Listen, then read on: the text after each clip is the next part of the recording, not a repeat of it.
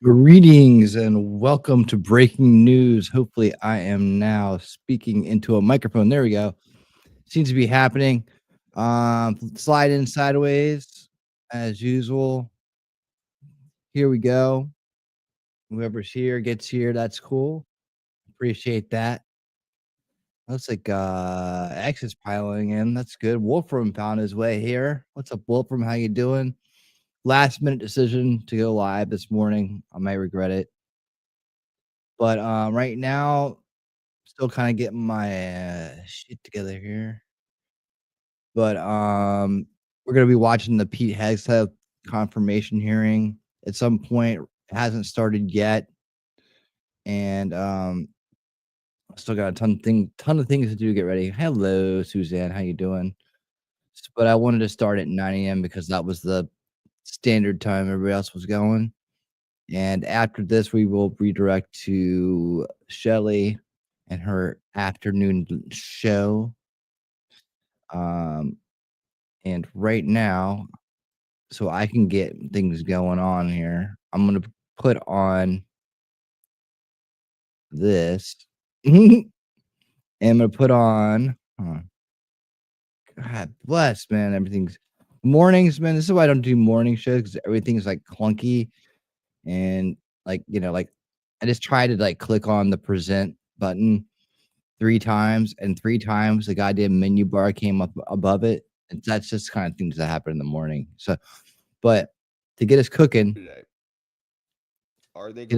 Yes or no? we'll listen And to to be some, honest with you, yes, Robert the who's doing the Democrats are same going to thing be over on his obstinate channel, in different ways. while However, I our big complete getting concern my is morning usually the together. I Republicans was that are actually always gonna waiting for save the this and do it Republicans, this like evening Susan Collins or Lisa Murkowski of and say, "Well, Alaska I'll or just do any it of this them, evening." Then I was who like, just "Well, maybe I'll do some conveniently of them in the evening vote with their conscience. and And then I some just of them think to live." I'm myself, like, "Why wouldn't I do all it right, so live?" we'll see if that happens or I not. couldn't Now, quite CNN has hold a on. report. I couldn't They quite come said to a U.S. decision military about whether bases to do should it, restore the names of Confederate generals. live or Pete not. Hegseth Like, I don't is a do neo-Nazi, according to CNN. I So don't we'll know. see what You that know what I'm looks like. saying? And we've So I got just went for the it. hearings We'll coming see up what soon. happens. Looks We'll see like if it was a good idea or not. Doesn't here's what matter. Fox It'll News is get saying. I done. was thinking This is maybe gonna be I'll one of the good jump ones. on, I be like, figured, no, I'm like, as not really far sure as if that spice goes, happening. this will Let's probably be pretty good, listen in. Came in working with right? Republican senators, and we So, rebuilt the military. we're gonna Joe let Biden has done the homeboy same thing here 4 walk years us in a in while row. I get Despite a my very morning dangerous world, together Joe a little Biden bit has better. put forward I don't think I've even put tags in inflation-adjusted the video. I Defense didn't put out Department a cuts, community post on it, and but President Trump ran on peace through that's strength. that. That's what we're going to do Hi, with thank him you, and Suzanne. How you Pete doing? Hegseth. I don't know And I if think that's who's what here the yet. American If you're people here, want. say It's hello. a I didn't do dangerous my normal world. We intro. don't need a woke military. We need a Nothing works lethal right in the military, morning. and we That's need a why I usually stronger don't do morning military. shows. Senator, I'm President like, Biden gave a what? speech yesterday in But I which he do said want to he's leaving thank. President Trump a really good I do want to situation thank on all the the world members. stage. Thank Watch you it so here. much for being part of the Yeah, Winner right. Circle I and took off supporting the with our channel. I do mission and appreciate it. become stronger at And big home. thanks to Shelly and We're stronger in Wolfram, the who supports world. over And now, on Rumble America is as more well. capable and I would argue better And prepared we are than we've been in broadcasting a live on long, Rumble, long X, and time. YouTube But right over the now. next administration, That's the that's what we're truth. handing it to. And Even so, everybody it's loves clear. breaking news. So I appreciate you My tuning administration in. is leaving the next administration with a very Shut strong up, hand to Biden. play. Oh, same, We just have same a short thing. amount of time, Senator, but I wanted to get your reaction God, he's to such an that before we asshole. head into Pete Hegseth's hearing. I'm gonna wreck the place before I Biden leave. is delusional. Yeah. His weakness Okay. inspired the attacks Yeah, in so we're just Israel, watching right the now. attacks I need to find on what's gonna be Ukraine, my go-to China's aggression channel in the South China for Sea and this Taiwan Strait. exact thing. Biden exuded weakness This from this day this one. hearing. He There has to be there. I know there's like a disastrous Senate withdrawal from channel Afghanistan. somewhere. And the world is a much more dangerous place And after I 4 still years gotta of set Biden. I think this every up. American knows All that. right, put It's this one of the down reasons here. that President Trump won Put this on a resoundingly. playlist. Senator, I thank have you for your breaking news. time. Do I have a All right, so breaking we'll news circle back on playlist? that. We're going to keep our eye on what's happening. Yes, I do. Yesterday, This will be all right. These usually turn out okay. It's just like really rough. It's always a rough start with me Jack Smith, the in the mornings. illegitimate Like I'll screw some prosecutor, stuff up, released and his report, adding I'm looking at mystery some of these struck. Merrick Garland and the DOJ tags had from a some of different their breaking other news, and it's email like accounts nuclear that the press detection. I'm said like, the whatever happened to moment that? the injunction from Judge Cannon expired. Don't need that. Don't This is need Jack Smith's that. book. These are all Remember good. Jack This is what Smith Pete has. left the See, we DOJ might be when reading they Pete's book commemorated next. his terrible Pete injury and Hegseth's his service book. with with a footnote at Um, the bottom final page of their cabinet concluding paragraph nominate in their filings confirmations. in Florida. Pathetic. That sounds like a now good he tag, releases doesn't the it? report. This should have never been released because he's Senate. illegitimate. He stole $100 This is the million Senate, right? from Yeah. President Trump, 50 according to their Okay, but those numbers are just a that looks small good. sampling of the money they spent. So let's say $100 million. I think this is Maybe fine. I overthink prosecute things Trump, who's sometimes. not even a legitimate prosecutor, was This never is probably properly just fine. appointed, and accomplished nothing other than wrecking the credibility of the DOJ. He released this report. All right, there we It's go. 174 pages. This is the One deadline. 590 on Rumble. And Thank you if so you much, parse man. through You know, it, you'll we're see 10 a away. bunch of the same 10, garbage that we've seen 10 before, away so we're not going to spend much time on it. from. Even Kyle Is Chaney it from really Politico, 590? I who's just make following that this up. stuff, No, I just he's made it more up. It's closely attentive to 589. mainstream news. We're Here only it is. 11 But away the from report is the out, magical and it's 560 kind number. of a dud. I can't Says, tell you what a okay, special so day that'll what be. is the big takeaway? Uh, That Trump was not exonerated. He was not exonerated. He was not convicted. So Cool. both of your cases were dismissed. All right, He said there so was an unprecedented if you guys want to settlement help offer be in the which he get us to felt he could be 560 on convicted. Rumble, today's your And he said day. he's only off the hook because he won. So in other words, the American people vetoed Jack Smith's I'm gonna listen poor to this for a minute judgment while I get my and illegally sugar together. concocted criminal prosecution. So he says, look, there isn't a ton of new info in the Smith report, as we were speculating, because they tried to release the whole report, more or less, before the election. That was part of Jack Smith's giant, disgusting dossier that they said that they could release to everybody. And Judge Chutkin, rather, before she dismissed the case, allowed him to release all that. So we thought, okay, that's going to be their final attempt to stop Trump, try to release this big mess of materials and see if the media can latch onto it. The problem is there's nothing in there. The case is crap. So there's not a ton of new info, but there is some, says Kyle Chaney. For example, this signal exchange between Jeff Clark and Scott Perry, where Jeff Clark, shout out, who's doing a great job out there, revealed that he didn't learn anything useful for Trump in his classified election fraud briefing. All right. There were signal messages. Bottom line, nothing helpful to the president from one classified briefing somewhere. And guess who rigged the election? The people who would give you classified briefings, like the CIA when they were rigging things with Anthony Blinken. Said, I also believe that there are some direct quotes from interviews with false electors who claim to be duped. Those are new. And that's kind of it. Seriously? There's not much else in there. So, okay. And that's the report. Jack Smith is now releasing it as he flees back to The Hague. As he Here's flees. the report from Politico. They He's say got Trump has fleas. not been exonerated, says Jack Smith. All right. That's the message from Jack. He laid out evidence that he said would have led to a conviction. But Trump's only off the hook because he won. That's right. He did win. The department's view that the Constitution prohibits the continued indictment and prosecution is categorical and does not turn on the gravity of the crimes. The strength of our case are the merits of our prosecution, he wrote.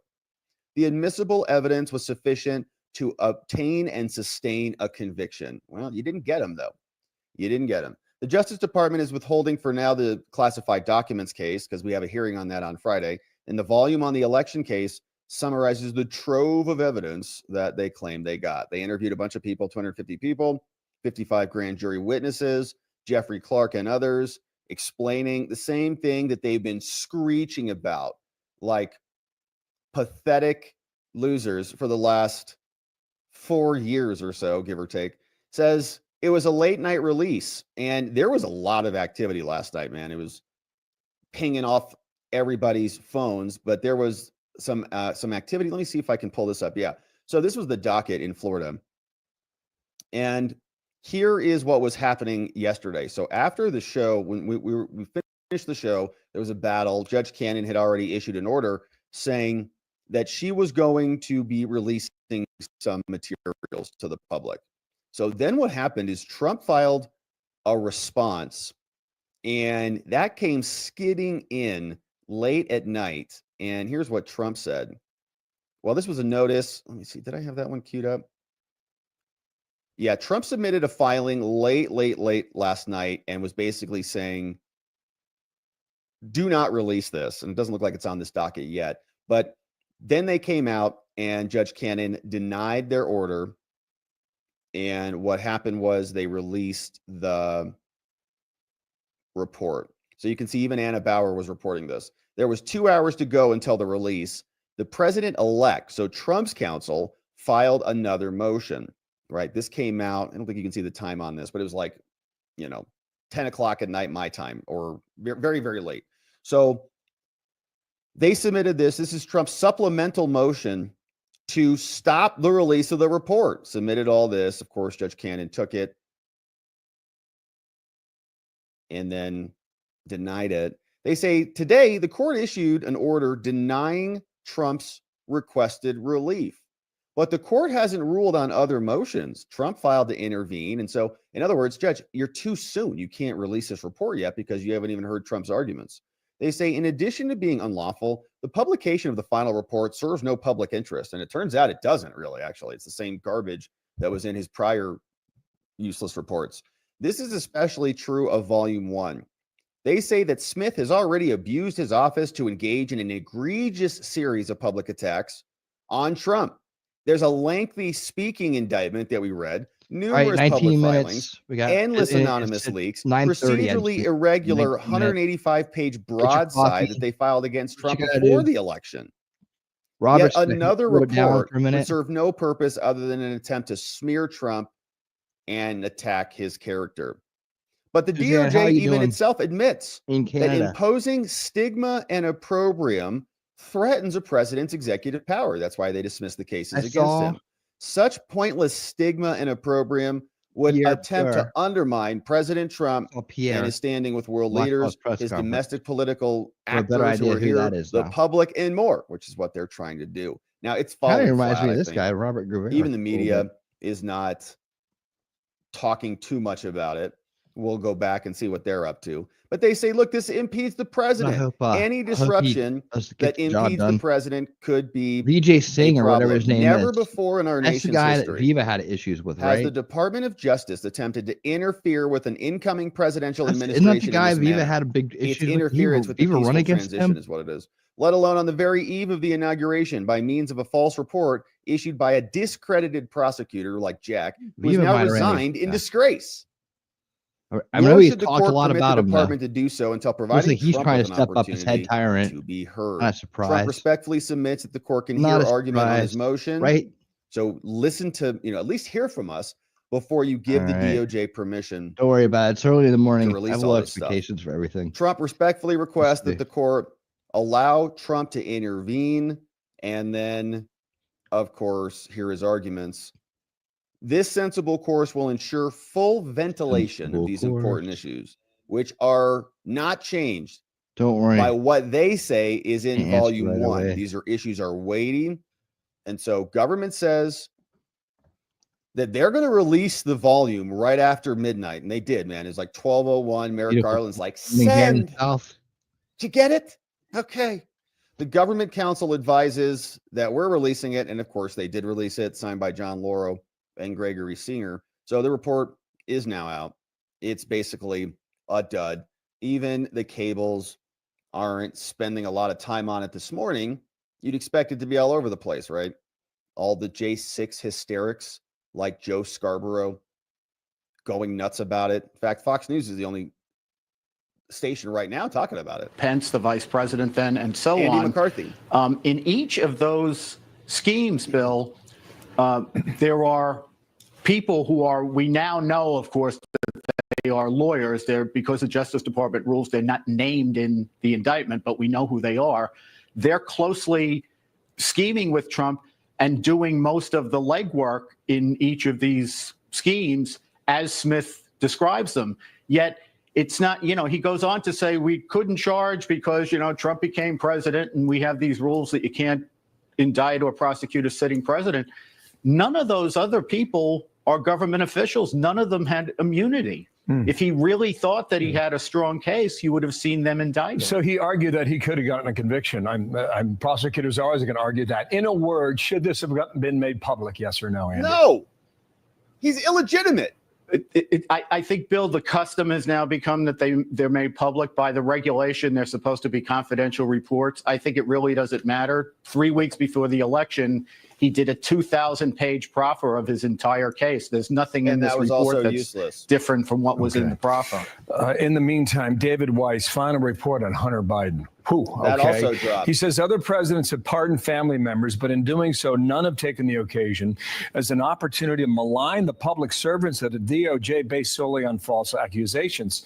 To which Hunter Biden's attorney says what's clear from the report is that the investigation into Hunter Biden is a cautionary tale of the abuse of prosecutorial power, which reflects the letter that came from President Biden when he said it was selective and unfair and raw politics. And well, Weiss is just feeding into, Lowell is feeding into what Weiss concluded here as it relates to Hunter Biden. How do you see it? Well, I think Weiss was in on the problem From the beginning. until he got religion at the end. Yeah. The problem here wasn't part of the selective cover-up. prosecution. It was selective favorable treatment, that Weiss was the chief person who gave to Hunter Biden for years in this investigation, to the point of sitting on his hands while the statute of limitations ate a lot of his cases. When the sweetheart plea blew up and he was humiliated, then he turned around and prosecuted the president's son. But that case should have been brought years before. Yeah. Andy, thank you. Yeah, and Weiss was part of the cover. 9:30, Trying to 9:30 get Hunter a is when it non-prosecution starts. agreement so that he didn't get any charges filed. And the only reason that any of that came out was because of the whistleblowers. And then David Weiss had to start to backtrack on that because people started to realize he's corrupt. Then he comes out and he writes this report. So we'll cover that at a later time. My goal is to get some insight from Garrett Ziegler, Marco Polo USA, on that one, which we'll come back on. But we've got Matt Gaetz is out there today. He's saying prayers up for Pete Hegseth this week. And we're just a few minutes away from the start of these proceedings. You can see the Washington Post is there. Here's what Forbes has inside the building. Getting a little bit busier inside. Little audio. So they should be getting started in about 9 minutes from now. And it looks like Hegseth might be making his way in. So there he is. Why over it on the wasn't tables. just a little play special than just a private ranch.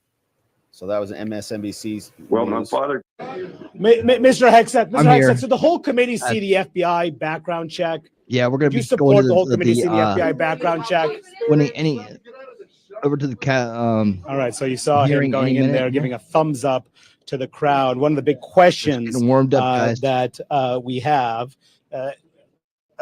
is, well, who else will see this background investigation? Remember, right now, only the chairman and the ranking Democrat, the chairman, Roger Wicker, the Republican chairman of the committee, and the ranking Democrat, Jack Reed, have seen this background investigation into Pete Hegseth. Democrats say there's holes in that. Republicans say that there's Democrats just looking for controversy right now. But there are a lot of members in the rank and file who do want to see this investigation. And one of the things that the Democrats plan to Getting press warmed up. in this hearing in a matter of minutes is to see it. They want to all see this. And typically for nominees, it's only the chairman and the ranking member who see those background checks, but it doesn't always happen that way. In fact, oftentimes, or sometimes in controversial situations, like one of the most famous one, John Tower, who was the last nominee who was actually voted down by the Senate, a cabinet nominee, voted down by the Senate over allegations himself of excessive drinking as he was picked to lead the Pentagon. The whole committee at that point did see the FBI background check. I expect Democrats to point to that in this hearing here. But as I tried to ask Pete Hegseth on his way in, if you support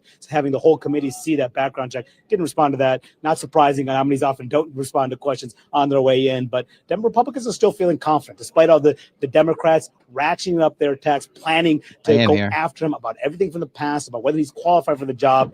Expect a lot of Republican defense behind him, and Republican defense is what he needs in order to get the job. Okay. That's right, Manu. And what we're showing right now, Manu, is we're just Right. through that doorway that you're standing by right there, Going there inside soon. the committee hearing room.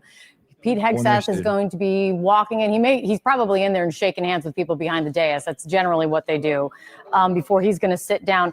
And Manu, explain for everyone, walk You're through watching what's C-SPAN. exactly going to happen now. Once they gavel in, he's in for hours, likely, of questioning. Hours. Lay it out for people.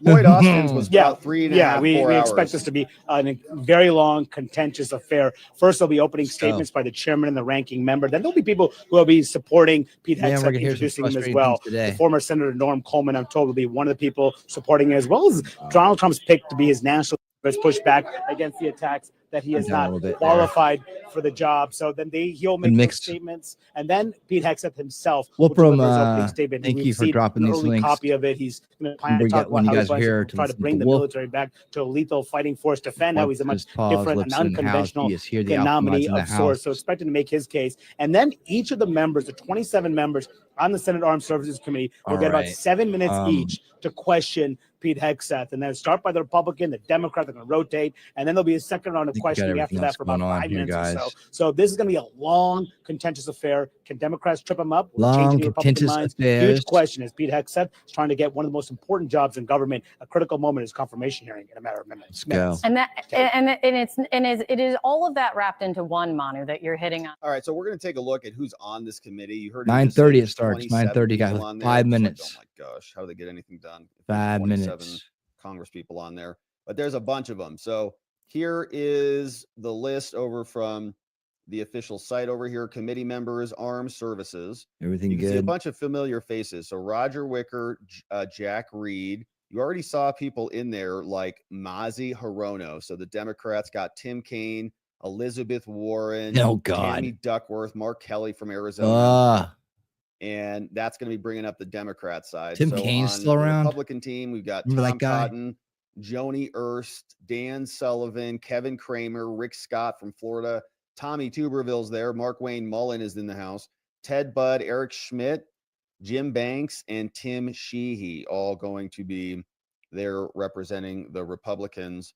And so that hearing is going to be starting any minute now. Now, here was a little bit of Chuck Schumer from yesterday. So Chuck Schumer came out and was railing against Pete Hegseth. So I'm sure he was. setting the tone for the Democrats, giving us an indication of what they're going to be doing and saying very soon.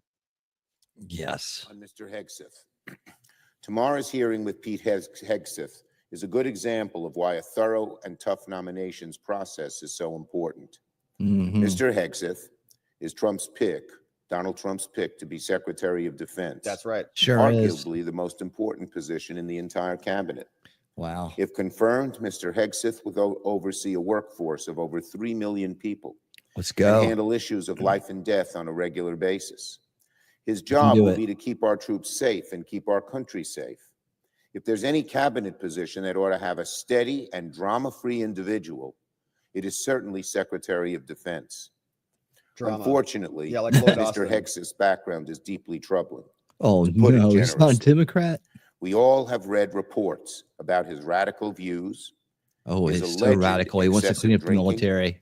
the allegations about sexual assault, and his Oh, God. failures in That's the just like financial par for the stewardship course of multiple with the organizations. Democrats' false accusations. These are such serious allegations for such an Yeah, important you know job. what? You probably have someone against So you. why would the Armed Services Committee wish to rush through these hearings, particularly when the documents are not available? Because your to all the claims are members made of the up. committee, Yep. including And the FBI hyper background exaggerated, check. like Yep. everything you guys do. Mr. Hegseth Yep. will have an opportunity to answer questions about these allegations and about his record, as well as his views.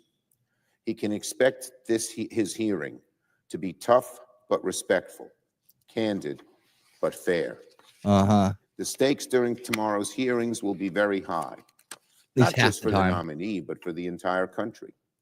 It's not hard to imagine an emergency situation where the This is Secretary of swamp Defense has to creature make establishment quick and steady puppet decisions about our thinks that military. his words mean Is a someone damn with thing Pete to the American people. Hegseth's alleged history really the kind of person we want at the helm? No, we should pick How's Lloyd it Austin. going out He's there, This is a guys? very important Thank you for situation. being Nobody here. knows where he is. He's in Dangerous surgery. situation. I know like it's that. morning. Meet that Is that chatty in the really in the morning. best interests of American Or safety? are we? That's something senators should ask themselves during tomorrow's hearing. And of course, they should ask Mr. Hegseth questions. And they should ask about it. if they want him to wear When it two comes to a job like face masks Secretary and a of face Defense, shield. there can be zero question. Yeah, triple Zero. boosted. That the nominee's up for the job. Unfortunately, Mr. Hegseth's record leaves too many unanswered Oh, questions. oh my goodness Let's hope gracious. we get real answers and real documentation. All Let's right, hope, so well, not that's with you Chuck guys. Schumer, so we can expect more of that from the Democrats. He's setting the tone, right? They just follow the leader because that's all the Democrats can do. So he came out and explained that's what their posture will be for these hearings. Now, here was another person who was on the committee for the Republicans, Tim Sheehy. He was out and he shared his take on why Hegseth is qualified. 1 Thanks so minute. much for coming in. Quick question before I let you go, though. I'll Tomorrow, be the in and out during confirmation these hearing for things. Pete Hegseth begins. He's been nominated to be Oh the boy. Defense Secretary. Oh As I boy. Oh mentioned, boy. You're a former Navy SEAL. Will you support his nomination? We're planning to support him. I've had some great meetings and discussions There you with him. go. And listen, that's what these hearings are for. Bring these Fight nominees it. in and ask the tough questions. I think he's going to do great. He's addressed a lot of the concerns about his background. We'll see what he has to say tomorrow. But the reality is having a combat veteran of the modern global war on terror generation is very important for me. My wife is a Marine veteran of Afghanistan. All my friends are combat veterans of this war. So it's very important for us to see a member of our generation have a shot at running one of the most important agencies in the American government and an agency that needs reforms. Do you think he's That's qualified? right. You need to have good people in Harvard, there. Princeton, Army officer, combat veteran. All right. Sounds pretty Senator, thanks so much qualified. for coming in. All All right. right, Thanks so much for. all right. I guess maybe he is a little qualified. All right, so we're More getting ready for qualified things. than Here I is don't know, Hegseth. Hillary Look at that. Clinton. He is there getting photographed. What did Hillary Clinton ever do? Wasn't she Secretary of Defense? We getting going here? And we're getting ready to get seated. And let's Okay. go over to the cables. Israel, We're still seeing people. 225,000 women currently serving. Back to you, Dana. All right. Thank you so much. So Roger Wicker's statement begins. Martha McCallum's right. Good morning.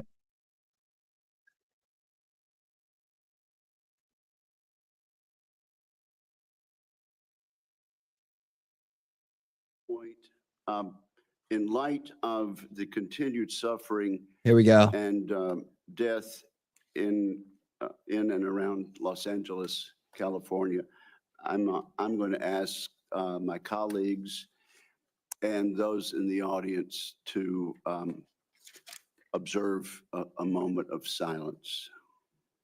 I'm here, guys. I'll be back here in a second. Amen.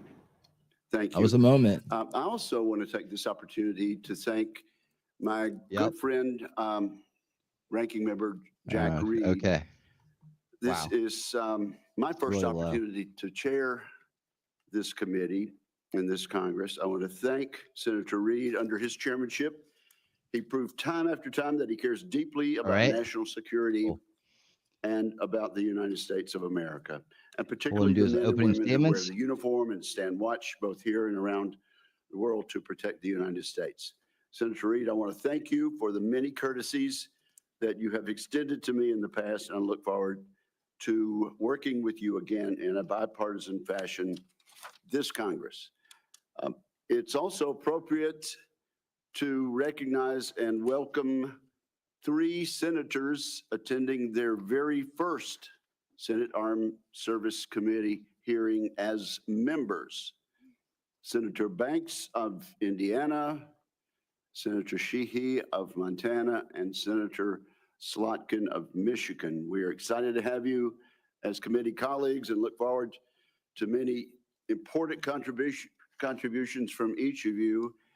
And Senator Slotkin, as I look down at the end of the dais there, it seems that only a week or two ago I was sitting in that very chair being recognized by the chairman of the committee, the distinguished senator from Michigan. So time flies. Now, let me say this. We had a very appropriate expression of approval by the members of the members of the audience as our nominee and his family walked in.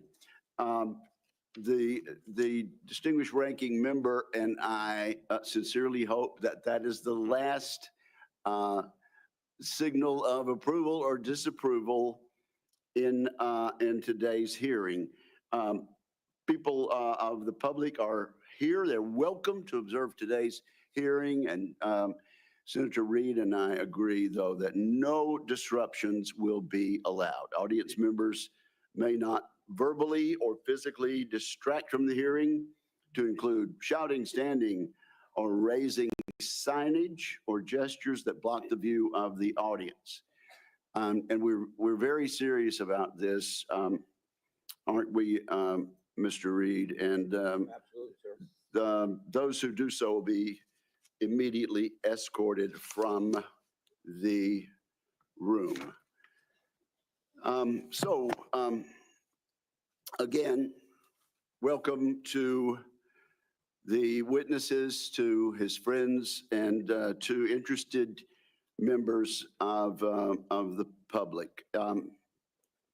If confirmed, Mr. Pete Hegseth would assume the role in a moment of consequence. The United States faces the most dangerous security environment since World War II. We're witnessing the explosive growth and reach of China's hard power. We're also observing the emergence of an axis of aggressors. That coalition is characterized by broadening and deepening military cooperation among the dictatorships ruling China, Russia, Iran, and North Korea. Terrorism remains a threat as Israel wages war against Hamas and Hezbollah, and as the Assad regime collapses in Syria. America has entered a window of maximum danger, and the department needs energetic and focused civilian leadership. Those values begin at the top with the Secretary of Defense. Many of my distinguished colleagues have served in a significant tenure on this committee, and our meetings are fairly long. We should reflect over previous secretaries of defense and their hearings and ask ourselves a simple question. Has the civilian leadership of the Pentagon under the administration of both parties proven up to the challenge? Often the answer has been no. The civilian leadership has not built the Department of Defense to meet the moment. And this is our moment to correct that. A few examples illustrate how leaders in the past have fallen short. Most of the department's signature programs run years behind schedule and billions of dollars over cost. Vital initiatives have suffered, such as the F-35, the new Sentinel ICBM, and the Navy's shipbuilding program, including the Constellation-class frigate.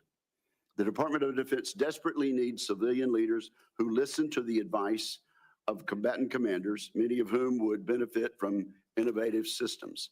Yet a risk-averse DoD culture has kept too many promising technologies on the wrong side of the so-called valley of death.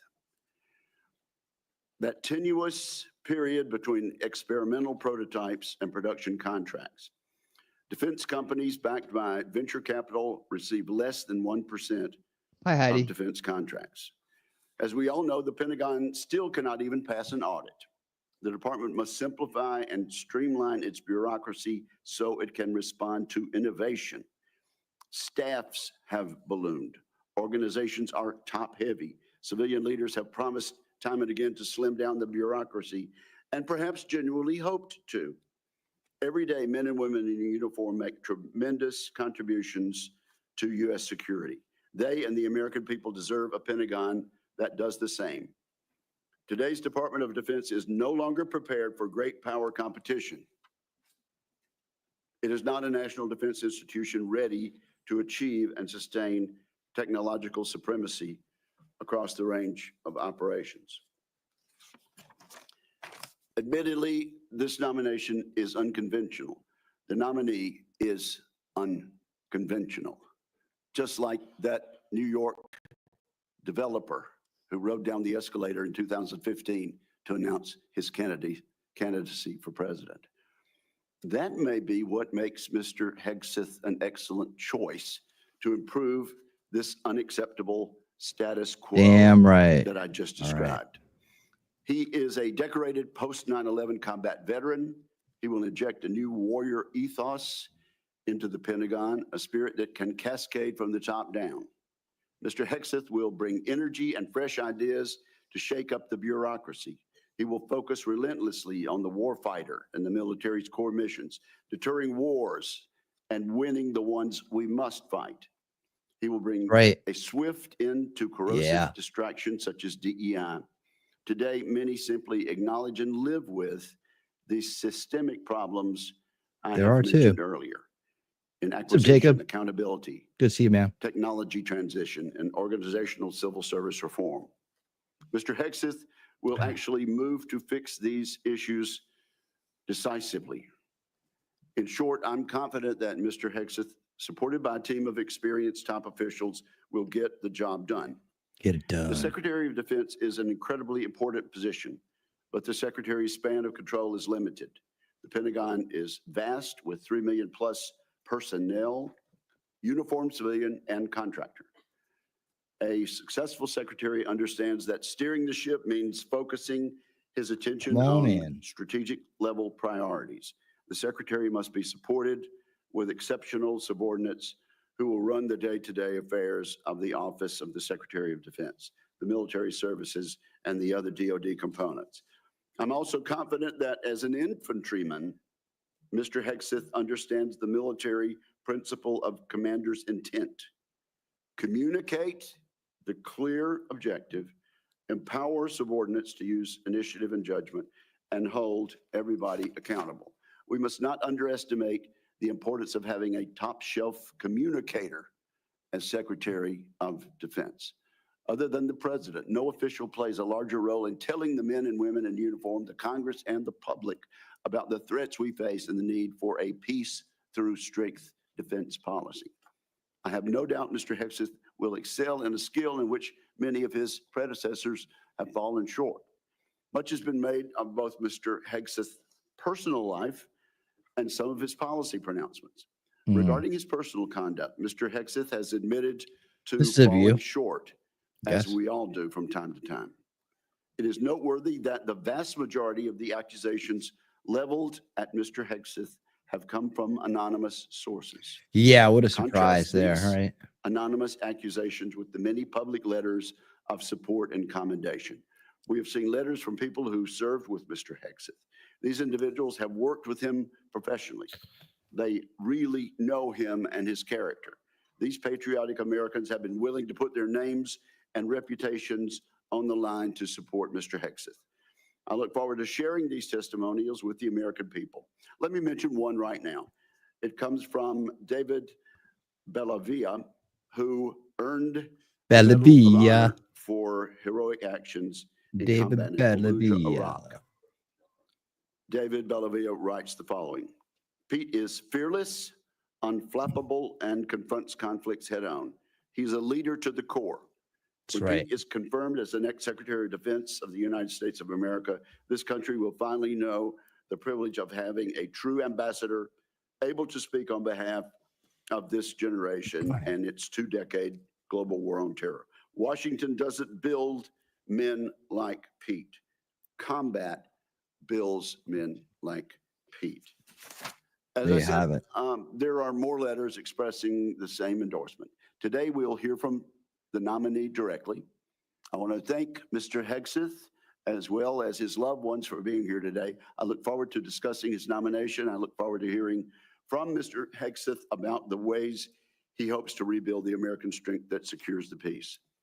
And so now I turn to my friend and colleague, Ranking Member Reed, for his opening remarks.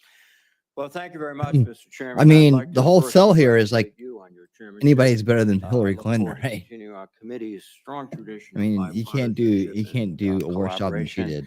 And thank you for your thoughtful and conscientious service to the committee over many years. Thank you very much, Mr. Chairman. I'd also like to take a moment to join Chairman Wicker in welcoming our new members, Senator Slotkin, Senator Banks, and Senator Sheehy. Welcome. We look forward to working with you. Mr. Hegseth, I welcome you and your family to today's hearing, and I'm also glad to recognize my former colleague, Norm Coleman, and Congressman Mike Waltz. Thank you, Congressman. Mr. Hegseth, I want to begin by saying that I respect and appreciate your military service in the Army National Guard. I know from experience that there is no greater privilege than to lead American soldiers, and I thank you for answering the call. You have been nominated to be the Secretary of Defense.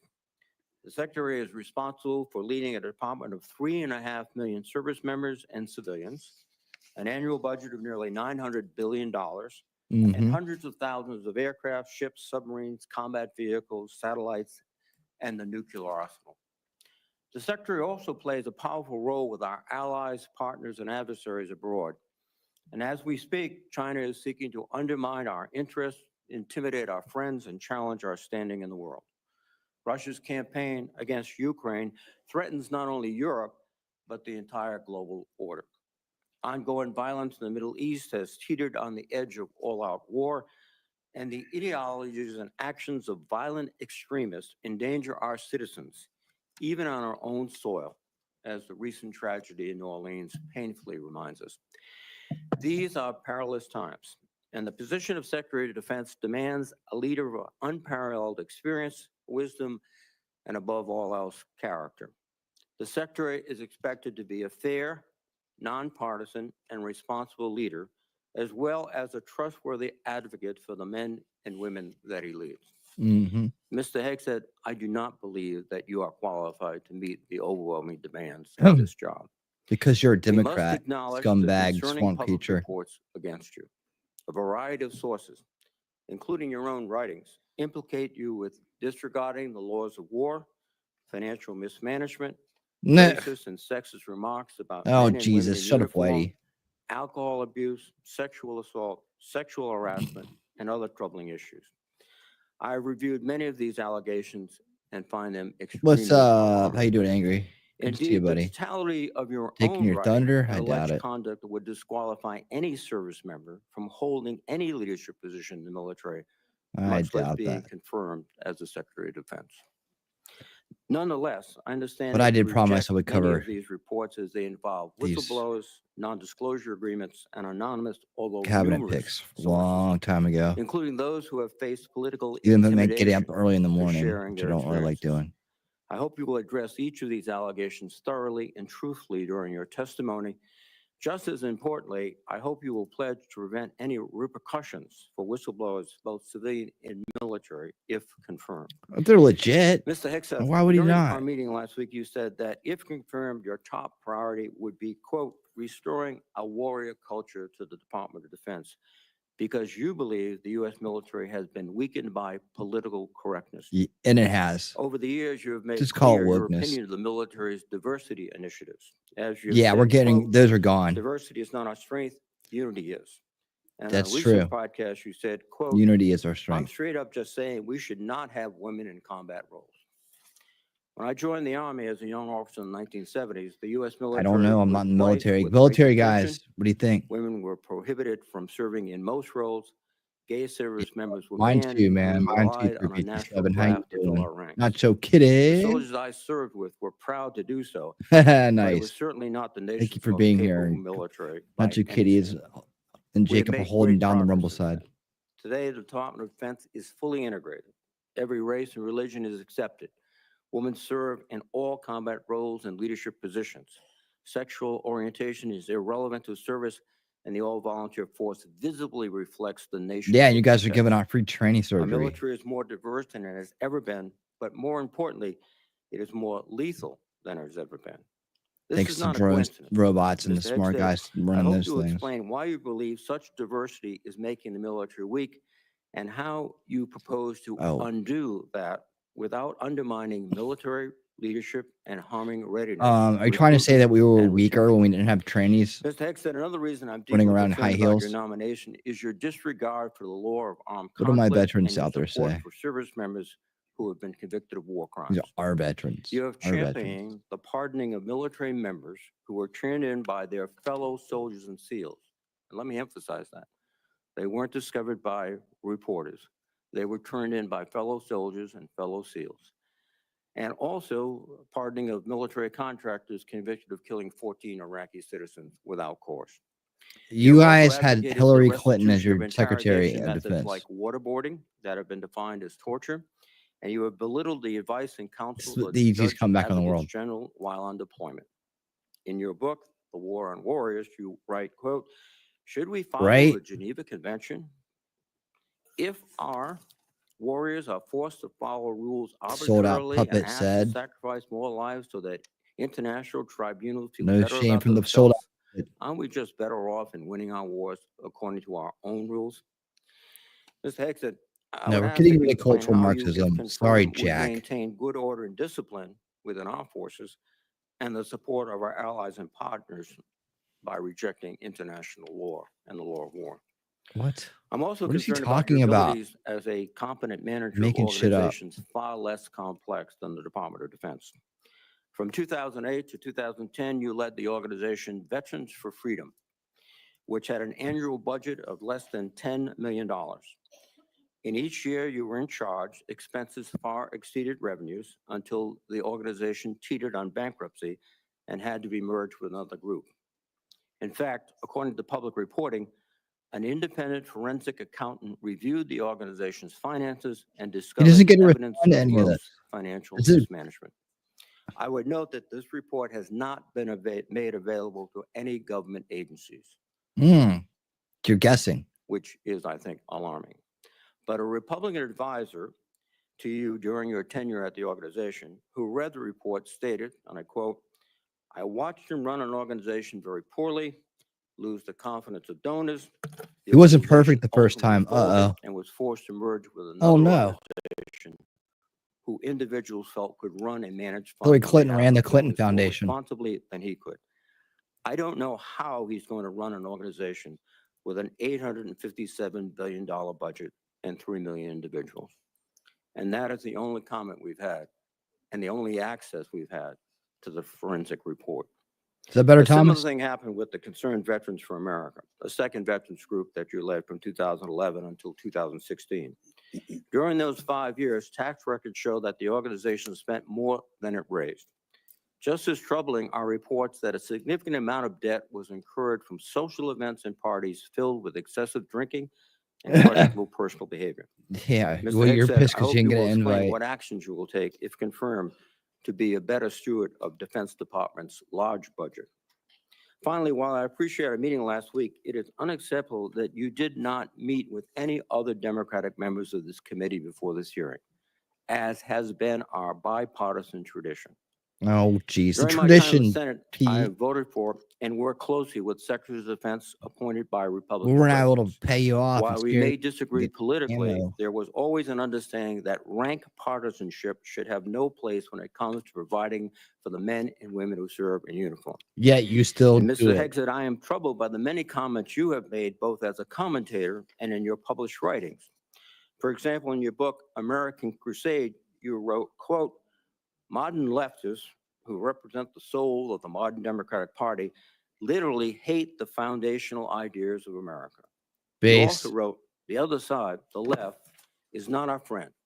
We are not esteemed colleagues, nor mere political True. opponents. We are foes. Either we win or they win. We True. agree on nothing else." I like this guy. Pete Mr. knows what he's Hegseth, if doing. confirmed as Secretary of Defense, you would lead an organization that, like the country it represents, is composed of Democrats and Republicans. Yet your In language your little suggests that mind, you regard many of these men and women as foes. And I would ask you to explain why Marxism is a service mind members and civilians virus. who do not share your political opinions can trust that they will not be targeted during your tenure. Nobody's going to target Indeed, the you. challenge You of do the it Secretary of the Defense right way is to instead of the left remove way. You know partisan what I'm saying? politics from the military. You propose to inject it. This would be an insult to That's the men right, and women who have 357. sworn to uphold their own apolitical duty to the Constitution. Just to let you guys know, Mr. Hegseth, you are the 9th nominee for Secretary of we Defense that will I've had the redirect to honor Shelley to after consider this is as a over. member of the Senate Armed Services Committee. I have voted in favor of all your predecessors, including those in the first Trump administration. Unfortunately, Bet you did. you lack Fucking the swamp character, creatures. composure, and competence to hold the position of Secretary of Defense. Thank you. Thank you, Senator Reid. And now it's my privilege and honor and pleasure to recognize two witnesses who have come forward to introduce our nominee. First, I recognize my former colleague and former Senator Norm Coleman of Minnesota for the purpose of an introduction. Norm, we are glad to to see you and glad to have you back. And you are recognized for an Thank- introduction. Thank you, Mr. Chairman, Ranking Member We Reed, acknowledge you. members of the committee, my former colleagues. I'm honored to introduce a son of Minnesota to you, Pete Yeah. Hegseth. Welcome to As a live. senator from Minnesota, I spent many hours with this young man as he walked the halls of Congress advocating on behalf of America's veterans. And he is young in the best sense of the word. He is strong, focused, intelligent, incisive, a great listener, and is almost supernaturally energetic. Loves long walks on the Just what we beach. need in a Secretary of Defense in times of massive Ladies. change. He is the real deal. F. Scott Fitzgerald was a writer in my city of St. Paul. I'll confess, my mom has a Problem with crush on America Pete is that there are Hegseth. no It's second true. acts. He was wrong. Pete was a brave soldier, has been an able communicator, and I believe is about to begin a great second act as our Secretary of Defense. Rock on, He has dude. struggled and overcome great personal challenges. Please don't give into the cynical notion that people can't change. We need the ones who can change to lead us, to be beacons of hope, and to remind us that grace can lead us home. 4 years ago, President Biden's nominee, Lloyd Austin, a good and honorable man, received 97 votes on the floor of the Senate. And we went through the debacle of the Afghanistan withdrawal.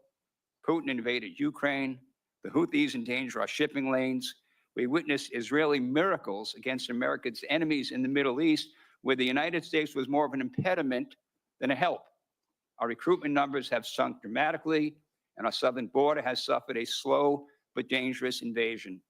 Yes, Pete Hegseth is an out-of-the-box nominee, and I say it's high time to get out of the box. One more thought. The country longs for a government of less division and more respect and dignity. My hope is that this committee hearing provides what they are asking for. Disagree? Yes. Strongly if necessary. But then come together to support the nominee, this nominee, Pete Hegseth, of the one president we have at a time, laying aside partisan politics for the essential mission of national security upon which everything else depends. Mr. Chairman, I yield. Thank you, Norm. I do appreciate that and appreciate your presence today. I now have the honor and pleasure of introducing Congressman Waltz. I understand, Congressman, you are still a member of the House for another day or two. Another day or two. Okay, and I now recognize Congressman Waltz for whatever opening statement and introduction he might make. Thank you, Chairman Wicker, and Chairman has a very nice ring to it. So congratulations, Ranking Member Reed, distinguished members of this committee. It is a privilege to appear before you today and urge the members of this committee to confirm Pete Hegseth as our next Secretary of Defense. And I'm not here today just to advocate on behalf of a future colleague, but to speak on behalf of someone I consider a dear friend for over a decade now. Like Pete, I served in the U.S. Army. Like Pete, I'm a veteran. We deployed to Afghanistan and all over the world at the height of the war on terror, which is the war of our generation. And like thousands of other warfighters, we've witnessed the hardships of war. We've experienced the loss of friends in combat. Yep. We've endured too much time away from family and friends, and no one, I can promise you this, no one hates war more than those who have had to go fight it. That's No one right. does. Pete's story, though, isn't that much different from the millions of other veterans, and they know it, and they appreciate him for the experiences that he's gone through. And after our country was brutally attacked on 9/11, Pete Hegseth answered the call of duty like so many others. He put the interests of this country ahead of his own. Mm-hmm. And I can tell you firsthand, as can the heroes sitting in this audience behind me, Pete's character of country, his selflessness, his duty, these are the key tenets that have shaped him into the leader that he is today. These are the traits that President Trump recognized when making the decision to nominate Pete for this critical role. He will bring the perspective of being the first Secretary of Defense to have served as a junior officer on the front lines, not in the headquarters, on the front lines in the war on terror, and recognizes the human costs, the financial costs, and the policy drift that was discussed often in this very room that led us to decades and decades of war. So not only does he understand the threats he faces, people like but Hillary as the chairman Clinton. mentioned, he is brilliant in my mind at communicating those to the American people in a way that is often not communicated in Washington, D.C., to reach out to the American people so that they understand why the military needs to do what it needs to do. And look, I have no doubt that he is going to get the Pentagon back to its primary mission, lethal readiness. That warrior ethos is what our enemies will respect. That warrior ethos is what our enemies will fear. And it's that warrior ethos that will keep the peace. And so, look, ladies and gentlemen, in my humble opinion, our military deserves better than it's getting. Our country faces a devastating recruitment crisis. Men and women are not volunteering to serve at the levels required. Our readiness is down.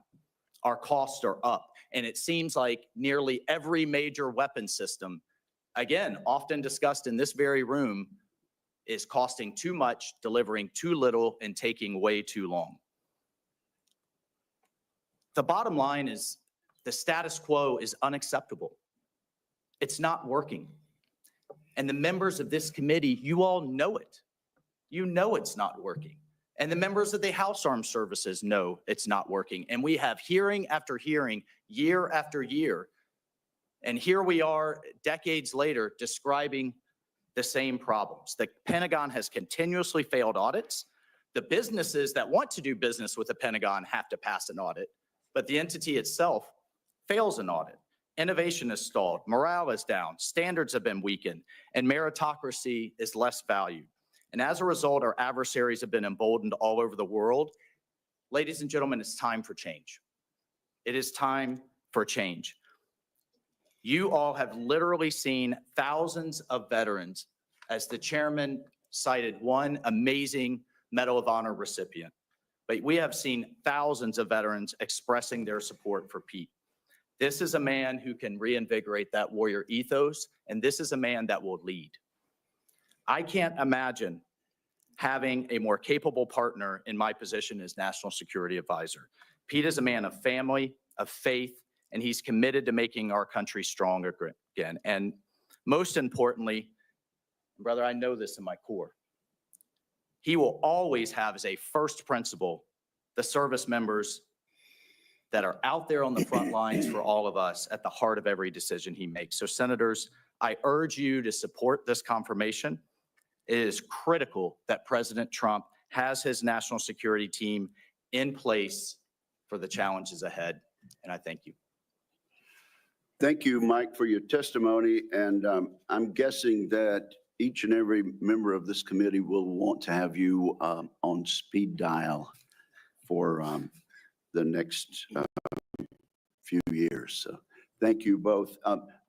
Our two guests may stay, or I know they have other engagements and responsibilities also, but thank you both for your testimony. At this point, Mr. Hegseth, I'm required to ask you as a nominee a series What's up, Cool of Gamer? How you doing, questions buddy? that the committee asks all civilian nominees who appear before it. If you would, please simply respond in the affirmative or negative to each question. Have you adhered to applicable laws and regulations governing conflicts of interest? Yes, sir. Have you assumed any duties or taken any actions that would appear to presume the outcome of the confirmation process? No, sir. Exercising our legislative and oversight responsibilities makes it important that this committee, its subcommittees, and other appropriate committees of Congress receive testimony, briefings, reports, records, and other information from the executive branch on a timely basis. Do you agree, if confirmed, to appear and testify before this committee when requested? Yes, sir. Do you agree to provide records, documents, and electronic communications in a timely manner when requested by this committee, its subcommittees, or other appropriate committees of Congress? Or at least on and to Hillary consult Clinton's with speed. the requester regarding the basis for any good faith delay or denial in providing such records? Yes, sir. Will you ensure that your staff complies with deadlines established by this committee for the production of reports, records, and other information, including timely responding to hearing questions for the record? Yes, sir. Will you cooperate in providing witnesses and briefers in response to congressional requests? Yes, sir. Will those witnesses and briefers be protected from reprisal for their testimony or briefings? Perhaps. All right. So at this point, Mr. Hegseth, you are recognized for your opening statement. Well, thank you, Chairman Wicker, Ranking Member Reed, and all the members of this committee for this opportunity today. I'm grateful for and have learned a great deal from this advise and consent process. Our founders knew what they were doing. Should I be confirmed, I look forward to working with this committee, senators from both parties, to secure our nation. I want to thank the former senator from Minnesota, Norm Coleman, for his mentorship and friendship in this process, and the incoming National Security Advisor, Congressman, and more importantly for our purposes, Colonel Mike Waltz, for his powerful words. I'm grateful to them both. Thank you to my incredible wife, Jennifer, who has changed my life and been with me throughout this entire process. I love you, sweetheart, and I thank God for you. Go, Jennifer. And as Jenny and I pray together every morning, all glory, regardless of the outcome, belongs to our Lord and Savior, Jesus Christ. His grace and mercy abounds each day. May his will be done. Thank you to my father, Brian, and mother, Penny, as well as our entire family, including our 7 wonderful kids, Gunnar, Jackson, Peter Boone, Kensington, Luke, Rex, sorry, it's a lot of them, and Gwendolyn. Oh, yeah. Their future safety and security is in all of our hands. And to all the troops and veterans watching and here in the room, Navy SEALs, Green Berets, soldiers, pilots, sailors, Marines, Gold Stars, and more, too many friends to name. Officers, enlisted, black and white, young and old, men and women, all Americans, all warriors. This hearing is for you. Thank you for figuratively and literally having my back. Oh, yeah. Let's just hope that. Not only that, you are a Christian Scientist. Who are they throwing out? They threw somebody out.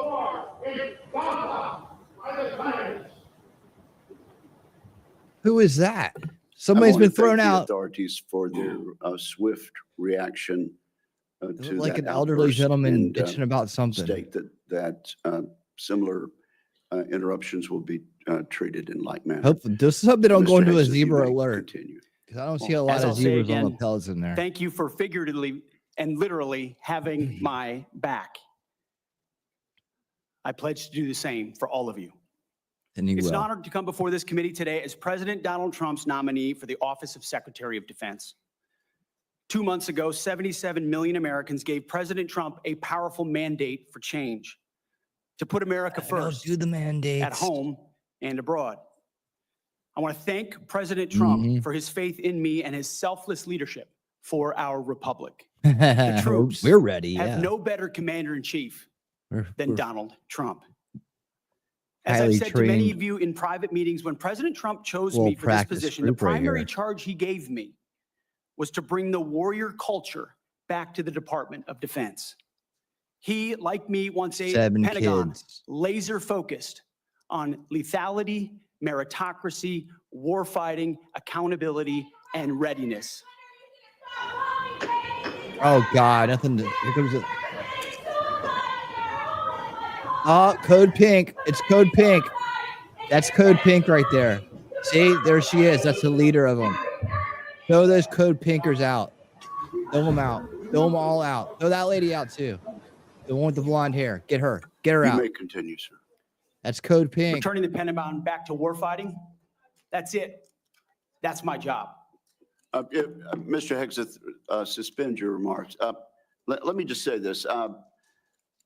the Capitol Police are going to remove immediately individuals that are disrupting the hearing. I see a pattern. That was the Marxist group Code Pink. Attempted That they're famous for doing bullshit like that. Be inflicted on the committee, and we're simply not going to tolerate. I've talked about the group before. You may proceed.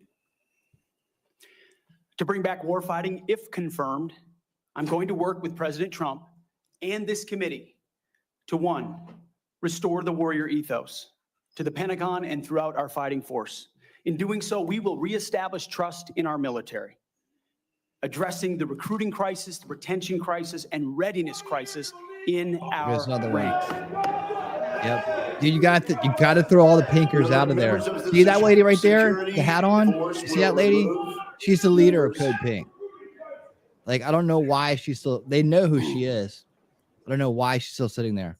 She's just taking videos for her channel or for her group. This is The going to keep strength happening until of they our throw her out. military is our unity and our shared purpose, not our differences.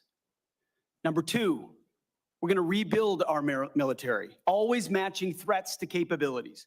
This includes reviving our defense industrial base, reforming the acquisitions process. As you mentioned, Mr. Chairman, no more valley of death for new defense companies, modernizing our nuclear triad, ensuring the Pentagon can pass an audit, and rapidly fielding emerging technologies. And number three, we're going to reestablish deterrence. First and foremost, we will defend our homeland, our borders, and our skies. Second, we will work with our partners and allies to deter aggression in the Indo-Pacific from the Communist Chinese. And finally, we will responsibly end wars to ensure that we prioritize our resources to reorient to larger threats. We can no longer count on reputational deterrence. We need real deterrence. The Department of Defense under Donald Trump will achieve peace through strength. Yes. And in pursuing these America First national security goals, will remain patriotically apolitical and stridently constitutional. Unlike the current administration, politics should play no part in military matters. We are not Republicans. We are not Democrats. We are American warriors. Our standards will be high and they will be equal, not equitable. That's a very different word. We need to make sure every warrior is fully qualified on their assigned weapon system, every pilot's fully qualified and current on the aircraft they are flying, and every general or flag officer is selected for leadership or promotion purely based on performance, readiness, and merit. Leaders at all levels will be held accountable, and warfighting and lethality and the readiness of the troops and their families will be our only focus. This has been my focus ever since I first put on the uniform as a young Army ROTC cadet at Princeton University in 2001. I joined the military because I love my country and felt an obligation to defend it.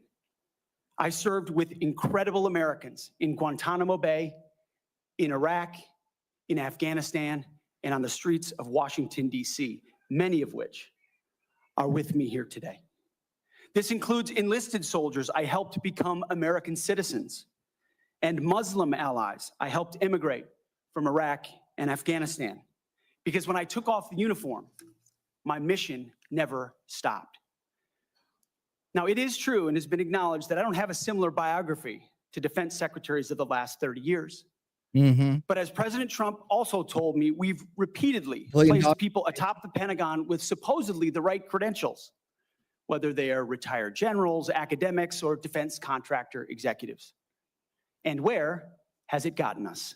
Nowhere. He believes, and I humbly agree, that it's time to give someone with dust on his boots the helm. A change agent, someone with no vested interest in certain companies or specific programs or approved narratives. Yeah, let's give that a shot. My only special interest is the warfighter. Deterring wars, and if called upon, winning wars by ensuring our warriors never enter a fair fight. We let them win and we bring them home. Like many of my generation, I've been there. I've led troops in combat. I've been on patrol for days. I've pulled a trigger downrange, heard bullets whiz by, flex-cuffed insurgents, called in close air support, led medevacs, dodged IEDs, pulled out dead bodies, and knelt before a battlefield cross. This is not academic for me. This is my life. I led then, and I will lead now. Ask anyone who's ever worked for me or with me. I know what I don't know. My success as a leader, and I very much look forward to discussing my organization's successes at Vets for Freedom and Concerned Veterans for America. I'm incredibly proud of the work that we've done. But my success as a leader has always been setting a clear vision, hiring people smarter and more capable than me, empowering them to succeed, holding everyone accountable, and driving toward clear metrics. Build the plan, work the plan, and then work harder than everyone else around you. There you go. I've sworn an oath to the Constitution before, and if confirmed, I will proudly do it again. This time, for the most important deployment of my life. I pledge to be a faithful partner to this committee, taking input and respecting oversight. We share the same goals: a ready, lethal military, the health and well-being of our troops, and a strong and secure America. Thank you for the time, and I look forward to your questions. Thank you very much, Mr. Hegseth. Before we begin with member questions, I would like to remind my colleagues that consistent with the bipartisan staff agreement from December, and in concert with exactly how this committee dealt with the last Secretary of Defense nominee, each member will be recognized for one round of 7 minutes to question the nominee. Out of respect for the time of all members of this committee, yes, time it is limits will be DW, tightly indeed. enforced. Welcome. We've now been here 45 minutes, and I think we've done very well with the time. But at this point, I will begin my questioning. Roger's a stickler for The time. nominee. Mr. Hegseth, you and your family have endured criticism of your nomination since it was announced in November.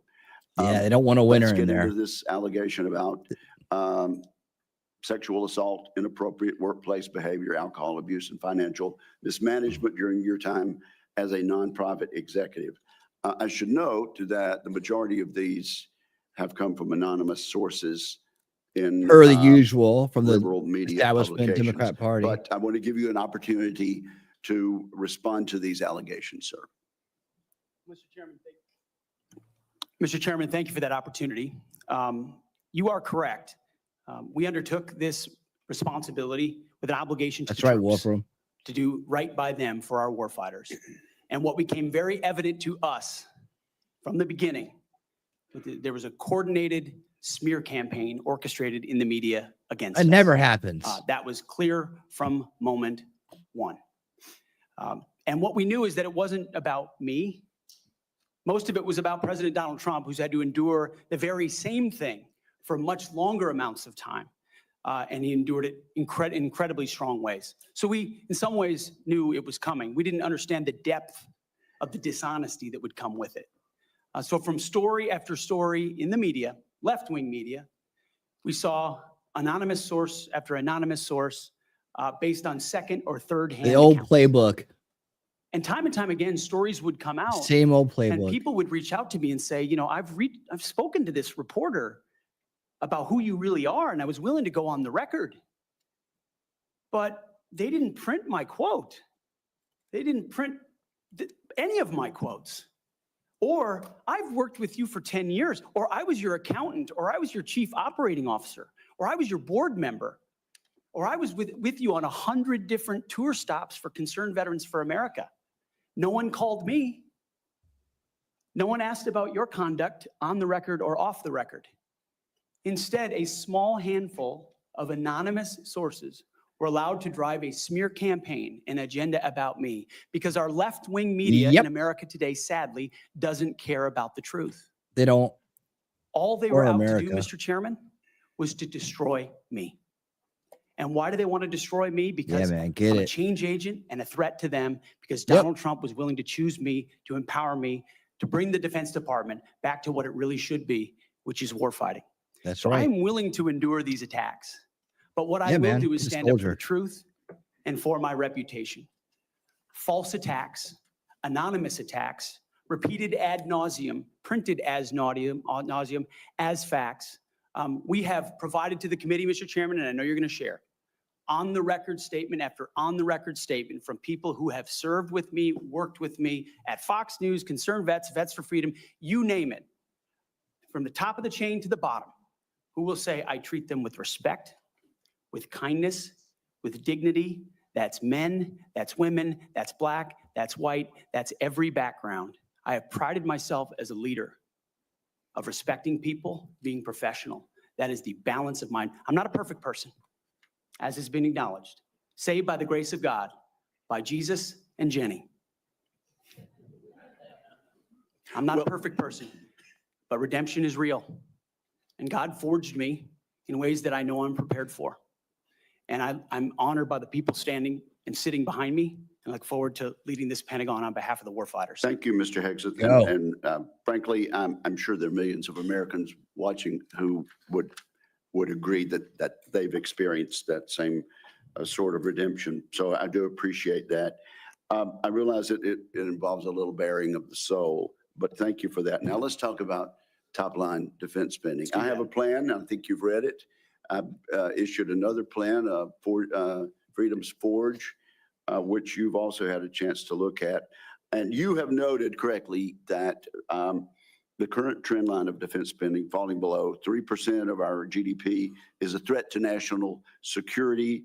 You also said building the strongest and most powerful military in the world must be done responsibly, but it cannot be done on the cheap. You still agree with that, do you not? Yes, sir, I do. Tell us what you think about, particularly about my plan to make the Defense Department less bureaucratic, less top-heavy, cut out some of the bureaucracy and layers, make it more friendly to startups and to new ideas, contained in my 20 or so page white paper, Defending Freedom's Forge. Senator, I've had a chance to review the Forged Act, that paper. Those are precisely the kinds of ideas that need to be pursued. And I look forward to working with this committee to ensure we cut the red tape, we incentivize innovation, we rebuild the defense industrial base, cut out the bureaucracy, all the things that are preventing the platforms and the tools from getting rapidly from our great defense companies here that should, and those that want to compete, into the hands of warfighters. But past his prologue on this, sir, and I would just look at what President Trump did after the drawdowns of lead from behind under President Obama. President Trump rebuilt our military. He didn't start wars, he ended them, and he didn't allow wars to start on his watch. We've had the same kind of defense cuts under the Biden administration. And so look, I would present to the committee the reputation of President Donald Trump and me coming alongside him to ensure we have peace through strength by rebuilding our military, investing as necessary. Going under 3%, Mr. Chairman, is very dangerous. Okay, we've got 45 seconds. Tell us, in that point, get us started at least talking about deterring China and the Indo-Pacific. It starts with priorities. The 2017 National Defense Strategy was the first step in reorienting away from simply entanglement in the Middle East, which our generation knows a lot about, and reorienting the behemoth that is the Pentagon toward new priorities, specifically the Indo-Pacific. So that strategy has started and was barely followed through on under the Biden administration. So we're going to start by ensuring the institution understands that as far as threats abroad, the CCP is front and center, also obviously defending our homeland as well. Thank you very much, Senator Reid. You're recognized. Well, thank you very much, Mr. Chairman. Before I begin Oh, my God. questioning, I would like to make 3 requests. First, I many bet. of my members would like a second round. That has been the custom. Senator Hagel was afforded 3 rounds. Senator Ash Carter 2 rounds. This guy And is that was gonna done by the lie Republican through chairman his with the consent and the appropriate guidance and of smear and do all Democrats. the establishment I dirty must work. say too, my recollection is I've never denied anyone Comes the hitman. the opportunity to ask the second round of questions as I chaired. I would request the second round. I like more questions. Well, you're not gonna get your questions out the first time. You got And my more time standard. is running. I think these are Oh, administrative. yeah, you're using your time. No, if the timekeeper will pause the time. I, I, I must say, I think we're going to have adequate time for questioning. And I know Democrat members have coordinated their questions as much as we have. And we are following the same exact precedent on all things that we did with Secretary Austin. So I respectfully understand what you're saying, but I think we have an agreement. It's been known for quite some time. And I intend to stick with that agreement, which we made last December. What is your second request? Second, has been publicly reported, you and I have both seen the FBI background investigation of Mr. Hegseth. And I want to state for the record, I believe the investigation was insufficient, frankly. There are still FBI obligations to talk to people. They have not had access to the forensic audit, which I referenced to, and the person who had access to was quite Obstruction. critical of Mr. Hegseth. And I think people on both sides have suggested that they get the report. I know your colleagues have asked for it. Obstruction. Senator Thune assured me personally that he thought it was an appropriate idea. So I cares? would ask, Room? and I would say too, as a precedent, one of President Trump's appointees had similar, very complicated personal issues. The report was made available to all the members of the committee. We would be following precedent. I ask that be made possible. This guy acts like he's squeaky Again, clean. There's been much discussion about this. And what I intend to do is follow the exact precedent that we've had for the last two hearings with regard to secretaries of defense. Not only Secretary Austin, but Secretary Mattis 8 years ago. And that was for the chair and the ranking member to see the report. And so that is my intention as chair of this committee. Finally, Mr. Chairman, I have several Yeah. letters that I would include for the record. One from Count Every Hero, which is an organization of retired 4-star generals and former secretaries of defense. Right. That is critical of the It's not gonna proposed change bird anything. You're gonna panels. change anybody's mind. One from an organization for domestic violence. One Right, for right there with you, Council on, DW. American Relations. And also, several Did you letters shoot me? that raise questions. I would ask they be submitted. I think I've heard that. Without objection, Zebra they alert. will Zebra be alert. submitted. And Mr. Reed, your time is now expired. Just kidding. Yeah. You're recognized Nice. for 7 minutes. Thank That you. was You're a good. very understanding chairman. I like that. I like that. Yeah, I bet you do, you weasel little Ms. bastard. Hegseth, you've written, and it's quote, "Oh yeah, and fire any general who hasn't carried water for Obama and Biden's extra constitution and agenda-driven transformation for our military. Clean house and start over."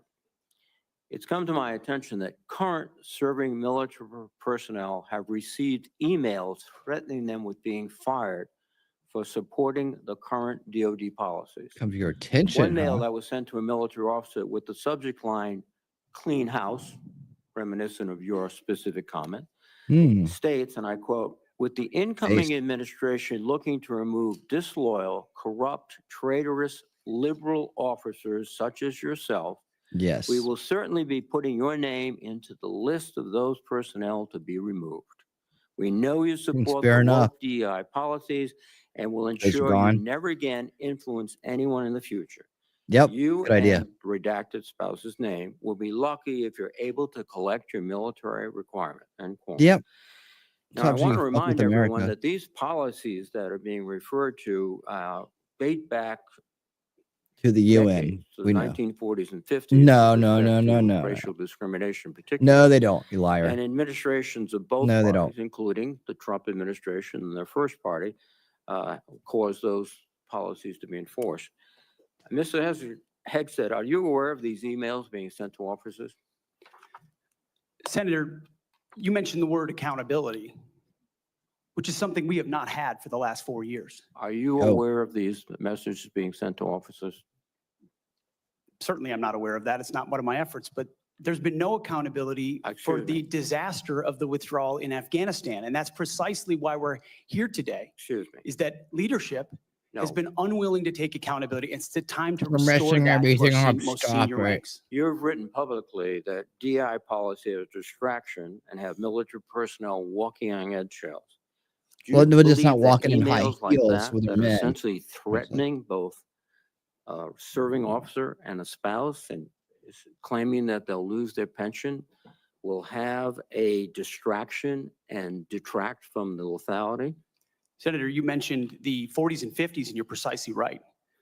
The military was a forerunner in courageous racial integration in ways no other institutions were willing to do. I Nothing to do served with with wokeness. men and women of all backgrounds because of the courage of people Do you decades and believe, decades ago. Mr. Hegseth, Incredibly important. Please, do you mean, However, please, the do you- DEI policies of today are not the same as what happened back then. They're dividing troops inside formations, causing commanders to walk on eggshells, Yep. not putting meritocracy first. You wouldn't know that That's because the you've never indictment left that's your made by those serving right now, Excuse me. and why we're politician having seat. this Excuse me. conversation.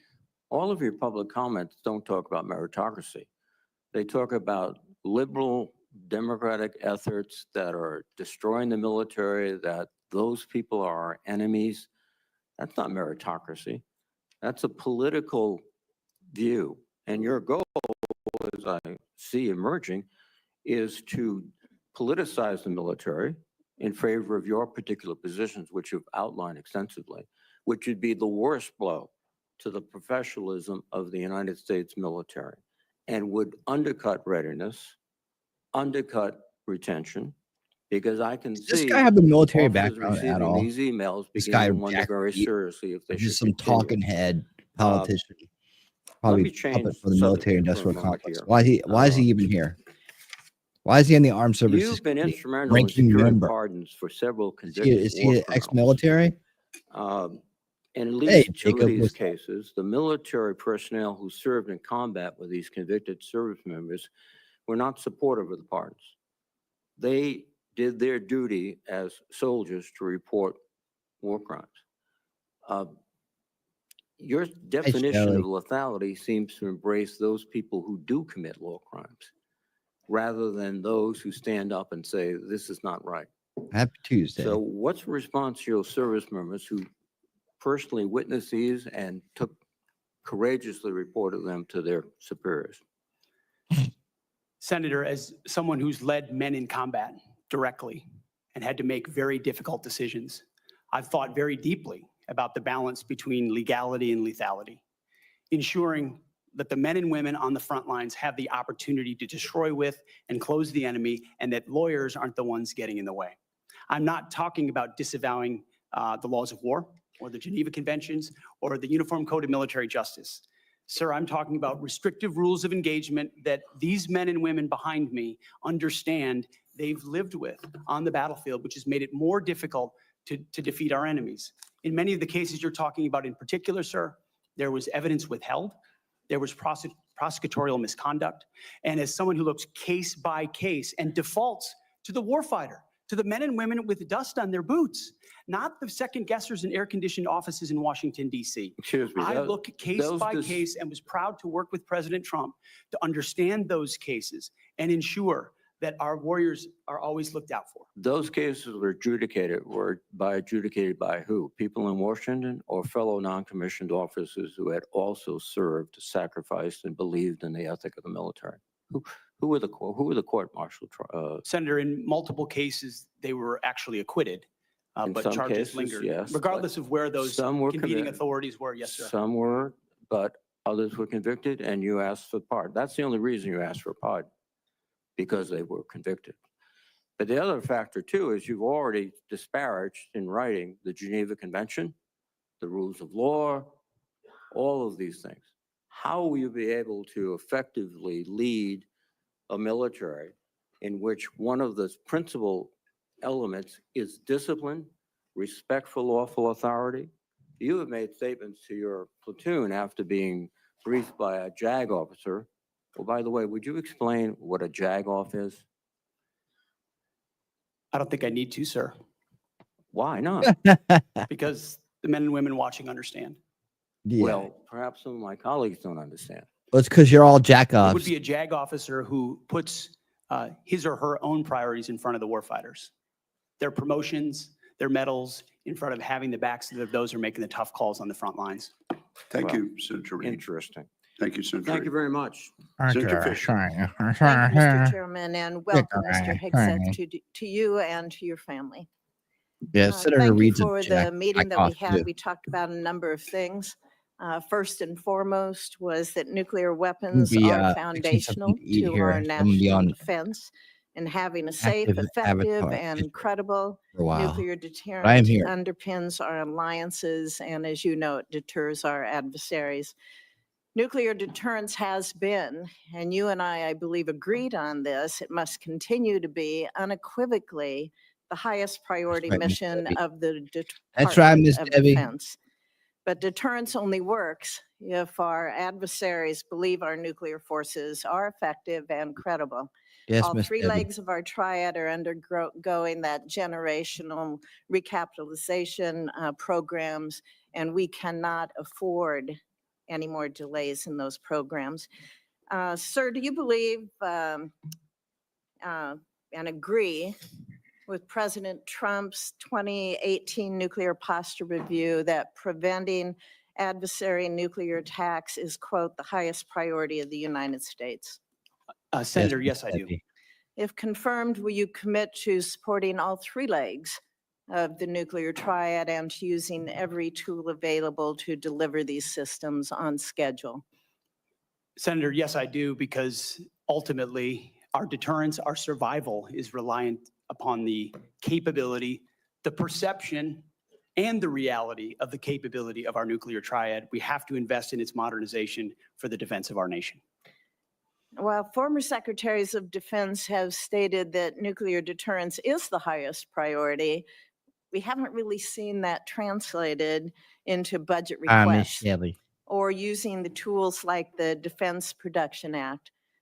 You've spoken about increasing lethality. You've spoken about getting programs done faster. How would you actually implement a culture change so that we can see these delivery schedules move forward, be rewarded? I can tell you in most every briefing we have, the schedules we're on are too late. So what would you do? Well, ultimately focused first on the things that are most important, as we have discussed, Senator, the nuclear triad, understanding whether it's the B-21 or the Minuteman to the Sentinel, all aspects, or the Columbia class submarines, ballistic missiles. What are the priorities that need to be focused on and ensure that in those particular cases, you mentioned it, Senator, the Defense Production Act, emergency powers. If we're at a place where our nuclear capabilities are perceived to not be what they are, that is an emergency. And we have an ally in our incoming commander-in-chief, in President Donald Trump, who has spoken about these things, understands the power and strength of nuclear deterrence, will not But allow them it's the to be existential deprioritized. threat.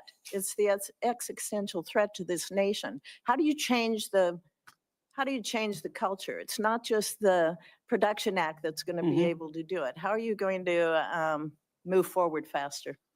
Competition, Senator, is important, critically important. The Death Valley that was talked about, leveraging the innovation of Silicon Valley, which for the first time in generations has shown a willingness, desire, and capability to bring its best technologies to bear at the Pentagon, a Pentagon that has become too insular, tries to block new technologies from coming in.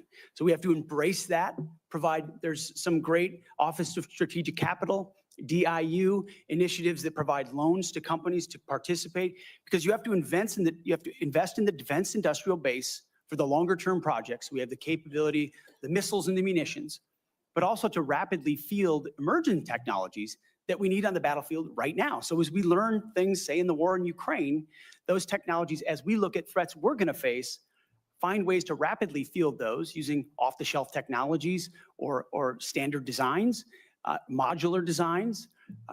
Another easy one, Senator, that became evident in the process is digital designs.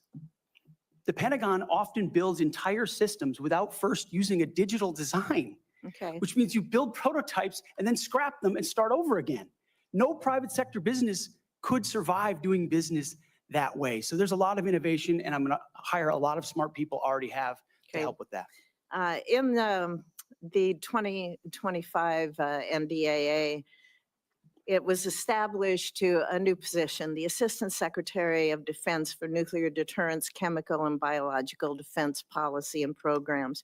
And that was established so we could cut through a lot of the bureaucratic stovepipes that we see in the office of the Secretary of Defense.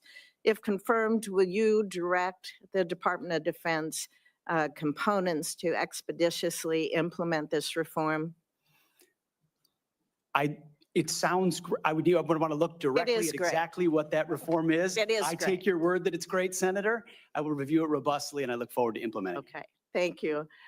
During the first Trump administration, the 2018 Nuclear Posture Review concluded that the U.S. needed to once again develop and deploy a nuclear-armed sea-launched cruise missile known as SLCM to offset significant Russian and Chinese advantages in theater range nuclear capabilities.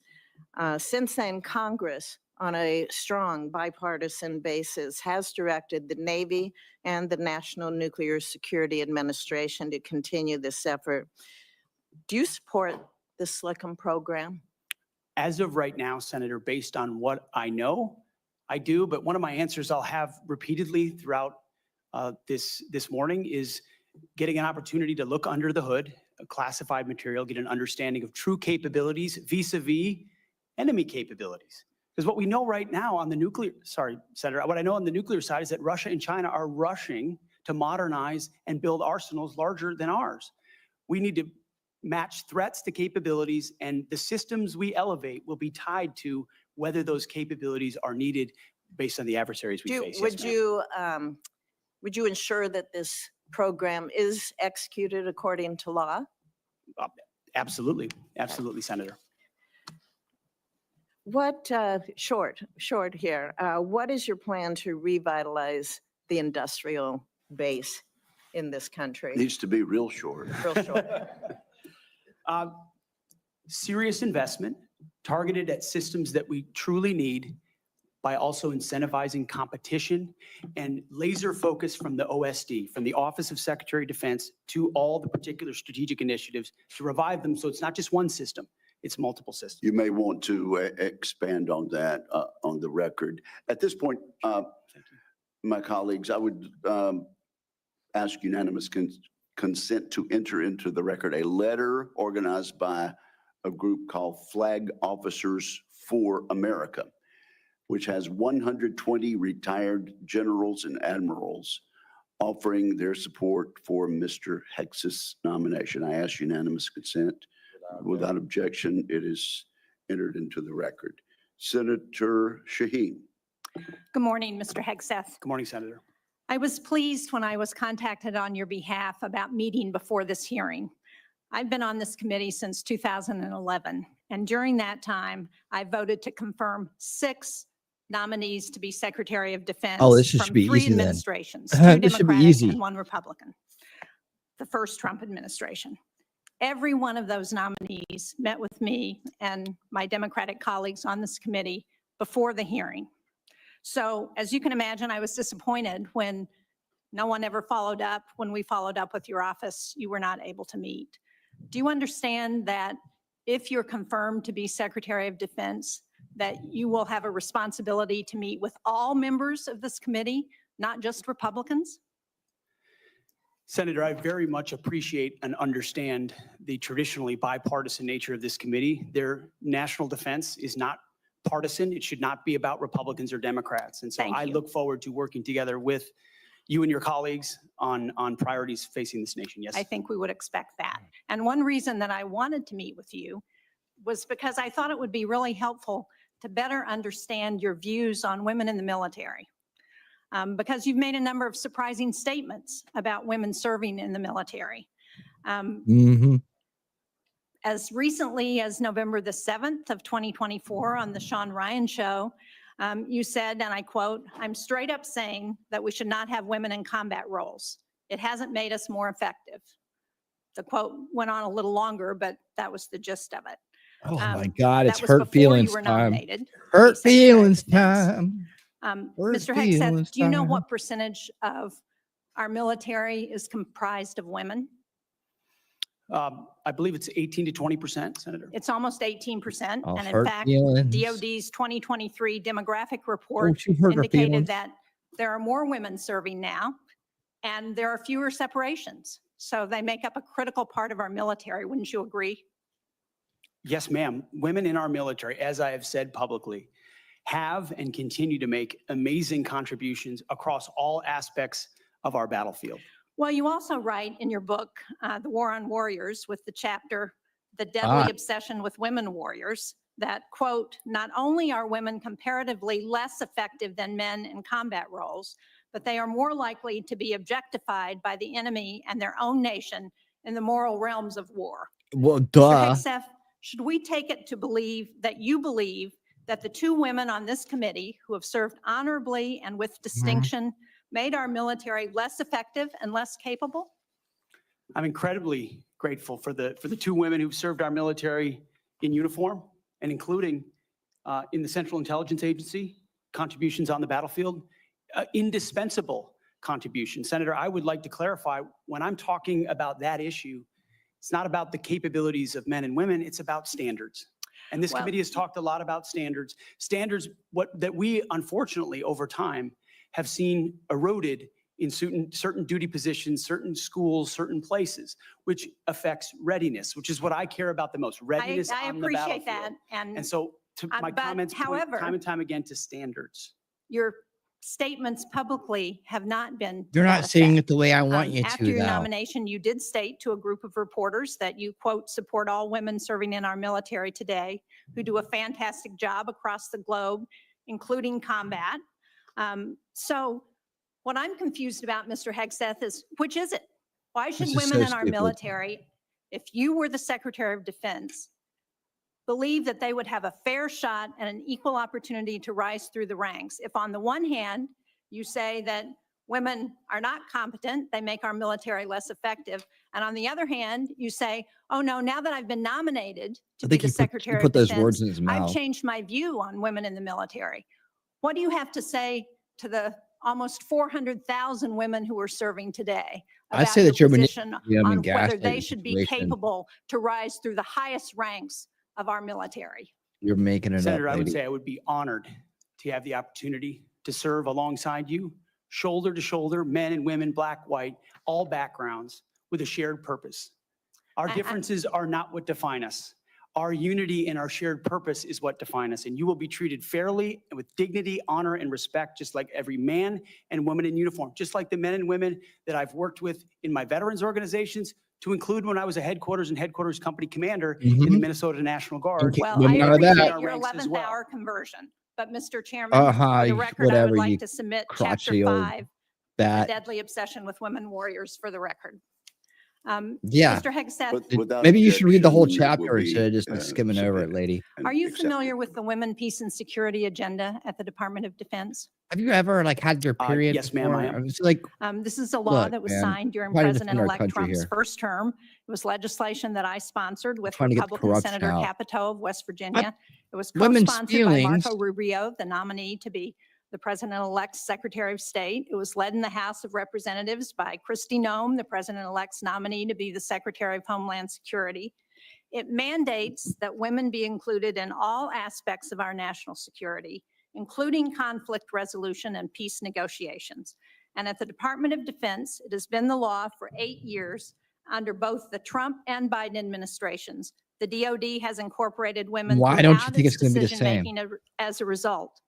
Every single combatant commander across 2 administrations has told this committee that this law and its implementation at the Department of Defense provides them a strategic advantage operationally.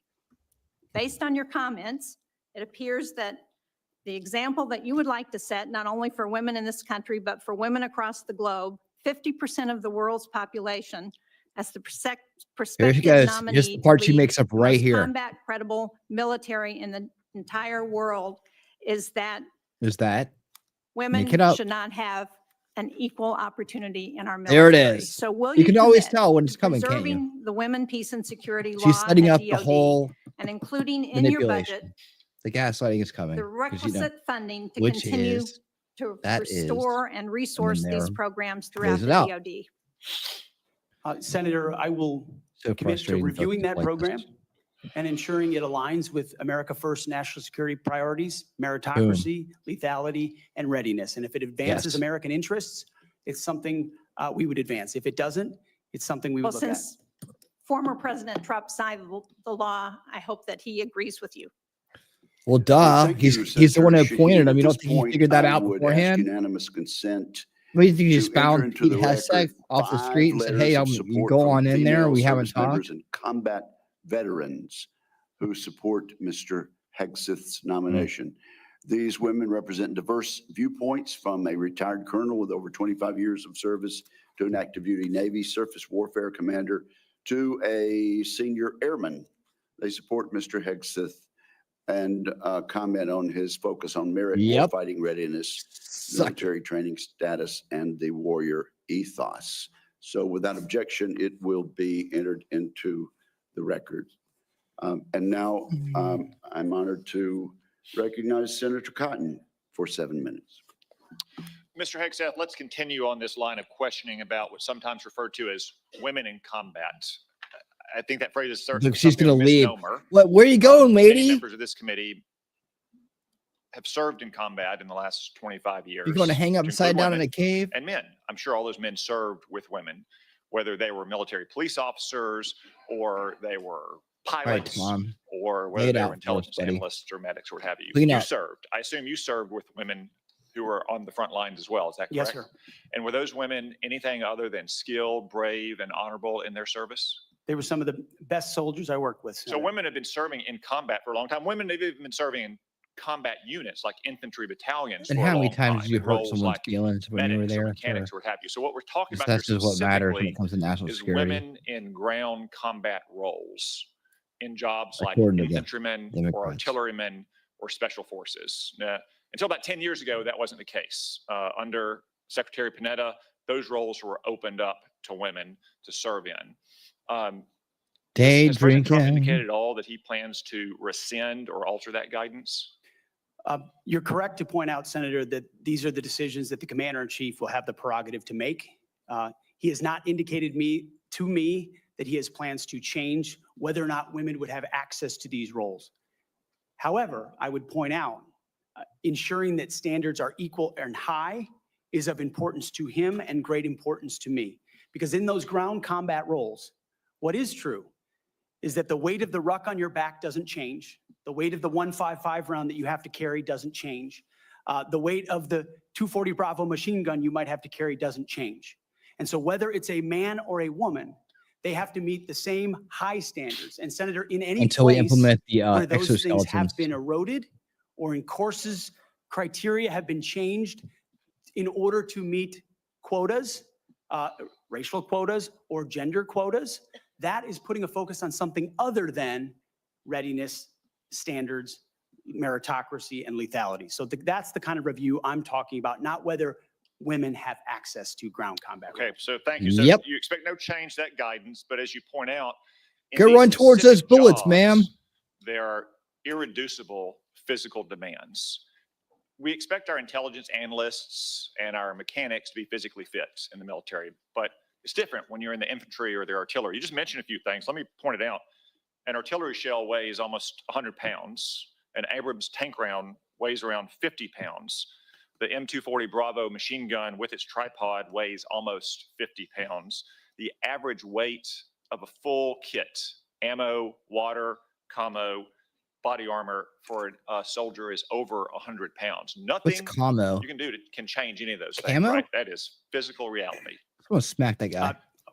Go ahead. Yes, Senator. And I would say the Commo. requirements to Which handle combo, those things dude? in a ground combat unit, as far as standards, can look different than those Wolfram, of a you got your medic or a combo, drone dude? pilot. And so it's not that it has to be the same standard throughout. It's Or is that standards to maximize communications? efficacy of that particular position. Let What's me this guy read talking a quote here from one Army officer. While it may be difficult for a 120-pound woman to lift or drag 250 pounds, the Army cannot artificially Okay, absolve thank you, women of Gundan. that responsibility. Gundan. It may still How exist you on the doing, buddy? battlefield. The Good to entire see ya. purpose of creating a gender-neutral test was to acknowledge the reality that each job has objective physical standards to which all soldiers should be held, regardless of gender. The intent was not to ensure that women and men will have an equal likelihood of meeting those standards. I assume, based on your testimony, you agree with that Army officer? Absolutely. The standards need to be the same, and they need to be high. And they need to be set by the people closest to the problem set, closest to the understanding of what is required by that job. Commanders, commanding officers, and COCOMs and elsewhere who understand the reality of what they face, that's the feedback we should get. That's what should be enshrined and enforced, and no other set of political prerogatives. When I talk about removing politics, ideological or political prerogatives should contribute to those determinations, nothing other than the execution of the mission. Thank you. For the record, He's that killing Army it. He's doing a officer great was job today. Captain Kristen Pete is doing Grease, great, guys. the Army's Little first update. female infantry officer and one of its first female Ranger School Pete's been graduates. great the whole One time. final point, you said they need to be objective, gender neutral, and high. That's because the demands are, in fact, very high. The current physical fitness test for the Army has a minimum 2-mile run of 22 miles. Run.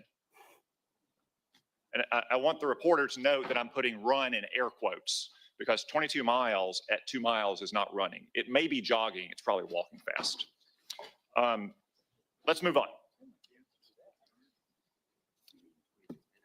Got a big 22 minutes. 22 miles. I was going to say 22 miles. That's We've a got hell of a big run, man. Audience here. Many of them seem to be patriotic supporters of you, Mr. Hegseth. Some of them seem 2 to be miles and liberal 22 critics minutes of is you. walking. I would note that it's only the liberal critics that have disrupted this hearing. He's As was my had custom bullets come at him, man. He's had during bombs the dropped on him. He Biden ain't worried administration. about this I shit. want to give you a chance to Bunch respond of to what they tool said bags about you. I and think suits. the first one accused you of being a Christian Zionist. I'm not really sure what that Ooh, is. what is that? A bad thing. I'm a Christian. I'm a Zionist. Zionism is that the Jewish people deserve a homeland in the ancient Holy Land where they've lived since the dawn of history.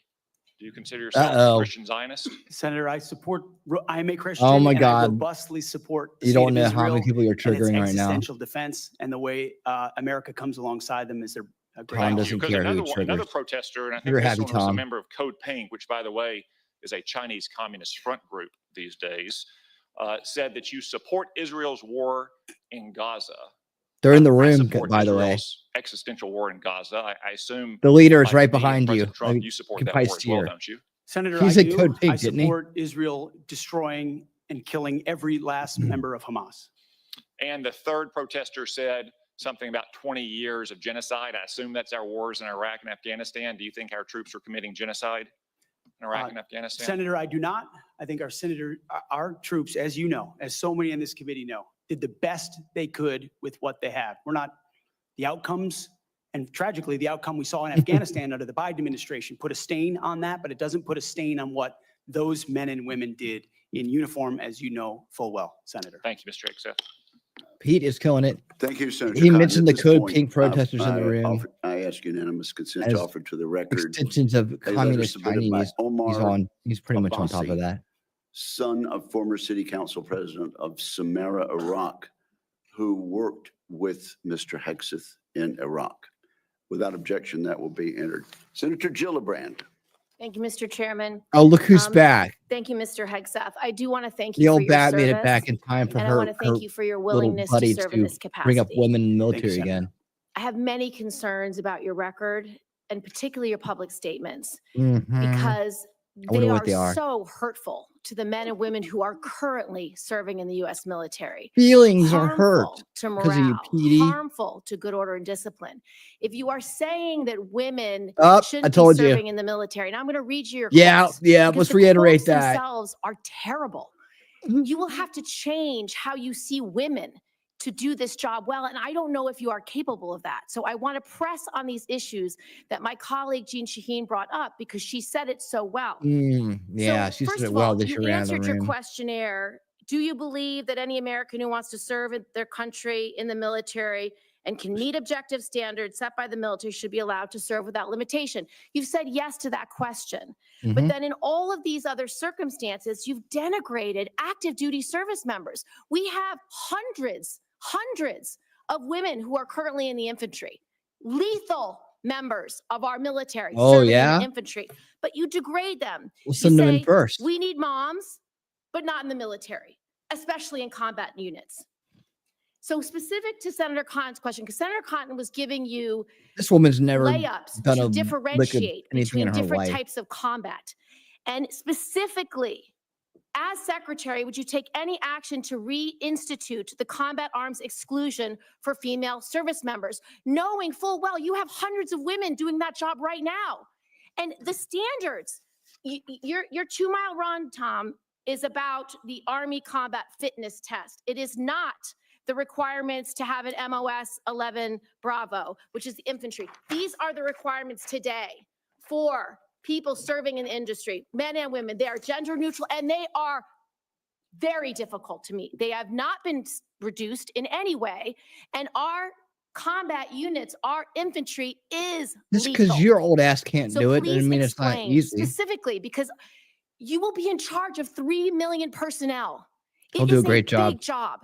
And when you make these public statements, and I get you were not Secretary of Defense then, I get you were on TV, I get you were helping veterans, I get it was a different job. But most recently, you said this in November of 2024, knowing full well you might have been named as Secretary of Defense. So please explain these types of statements, because they're brutal and they're mean and they disrespect men and women. These are who all willing just to die your for this stupid country. opinion.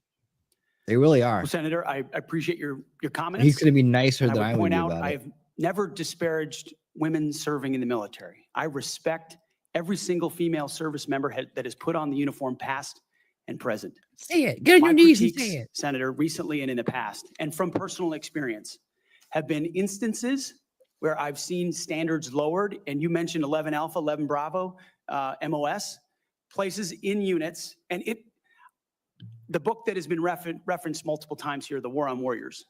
I spent months talking to active duty service members, men and women, low ranks, high ranks, combat arms and not combat arms. And what each and every one of them told me, and which personal instances have shown me, is that in ways direct, indirect, overt, and subtle, standards have been changed inside infantry training units, ranger school, infantry battalions, to ensure that Give me one commanders meet example. Please give me an example. I get you're making these commanders generalized meet statements. quotas to have a certain number of That's what female you're doing. infantry officers or infantry enlisted, and that disparages those women Commanders who are do incredibly not have to capable meet of meeting quotas that for the infantry. standard. Commanders do not have to have a quota for women in the infantry. That does not exist.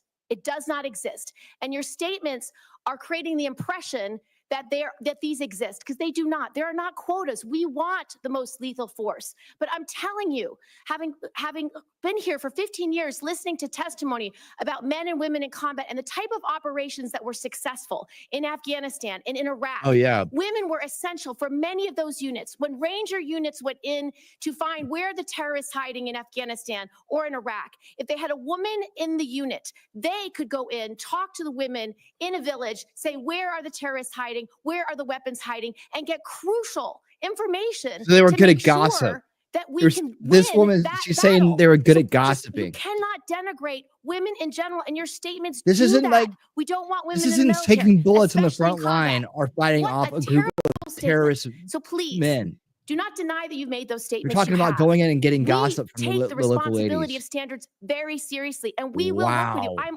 equally distressed. You would not meet with They me should be before good this at that's hearing. called We could have intelligence covered gathering, by all the of way. this. before you It's your came first here, day. so I could get to the 15 other questions that I want to get to. So women, you have denigrated. You have also denigrated members of the She's LGBTQ really just community. muddied Did that you water, know didn't that she? when Don't Ask, Don't Tell was in place, we lost so many crucial personnel, over 1,000 in mission critical areas. We lost 10% of all our foreign language speakers because of a political policy. You said in your statement, you don't Jacob want Pete's politics laying in out the the truth. DOD. Everything you've said in these public statements is politics. I don't want women. I don't want moms. What's wrong with a Liar, mom, by the liar, way? pants Once you on have fire. babies, you therefore are no longer able to be lethal. I mean, you're basically saying women after they Right, Heidi. have children can't ever serve in the military in a combat role. It's a silly thing to say. Oh yeah, It's a silly thing to what say. kind of mom's Beneath mother's the going to do position that that you are anyways? aspiring to. To You're either going to denigrate be too old LGBTQ at that service point, or you're going to members leave kids is a behind. mistake. If you are a sharpshooter, you're as lethal regardless of what your gender identity is, Until a regardless bomb's of who dropped you in your love. head and your kids So don't have please a mom know anymore. this to be a true statement. So you say it was a political thing. You say it undermined us, social engineering. I don't know why someone having to publicly say or not publicly say who they love is social engineering. I think having that policy in the first place was highly Who they love problematic. or who they And want to screw. as you said in your You statement, see, that's do the you whole agree thing too that they anybody do. should be able to serve in the military If if a they meet the homosexual standards? has Senator, as the anything towards president another has stated, homosexual, I then it's don't automatically love. disagree with It's not lust, the right? overturn It of Don't can't Ask, just Don't be Tell. wanting to get laid, right? Great, because It's I don't really want about you lust, thinking right? can't serve if you're a But they mom, have to merge can't lust serve if and you're love together LGBTQ, because and then that's how they think can't about serve it. if you're a leftist. The statements you said about people How who about, I have agree. You views can't serve if differently you're a than you, Marxist. that we're How the about that? enemy. Are you saying that 50% of the DOD, if they hold liberal views or leftist views or are Democrats, are Muddied water not again. welcome in the military? Are you saying that? Senator, I volunteered to deploy to Afghanistan under Democrat President Barack Obama. I also volunteered to guard the inauguration of Joe Biden, but was denied the opportunity to serve because I was identified as an extremist by my own unit for a Christian tattoo. Thank you very much. Senator Gillibrand.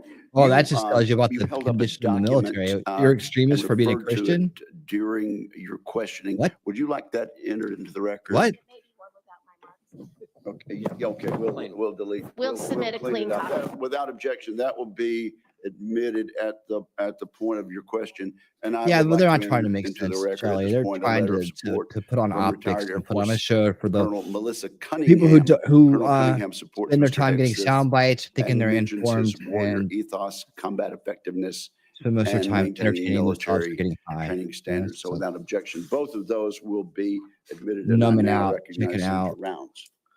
They Thank don't you, Mr. balance, Chairman. no balance, First just of all, good mainstream morning. media influence. I'd like to thank you for your service to our nation in uniform. And Gundam, we'll be here also for you, your man. work We'll be on here behalf for you. of your fellow veterans and for your willingness to enter into this maelstrom It does of suck for their public kids. service.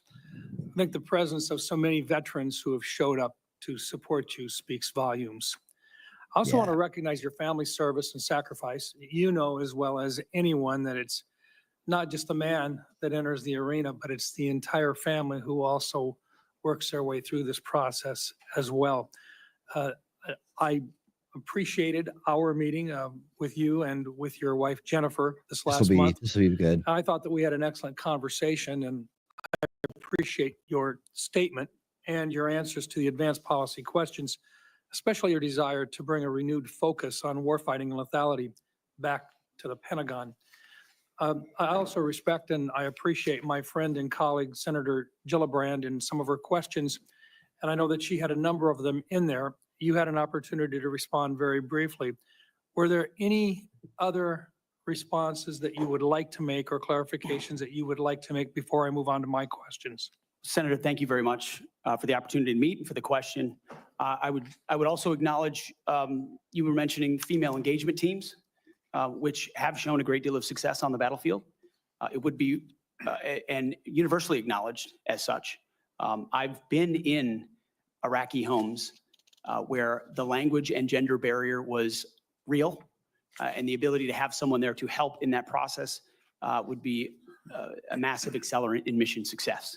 So I recognize that reality. I also recognize that female engagement teams assigned to a SEAL team or a Green Beret team meet different standards also, which is okay because of the duty positions involved in that job. As far as politics, Senator, it has been the joy of my life to lead men and women in military outfits. When you're in combat or in training, there's a lot of conversations that happen. And you start to realize that a lot of people you're serving with share your political ideas or they don't. You find out there's Republicans, there's Democrats, there's libertarians, there's independents, there's vegetarians, everything in between. None of that matters. It never mattered in how I led men and women, how I interacted with them, what missions we undertook. Politics has nothing to do with the battlefield, which is why President Trump has asked me to say, let's make sure all of that comes out. This is about warfighting capability, setting standards high, and making sure we give our boys, our men and women, everything they need to be successful on the battlefield. So politics can play no part in that, and I look forward to infusing that, as we always have inside our units. I appreciate you making that very clear. And one of the areas that we want to do our best is to provide for the equipment and the technical capabilities so that no young man or woman enters into a battle as a fair fight, and that they always have the advantage. Those are the types of questions that I'd like to get into right now. And I want to start by talking about something that sometimes gets a little bit into the weeds, but I think it's critical. Mr. Hegseth, from what I've heard from 24 senior DoD officials in hearings over the last 2 years, including the Secretary of Defense, every service chief, and 8 combatant commanders, is that sharing the portion of the spectrum, and this is in the weeds, I know, but I'm going to ask it to get it on the record, the 3.1 to 3.5 gigahertz band would have extremely serious consequences and very costly consequences on our warfighting capabilities. In fact, the Department of the Navy alone has estimated that relocating their systems to a different part of the spectrum band would cost them $250 billion. That's just for the destroyers that defend our coasts with the radars that they have in them. If confirmed, what will you do to make sure that the Department of Defense can maintain its access to and the use and to be able to maneuver within the electromagnetic spectrum at home and abroad? And would you be willing to literally go to the mat with the interagency to protect warfighter requirements for the use of the spectrum? Well, Senator, thank you for the question. And my job, in part, will be to go to the mat when necessary for things I believe are an absolute requirement for the Department of Defense and the men and women in uniform. There's no doubt about that. In this particular case, as far as spectrum, I look forward, as I've said before, getting a full class, because this issue has come up a number of times in meetings. It's critically important with how our warfighters communicate across all services. So I'm going to get a classified briefing immediately about how it would impact the spectrum if it were to allow other companies or it to be Rest assured, so China would love to have our ability to use that part of the spectrum restricted. They would love that. Absolutely right. And so I will go in with eyes only toward ensuring we have the capabilities we need and there's no disruption when I take that brief. Thank you. In your advanced policy questions, you recognize a cooperative approach by China, Russia, Iran, and North Korea to undermine U.S. influence around the world. As you point out, aggression by any one actor would be an opportunity for others to engage the U.S. on multiple fronts along the continuum of the conflict. As we discussed in my office, neither of us wants to send our troops into a fair fight. We want to make sure that they have every advantage that the United States can give them, and that requires resources and reforms. Given the growing potential of a multi-theater conflict involving near-peer adversaries, what steps would you take to prepare the Department of Defense to simultaneously execute and sustain operations across multiple regions while maintaining readiness and deterrence globally? And I just have to make note, and I want to make it clear, we have language in this year's fiscal year 2025 National Defense Authorization Act calling for a review of the department's operational plans. And I just want to make sure that you're aware of that, and that we will have, if we have a fight with one, the chances are very good that we're going to have two battles or two different battlegrounds at the same time. Senator, which is why I believe our country's incredibly fortunate to have a new commander-in-chief in Donald Trump, who through the strategic approach he has taken with allies and against foes has prevented wars and is determined to do the same. That's our chief job, is deter and prevent wars. My job, should I be confirmed at the Secretary of Defense, is to ensure we have the right prioritization of assets and strategy, and then the tools in the toolbox necessary, the pointiest possible spear for President Trump to wield if necessary as the last resort. So President Trump at the helm, I think, will go a long way in making sure our enemies know there's a new sheriff in town. Thank you. Thank you, Mr. Chairman. And thank you very much, Senator Blumenthal. Thanks, Mr. Chairman. Thank you for having this hearing. Thank you for being here, Mr. Hegseth. And I want to join in expressing appreciation and respect for your service to our country. And thanks to all the veterans who are here today. And thank you for your service as the ranking member of the Veterans Affairs Committee. I hope we can focus on doing better for our veterans and doing better in management of the Department of Defense. There's always room for improvement. I think what we need in that position is not just better, but the best in financial management, because those decisions You had Hillary are life Clinton. and death decisions affecting the 3.4 million Americans who serve our national security and our national defense Wait, and you put were their Secretary of lives State. My bad. on the line. Someone I want to should talk about correct me on that. financial mismanagement at the two organizations that you headed, which are the only test of your financial management that we have before this committee, the Veterans for Freedom and Concerned Veterans for America. You took over the Veterans for Freedom in 2007. In 2008, you raised $8.7 million, but spent more than $9 million, creating a deficit. By January 2009, you told donors that the organization had less than $1,000 in the bank and debts of $434,000. By 2010, revenue at the Veterans for Freedom had dropped to about $265,000. In the next year, it had dropped further to $22,000. You don't dispute these numbers, do you? Senator, I'm extremely proud of the work me and my fellow vets did at Vets for Freedom. A bunch of young vets with no political experience, a small group working Well, hard I every apologize single for day. interrupting. We raised donor funds. And I took, and we have letters submitted for the record from almost everyone that worked with me every single day, including our chief operating officer, who will attest that every dollar we raised was used intentionally toward the execution of our mission, which is supporting the warfighters, exactly why we're here today, the warfighters in the Iraq surge. There was a campaign in 2008, Senator. It was Barack Obama if I versus can John just McCain. ask you We another believe question, John McCain would be the right because I person to have win, and so we the spent tax more. returns from that organization. I'm glad which they're for the record. I'm going to ask to be entered into the record, Mr. Chairman. Without objection. These tax returns are yours. They have your signature. And I'm going to ask that members of the committee review them because they're the only documents. I've asked for others. I've asked for the FBI report that would presumably document, it should have documented, this kind of financial mismanagement. And these are the 990s from that organization. By the year of 2011, donors had become so dissatisfied with that mismanagement, they in effect ousted you. They merged that organization with Military Families United, and thereafter you joined a second organization as executive director. In between, Senator, I went to Harvard I want to University ask for 2 you years and questions. Afghanistan. I want to ask you questions about Concerned Veterans for America. Again, another set of tax returns, the 990s from that organization. I ask they be made part of the record, Mr. Chairman. Without objection, both of those returns are now part of the record.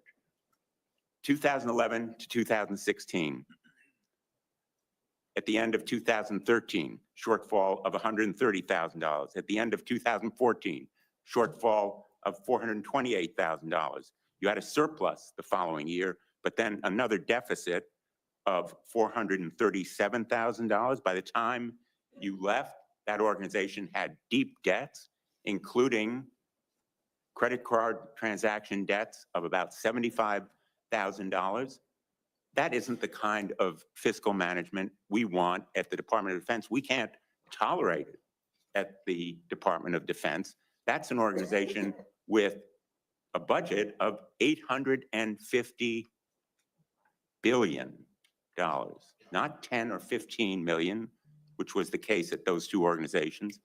And it has command responsibility for 3.4 million Americans. The highest number that you managed in those two organizations was maybe 50 people.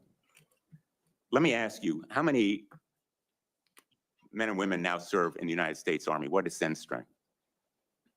Senator, I would like an opportunity to respond to Well, I've asked you a impugning of question. my How many leadership of a men veterans and women organization. Concerned currently Veterans for serve? America. You're on the VA committee, sir, and I appreciate your service there.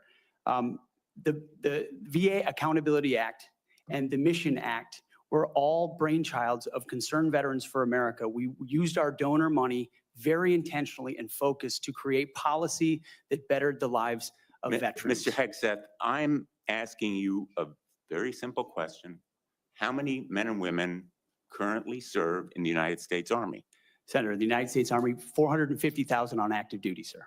And how many in the Navy? And the Navy is 425, sir. Well, it's 337 this year. How many in the Marine Corps? 175,000, sir. 172,300. Those numbers dwarf any experience you had by many multiples. I don't believe that you can tell this committee or the people of America that you are qualified to lead them. I would support you as the spokesperson for the Pentagon. I don't dispute your communication skills, but I believe that we are entitled to the facts here. I've asked for more documents. I assume you'd be willing to submit to an expanded FBI background check that interviews your colleagues, accountants, ex-wives, former spouses, sexual assault survivors, and others. What? And enable them to come forward. What? Senator, I'm not in charge of FBI background checks. But you would submit to it and support it. That's I'm not in right. charge Not of to. FBI background checks. Thank you, Senator Blumenthal. I at this point want to submit a letter from Captain Wade Zirkle, the founder of Vets for Freedom and the person who hired Pete Hegseth to run the organization. What's up, Aside Although Assault? the How you doing? 2008 financial crisis dried up fundraising for nonprofits. Captain Zirkle says, and I quote, Pete responded to this crisis with decisive action by reducing staff and renegotiating all debts with creditors until they were fairly resolved. An impressive feat and a testament to Pete's character. Pete departed VFF in 2010 to take on a new role with Concerned Veterans for America. Pete departed on good terms. Without objection, that will be added to the record. Senator Ernst, you're recognized. Yes. for 7 minutes. Yes, he did. Thank you, Mr. Chair. And I ask unanimous consent to enter into the From record anonymous a letter submitted by sources, Mr. Mark as always. Lucas, who is a Same old fellow playbook Iowan by the and corrupt Iowa Army establishment. National Guard member. Mr. Lucas and I served together in the Iowa Army National Guard. He succeeded Pete Hegseth as Executive Director of Concerned Veterans for America. And in his letter, Mr. Lucas says that Mr. Hegseth, quote, laid a strong foundation that postured CVA for long-term success, end quote. And that Mr. Yes, it is. Hegseth, quote, continued to be an invaluable asset to both me as a leader and the organization, end quote. So I would ask for unanimous consent to enter this Washington Times article and the letter from Mr. Mark Lucas into the record. Without objection. Okay, thank you, Mr. Chair. Good morning, Mr. Hegseth, and Good thank morning, you very Senator. much. I appreciate your service to our nation. It's something that I know you are very proud of, and it is something that we have in common and that we share. You and I have had many productive conversations. And just for our audience, we have had very frank conversations. Is that correct, Mr. Hegseth? Senator, that is a correct characterization. You know that I don't keep anything hidden, pull no punches. My colleagues know that as well. So I do appreciate you sitting down and allowing me the opportunity to question you thoroughly on those issues that are of great importance to me. Just to recap those issues, What they that are. are very important. One is the DOD and making sure that we have a clean audit. The second is women in combat, and we'll talk a little bit more about that in a moment. And the third was maintaining high standards and making sure that we are combating sexual assault in the military. Okay, so Mr. Hegseth, I'm going to address the issue because this will tie into some of the financial concerns that have been raised here as well. And it's why, you know, I, trusting my fellow Iowan, asked for unanimous consent of his letter to go into the record. But like me, a lot of Iowans are really, really concerned and upset about the wasteful Washington spending and of course in our Pentagon. It's an issue that I have been combating for years. So there's significant room for greater efficiency and cost cutting within the department. And the DOD is the only federal agency that has never passed an audit. As the Senate DOJ caucus chair and founder, that's unacceptable to me, and it should be unacceptable to you as well. So I appreciate that you mentioned that in your opening statement. What are those steps that you will take to ensuring the Pentagon has a It's doing clean great. audit by It's the doing year great. 2028? Senator, I appreciate your work on this topic, which you've been involved in for a long time. You mentioned Concerned Veterans for America. I just want to clarify, we have very generous donors who set a very clear budget that we stuck to every single year. So the latitude there was restricted, and we worked very hard and diligently inside it. You've also been a leader on the Pentagon audit for a very long time. I think when we met, Senator, I said 2014 was the first year. We discovered a 2013 op-ed I wrote about the need for a Pentagon audit, because an audit is an issue of national security and frankly, respect to American taxpayers who give $850 billion over to the Defense Department and expect that we know where that money goes. And if that money is going somewhere that doesn't add to tooth and instead goes to fat or tail, we need to know that. Or if it's wasted, we need to know that. So I think previous secretaries of defense, with all due respect, haven't necessarily emphasized the strategic prerogative of an audit. And myself, my deputy SecDef, and others already know that a Pentagon audit will be the comptroller, others central to ensuring we find those dollars that can be used elsewhere legally under the law inside the Pentagon. So you have my word, it will be a priority. Okay, thank you. Okay, moving on to women in combat. And I had the privilege of serving in uniform for over 23 years. Between our Army Reserves and our Iowa Army National Guard, did serve in Kuwait and missions in Iraq. And so it is incredibly important that I stress, and I hope that if confirmed, you continue to stress that every man and woman has opportunity to serve their country in uniform and do so at any level, as long as they are meeting the standards that are set forward. And we talked about that in my office. I do believe in high standards.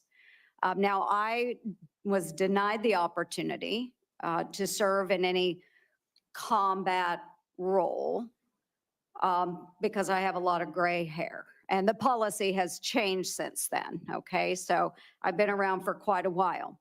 But for the young women that are out there now and can meet those standards, and again, I'll emphasize they should be very, very high standards. They must physically be able to achieve those standards so that they can complete their mission. But I want to know, again, let's make it very clear for everyone here today, As Secretary of Defense, will you support women continuing to have the opportunity to serve in combat roles? Senator, first of all, thank you for your service, as we discussed extensively as It's well. my privilege. And my answer is yes, exactly the way that you caveated it.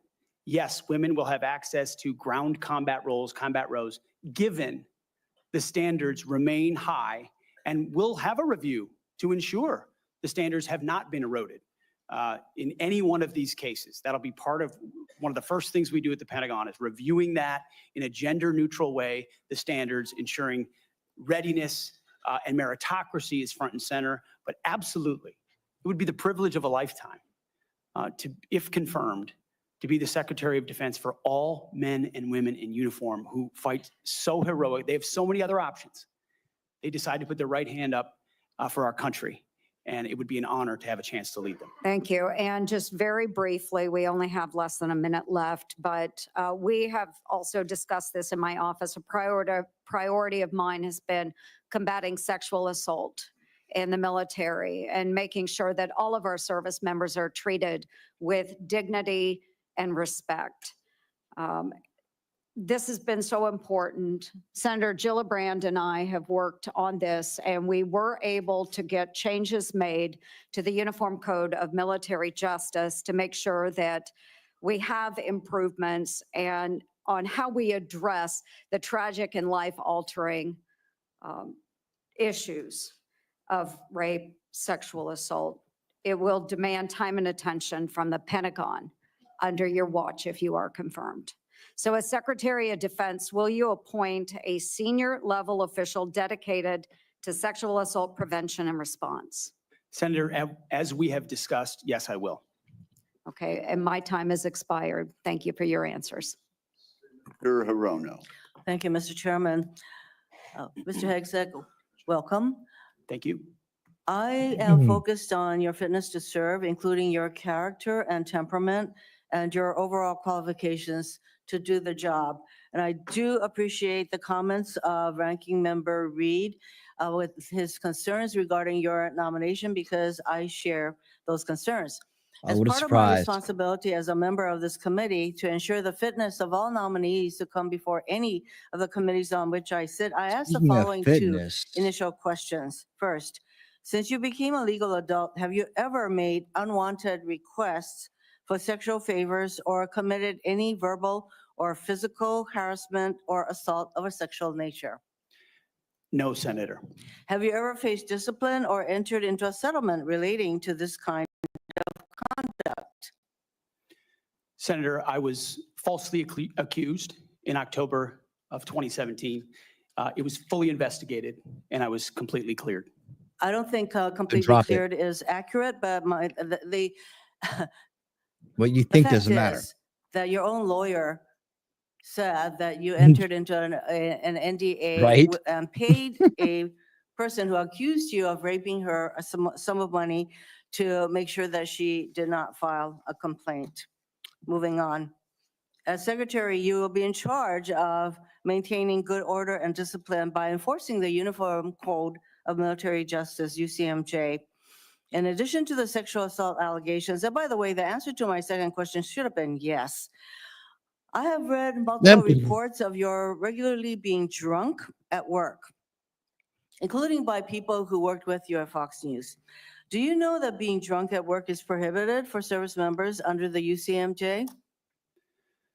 Senator, those Yes are or no? multiple false anonymous reports peddled by NBC Do you News know that run that directly drinking on the job contradictory to the is dozens of men and women at not Fox News contemplated Channel and who I'm I not work hearing- with, I'm who not came hearing on the the answer to my record. Yeah, but no, and your said, leading "In question, you think opening you're statement, smart Mr. by Hegseth, asking that? you commit You think that to you're holding clever? leaders Everybody accountable sees through at your all levels. bullshit, That lady. includes you, of course.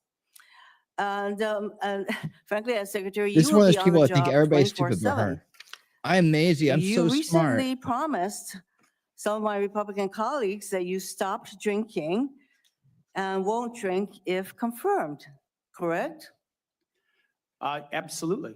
Will you resign as Secretary of Defense if you drink on the job, which is a 24/7 position? I've made this commitment on behalf of Will the you men and women I'm resign as serving. Secretary of Defense I've if made this you commitment drink on on the behalf job? of the men and women I'm serving. I'm not because it's the hearing- most important deployment I'm not of my hearing an life. answer to my question, so I'm going to move on. While you have made that commitment, you will not commit to resigning if you drink on the job.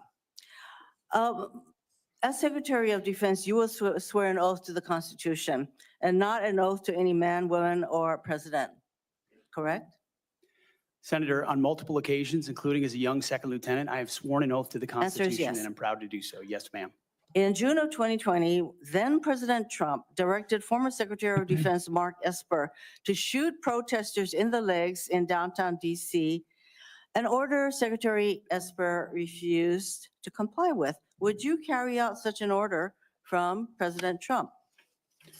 Senator, I was Shoot him in the legs. Washington, Shoot D.C. him all in the National Guard legs. unit that was in Lafayette Square during those Would you events, carry holding out a an riot order to shield on shoot behalf of my protesters country. in the legs? I saw 50 as Secret Service directed agents to get injured Secretary by Esper? rioters trying to jump over the fence, set Again, the church on fire, and You destroy know a what, that sounds statue. to me that you will Chaos. comply with such an order. You will shoot protesters in the leg.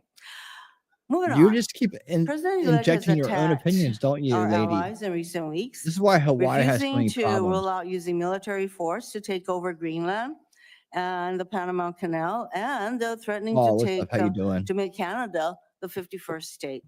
Would you carry out an order from President Trump to seize Greenland, a territory of our NATO Good ally point. Denmark, Good point, Paul. by force? Or would you comply with an order to take over the Panama Canal?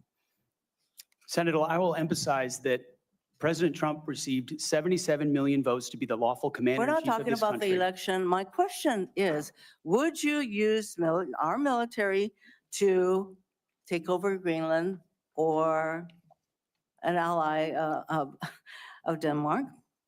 Senator, one of the things that President Trump is so good at is never strategically tipping his hand. And so I would never in this public forum give one way or another direct what orders the president would give me in any context. That sounds to Yes, me that yes. you would contemplate carrying out She's such an probably order working for the to CCP or basically something. invade Greenland She's and take bought over and the paid Panama for. Canal. I'm a communist. Current DOD What else? What's policy next, allows communist service senator? members and eligible dependents to be reimbursed for travel associated with non-covered reproductive health care, including abortions. Will you maintain this common sense policy? Common Senator, sense. I've You know when they always say been that, personally pro-life. I know it's President subversive. Trump has as well, and we will review all policies. But our standard is whatever the president wants on this particular Okay, issue. so With my advice, I will take a if the look at. president But tells you that this I don't common believe sense the federal- policy will not be maintained, you will You not keep saying common sense. enable our service members That's to that's seek manipulative as reproductive hell. care. So it I sounds don't like to believe the me. federal I'm government not should be hearing funding answers to my questions, travel for Mr. abortion. Chairman. That's because your questions are I leading just want to note ridiculous that and the transparent other as area that corrupt. of serious concern to me is President Trump saying that he wants to use the military to help with mass deportations, which will cost billions of dollars. And what that will Oh, do yeah. to readiness is very, very concerning. There you go, Wolfram. Mr. Hegseth, I have noticed a disturbing pattern. You previously have made We're a noticing series your of disturbing pattern inflammatory really statements clearly right about now. women in combat, LGBTQ service members, Muslim Americans, and Democrats. Since your nominations, however, you have walked those back on TV and interviews, and most recently in your opening statements. You are no longer on Fox and Friends, Mr. Hegseth. If confirmed, your words, actions, and decisions will have She won't. real impacts on national security and our service members' lives. There are close to 3 million personnel in the Department of Defense, $900 billion budget. I hardly think you are prepared to do the job. Thank you, Mr. Senator, Chairman. Thank you. That wasn't a question, Mr. Hegseth. Thank you, Senator Rono, Senator Sullivan. Oh, she was awful. Chairman and Mr. Hegseth, congratulations She on was your awful. nomination, and thank you and your family for your service and sacrifice. thank you, Senator. Now for the most important question you will receive all day. In 1935, before the Congress, the father of the United States Air Force, General Billy Mitchell, was testifying about a certain place in the world. He said, quote, "I believe that in the future, whoever holds this place will control the world. This location is the most strategic place in the world. What place was Billy Mitchell talking about? And let me give you a hint, it wasn't Greenland. I believe he was talking about the great state of Alaska. He was talking about the great state of Alaska. Great answer. If confirmed, will you commit to come with me to the great state of Alaska and meet our warriors who are on the front lines every day? Senator, I have, and as I mentioned to you in the past, I did a brief training exercise up at Fort Wainwright in a previous part of my military life. I look forward to returning. Great. And I will say, we are on the front lines with this new era of authoritarian aggression in Alaska. The last 2 years, we've had Chinese and Russian naval task forces, joint strategic bomber task forces in our EEZ, in our ADIZ. And after his election, President Trump put out an extensive statement on Alaska, which included the following statement: "We will ensure Alaska gets even more defense investments as we fully rebuild our military, especially as Russia and China are making menacing moves in the Pacific." Mr. Hegseth, if confirmed, will you work with me, this committee, and the incoming Commander-in-Chief on continuing to build up our military assets and infrastructure in Alaska to reestablish deterrence in the Arctic and in the Indo-Pacific? If confirmed, Senator, it would be a pleasure to work alongside you and this entire committee to recognize the very real threat in the Indo-Pacific, the very real ways, even these past couple of weeks, that Russia has attempted to probe and push in and around Alaska, and also the very real strategic significance of Alaska vis-a-vis shipping lanes through the Arctic. There are many, many ways in which Alaska is strategically significant, and with a shift toward, a necessary shift toward Indo-PACOM, Alaska, by necessity, will play an important role in that. Thank you, Ms. Hegseth. I very much appreciate your focus on lethality in war fighting. We desperately need it. I want to provide a few examples of the Biden woke military, which is not focused on readiness or lethality, and want to get your comments on it. Nobody wants an extremist or racist in our military, but one of the most disgraceful and shameful things I've seen over the past 4 years as a senator on this committee and as a Marine Corps Reserve officer was on day one, the Biden administration played up a false and insulting narrative that our military was chock full of racist and violent extremists. This reached a pinnacle in this committee when Biden's Undersecretary of Policy, Colin Kahl, the #3 guy at the Pentagon, testified that one of his top goals would be to, quote, ending violent extremism and systemic racism within the ranks of the military. He had no data on this. The media loved it, fanned the flames, wrote baloney stories on this false narrative. Disappointingly, some of my colleagues on the other side of the aisle here reinforce this ridiculous narrative. One even suggesting that almost 10% of our uniformed military was extremists, 200,000 members. Ridiculous, by the way, from this committee on the other side of the aisle. Mr. Hegseth, unlike Undersecretary Kahl, you have a lot of experience with our military. Do you believe the military is a systemically racist organization? And if confirmed, will you commit to defend, not denigrate our troops? Senator, I was also offended by those comments because anyone who's been on active duty in the National Guard, man, woman, in units, understand that is fundamentally false. By the way, there's 3 studies, to his credit, Secretary Austin put out one of them, that said exactly what you just said.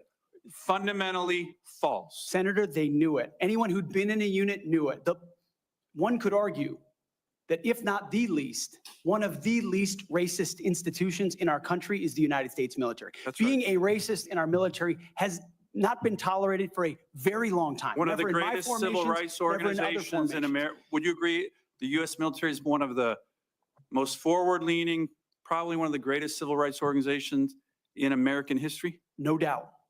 Let me turn to another one.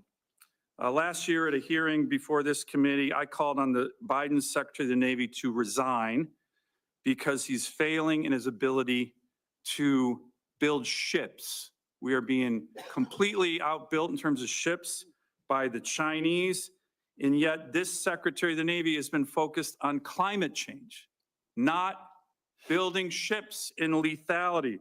Mr. Hegseth, if your Secretary of the Navy ends up focusing on climate change more than shipbuilding and lethality, will you commit to me to fire him?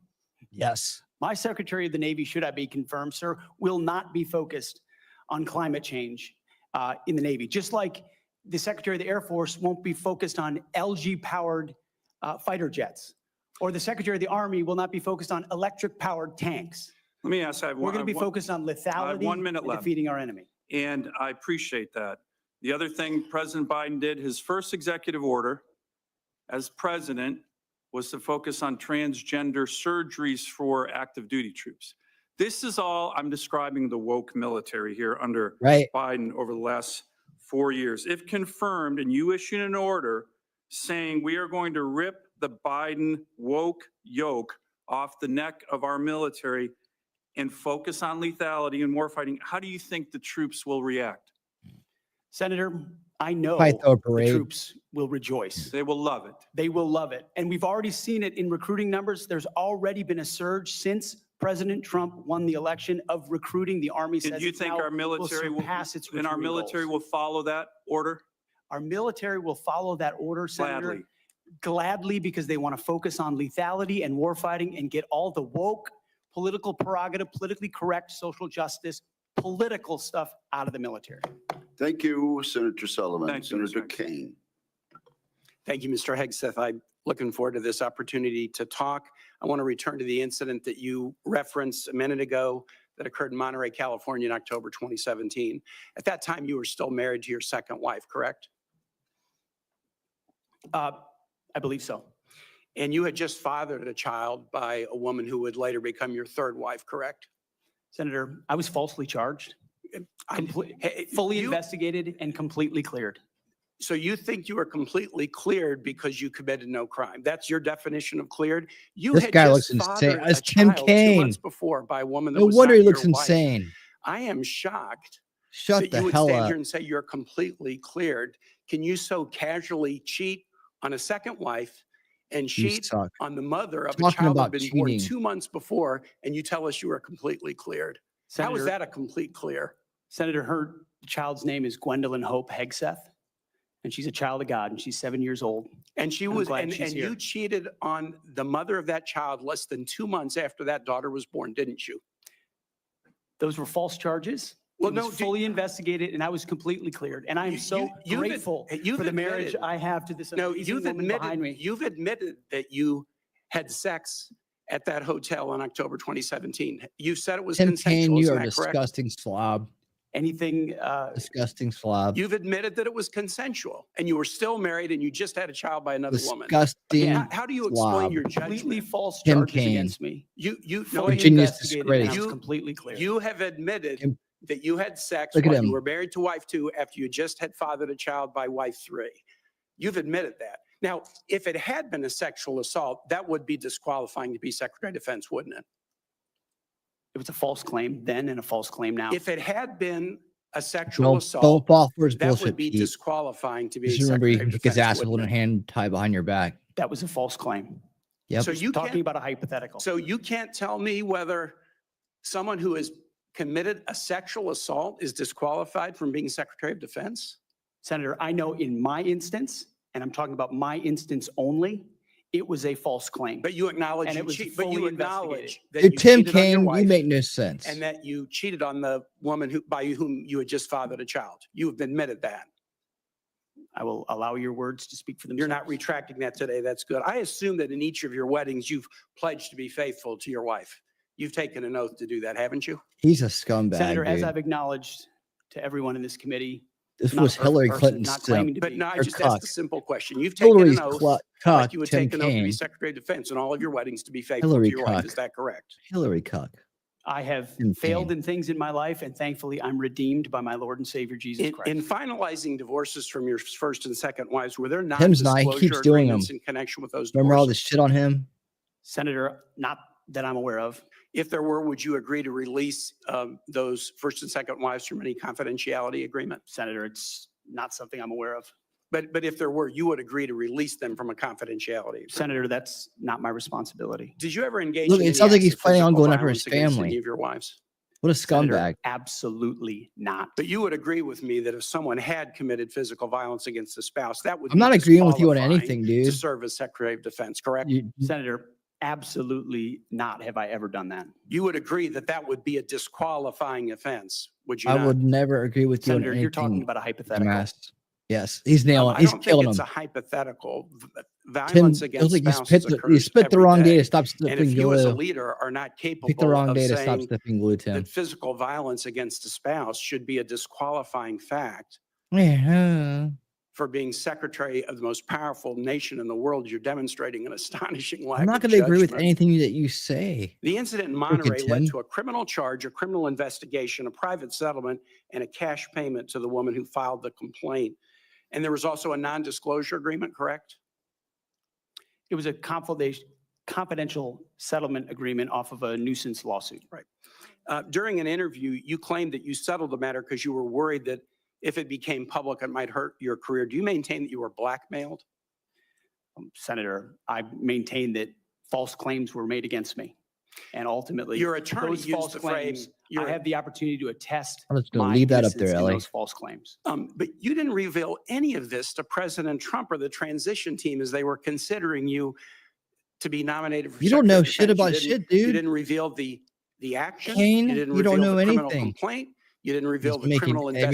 investigation. You didn't reveal the settlement. This is You how didn't bad reveal the cash payment. Why people in the didn't you Cristales are. inform the commander-in-chief and the transition team of this very relevant event?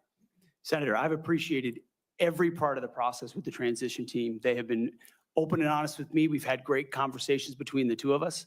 And I appreciate the opportunity that President-elect Trump has given me. You chose not to reveal this, right? Because you knew it would hurt your chances. So you chose not to reveal this Oh, look at really you, Mr. important Clever. thing to the Who you think commander-in-chief you're and the Sherlock Holmes transition now? team because you were worried about You your thought chances that's what rather than trying to hurt be your candid chances. with the future president of the United States. You don't know Are shit there any about other shit. important facts that you chose not to reveal to the president-elect and his team as they were considering you to be Secretary of Defense? Senator, I sit here before you an open book, as everyone who's watched this process. With multiple non-disclosure and confidentiality agreements tying the hands of many people who would like to comment to us. Much has been made of your workplace behavior as a leader of nonprofit veterans organizations and as a Fox News contributor. It's just Were you scumbag. fired from either of the leadership positions with the nonprofits? I was the leader. I was the CEO of Concerned I know Veterans which for ones, but America and the those executive two, director were of you Vets for fired? Freedom. Were you fired from either And I of was them? never fired from a Do you have veterans organization. do you have non-disclosure agreements with either of those organizations? Not that I'm aware of, Senator. Many of your work colleagues have said that you show up for work under the influence of alcohol or drunk. I know you've denied that, but you would agree with me, right, that if that was the case, that would be disqualifying for somebody to be Secretary of Defense. Senator, those are all anonymous false claims, and the totality. They're not anonymous. The letters We've on the seen- record here. They're not anonymous. On the record. We've people who've seen worked me records with at names Vets attached for to Freedom, Concerned Vets for America, and Fox News One of attributing your to me one of being your colleagues working said, hard every day on behalf of one of my your mission. colleagues said that you got drunk at an event at a bar and chanted, "Kill all Muslims." Another colleague, not anonymous, we have this, said that you took coworkers to a strip club. You were drunk, you tried to dance with strippers, you had to be held off the stage, and one of your employees in that event filed a sexual harassment charge as a result of it. Now, I know you denied these things, but isn't that the kind of behavior that, if true, would be disqualifying for If somebody to true. be Secretary of Defense? Senator, anonymous false charges. They're not anonymous. And I'll just conclude and say this to the chairman. You claim that this was all anonymous. We have seen records with names attached to all of these, including the name of your own mother. So don't make this into some anonymous press thing. We have seen multiple names of colleagues consistently throughout your career that have talked about your abusive actions, Chairman, I think attitudes, he's words, over and his time. statements He's to way women. over his I time. now yield. And thank you very much. You suck. I now ask unanimous consent to enter into the record a family court order concerning the appointment of parenting time between Mr. Hegseth and Mrs. Samantha Hegseth. It states that there were no claims of domestic abuse or probable evidence of abuse in the relationship. Thank An you, Mr. objection that Wicker. will be added to the record. And That's right, we- Nacho. We now, Making we now Tim move Kaine a big to, fat liar, Senator as Kramer. always, Thank as you, we Mi- already Thank you, knew. Mr. Chairman. Thank you, Mr. Hegseth, for your service, for your willingness to endure this. And I'm sorry for what has been happening to you, particularly the very idea that you should have to sit there and answer hypothetical potential in somebody's imagination crimes that may take place at some point. And wouldn't that disqualify you if you were a murderer or if you were a rapist? Unfair, and I'm embarrassed. Despicable, a waste of our for time, a this waste of our money. But first, I want to say I thank can't believe you Tim Kaine for still your is in the Senate. It strong just blows my mind. proclamation, unapologetic proclamation of faith in Jesus Christ.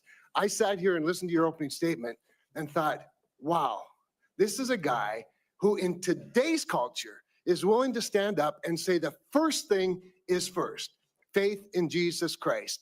And I was reminded of what Christ said in Matthew, seek ye first the kingdom of God and his righteousness. It's a song. And these things shall be added unto you. You are going to have a great I remember future that song. as our secretary, and I look forward to that day happening.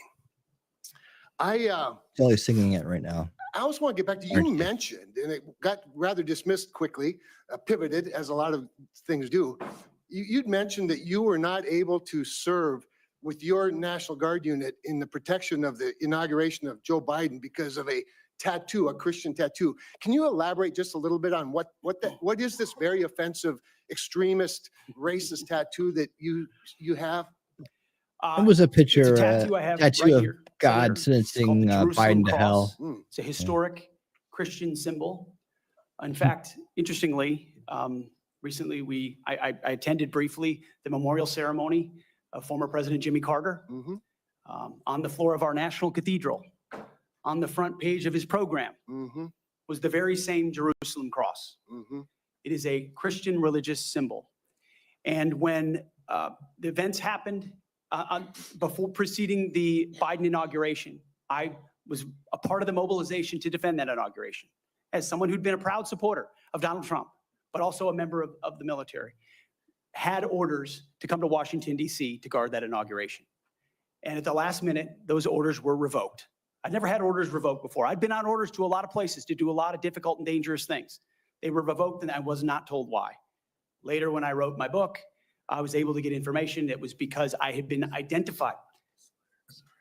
Someone who'd served in Iraq, in Afghanistan, in Guantanamo Bay, holding a riot shield outside the White House. I'd been identified as an extremist, someone unworthy of guarding the inauguration of an incoming American president. And if that's happening to me, Senator, how many other men and women, how many other patriots, how many other people of conscience? We haven't even talked about COVID and the tens of thousands of service members who were kicked out because of an experimental vaccine. In President Trump's Defense Department, they will be apologized to, they will be reinstituted with pay and rank. Things like focusing on extremism, Senator, have created a climate inside our ranks that feel political when it hasn't ever been political. Those are the types of things that are going to change. And Senator Sullivan, you mentioned that study. After a whole study was held, extremism working group study, It seemed pretty normal to me. extremists were identified in the ranks of 3 million. And most of those were gang related. So it was a made up boogeyman to begin with. You, Mr. Hegseth, are not the extremist. The people who would deny you your expression of faith are the extremists. They're the racists. They're the bigots. You're the one that is protecting their right to be one. Thank you for that. I want to go to another point in your opening statement. Ellie's And it's nailing summarized in this beautiful one-sentence paragraph. You said, quote, leaders at all levels will be held accountable, and warfighting and lethality and the readiness of the troops and their families will be our only focus. At that moment, in my mind's eye, I heard soldiers, airmen, Marines, sailors, guardians from the Pentagon to the Pacific and everywhere in between applaud. And they're thinking, it's about time. I can get on board with that idea. And quite honestly, and I want to get to this because I think it's so important. I would say not, I don't know, just about maybe everyone, I'm trying to think of an exception to this, that wears the uniform that has ever come before this committee or that I've met with privately, publicly, that I've been on tours with, that I've traveled with, that wear the uniform, whether it's with 4 stars or no stars, agrees with that statement. And I just want to caution you, and I'd be interested in your feedback on this. You know, there's been a lot of talk about firing woke generals, creating the purge group and all those things you and I have talked about. I would say give those men and women a chance under new leadership. You know, my favorite painting in the rotunda is of George Washington retiring his commission, establishing on day one, a man who could have been king, chose to be a civilian leader of this country. And I just would encourage you to trust them first, and look forward to them saluting the civilian leadership of this country. So just maybe if you could spend a minute just elaborating a little bit about the wokeness, where it comes from, and who will be held accountable. The wokeness comes not from the uniform ranked, Senator, but from the political class. On day one, on January 20th, when President Trump is sworn in, he will issue a new set of lawful orders. And the leadership of our services will have an opportunity to follow those lawful orders or not. Those lawful orders will not be based on politics. They will be based on readiness, accountability standards, and lethality. That is the process by which leaders will be judged. And accountability is coming, because everybody in this room knows if you're a rifleman and you lose your rifle, they're throwing the book at you. But if you're a general who loses a war, you get a promotion. That's not going to happen in Donald Trump's Pentagon. There will be real standards for success. Everyone from the top, from the most senior general to the most lowly private, will ensure that they're treated fairly, men and women, inside that system. I also just want to commend you for your answers to Senator Fisher's questions about nuclear deterrence. But I also appreciate the fact that you emphasize reputational deterrence, because deterrence is not a weapon system. It is an attitude, and you project an attitude of deterrence. Thank you. Thank you, Mr. Chairman. Thank you, Senator Kramer. Senator King. Thank you, Mr. Chairman. Mr. Hegseth, welcome to the committee. Thank you, Senator. You've made several references to your religion today. I share that devotion to Christianity, but I must say I've been reminded somewhat of Saul on his way to Damascus. You seem to have been converted over the last several weeks and several months. You wrote in your book just last year that, but if we're going to, this is the book, War on Warriors, but if we're going to send our boys to fight, and it should be boys, we need to unleash them to win. Later on, our boys should not fight by rules written by dignified men. Which is it? Is it only boys can fight? I mean, you've testified here today that you believe in women in combat. Here we go again. Just with last an year. independent smack. How do you explain your conversion? Senator, my testimony is clear. Writing a book is different than being Secretary of Defense. And I look forward to leading the men and women of our military. And my comment there, Senator, was about the burdensome rules of engagement that members of our generation, men and women, have seen on the battlefield. And one thing President Trump changed in meaningful ways that led to meaningful developments on the battlefield. When President Trump took control in the first term, ISIS was raging across Iraq. And as someone who spent a lot of time there with other men and women who invested in that mission, it was a very difficult moment to see the black flag of ISIS fly. And what President Trump did was untie the hands of warfighters. He changed the rules of engagement, untied the hands of warfighters, and allowed them to complete their mission and crush ISIS. It has not just tactical implications, operational and strategic implications, how you allow warfighters to go about winning and fighting their wars. President Trump understands that, and within the laws of war and the Uniform Code of Military Justice, we are going to unleash warfighters to win wars so that wars don't drag on forever, as our generation has seen. So are you rejecting Title 18 and Title 42, I think, also has provisions that incorporate the Geneva Convention and the laws of armed combat? Are you saying that those laws should be repealed? That is the law of the land right now. Senator, we have laws on the books from the Geneva Conventions into the Uniform Code of Military Justice. And then underneath that, you have layers in which standard or temporary rules of engagements are put into place.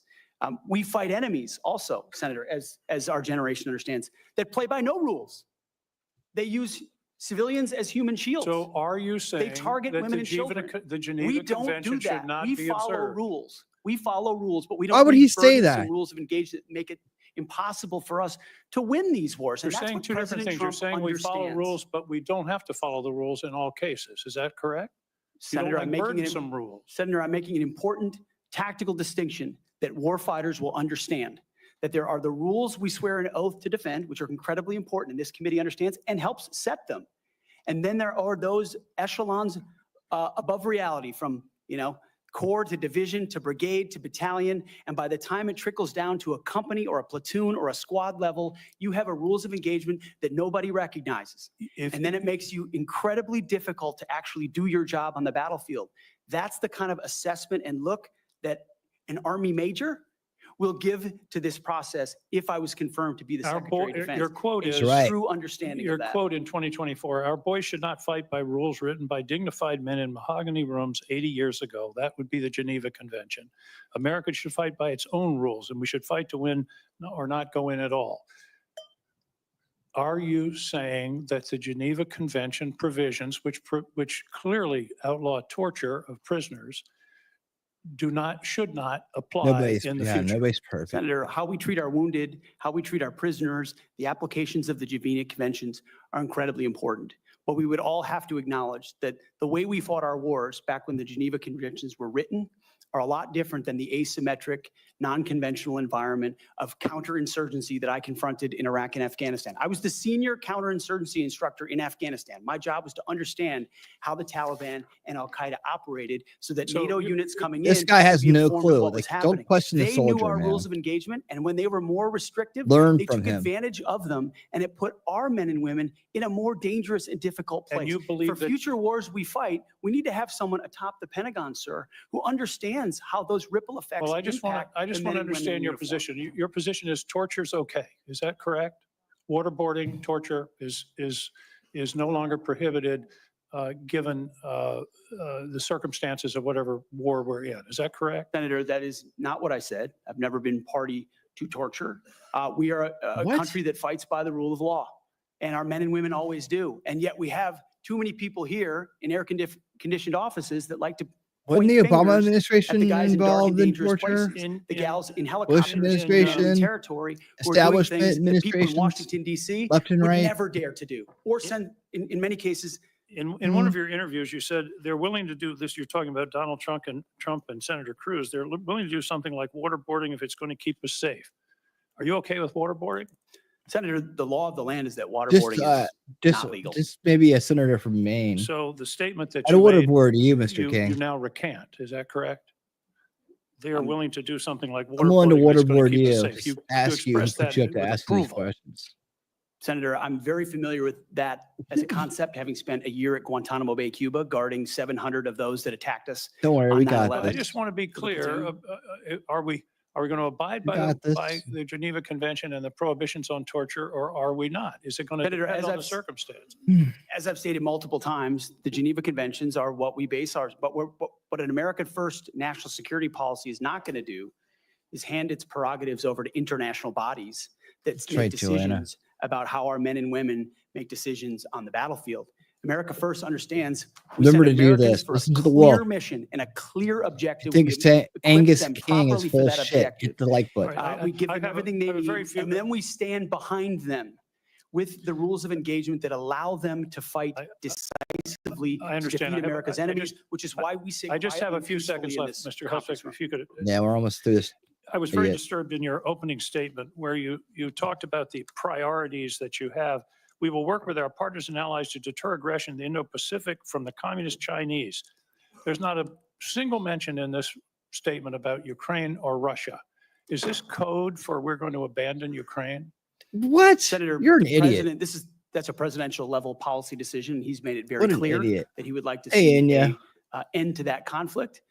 We know who the aggressor is. We know who the good guy is. We'd like to see it as advantageous for the Ukrainians as possible, Well, but that war needs to come You to talk an a end. lot about deterrence of China. I would Aw. submit that Xi Jinping Well, is come back watching and hang what out we do soon, very okay, Anya? carefully. If we abandon We miss you. Ukraine, that would be the strongest signal possible to Xi Jinping that he can take Taiwan without significant resistance from this country. Oh Thank yeah, you, now you're an King. expert. Senator Scott All of right, Florida. go back to Maine. Go Mr. eat a Chairman, I'd like lobster. to enter into the record 2 letters which testify to Mr. Hegseth's leadership record at Concerned Veterans for America. The first letter submitted by Mr. Darren Selnick, a senior advisor at CFA, stated that there's been no better leader, Rick powerful Scott. champion, or fighter for the military and veterans than Pete. He was instrumental in 2014 and 2017 in ensuring that veterans had healthcare choice. The second letter submitted by Mr. Kason Sparrow, Ricky digital can still media kick director over of his head. CVA from 2015 to 2017, stated, Pete brought incredible energy, focus, and a clear vision to the organization and showed everything that the team accomplished together. And I similarly asked to submit to the record a letter from Paul J. Roberts, retired Colonel, U.S. Army Special Forces, speaking to the unwavering integrity of Mr. Hegseth. Is there, Oh, yeah. Is there objection? Without objection, those 3 will be admitted. Senator Scott. First, congratulations on your nomination.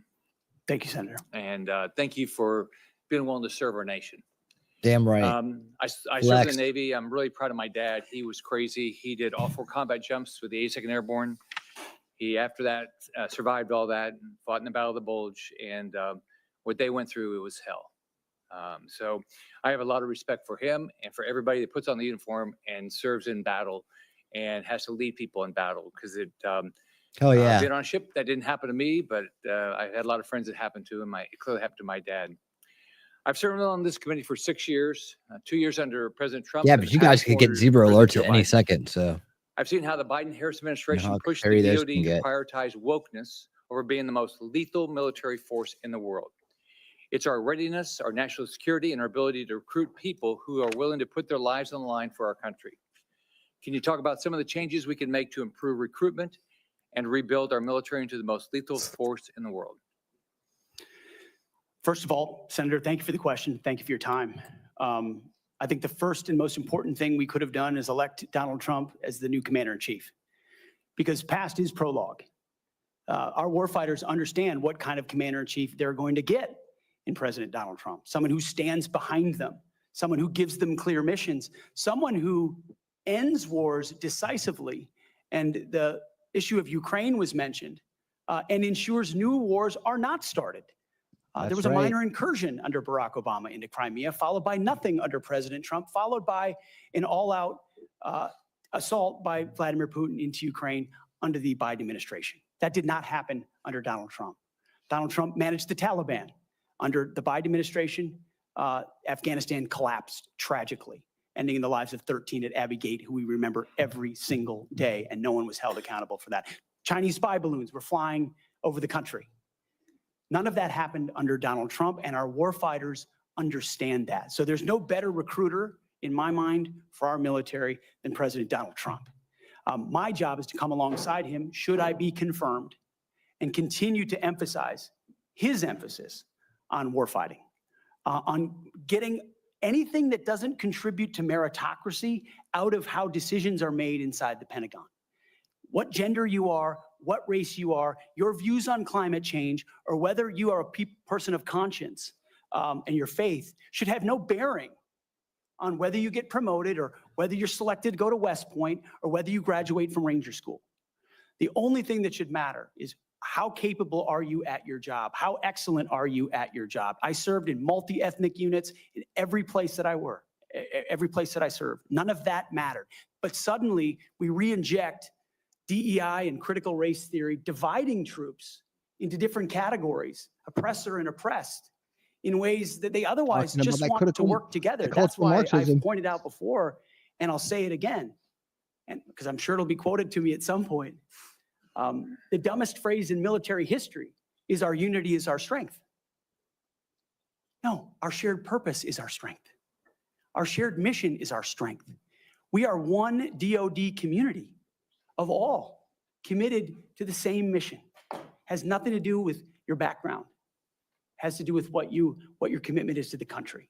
And that is my solemn pledge to every single person that would put the uniform on and reflects President Trump's priorities as well, Senator. Thank you. You know, we talked a little bit about the fact the Pentagon can't do an audit, all right? Can you talk about, and I mean, to me, I've run big businesses. It's all about accountability. If you want to get an audit done, you can get an audit done. You might get a letter saying there's things you have to fix, but it all goes to accountability, and we haven't had it. So can you talk about how you bring accountability to the table, what you've done in the past, and what you're going to do with regard to bringing accountability to the Pentagon? I meant it when I said it in the opening statement, Senator. I know what I don't know. I know I've never run an organization of 3 million people with a budget of $850 billion. But what I do know is that I've led men and women. I've led people. And it's leadership of people and motivation of people and a clear vision of people where you build a team, cast that vision, empower people properly. I want smarter and more capable people around me than me. And you will get that at the department.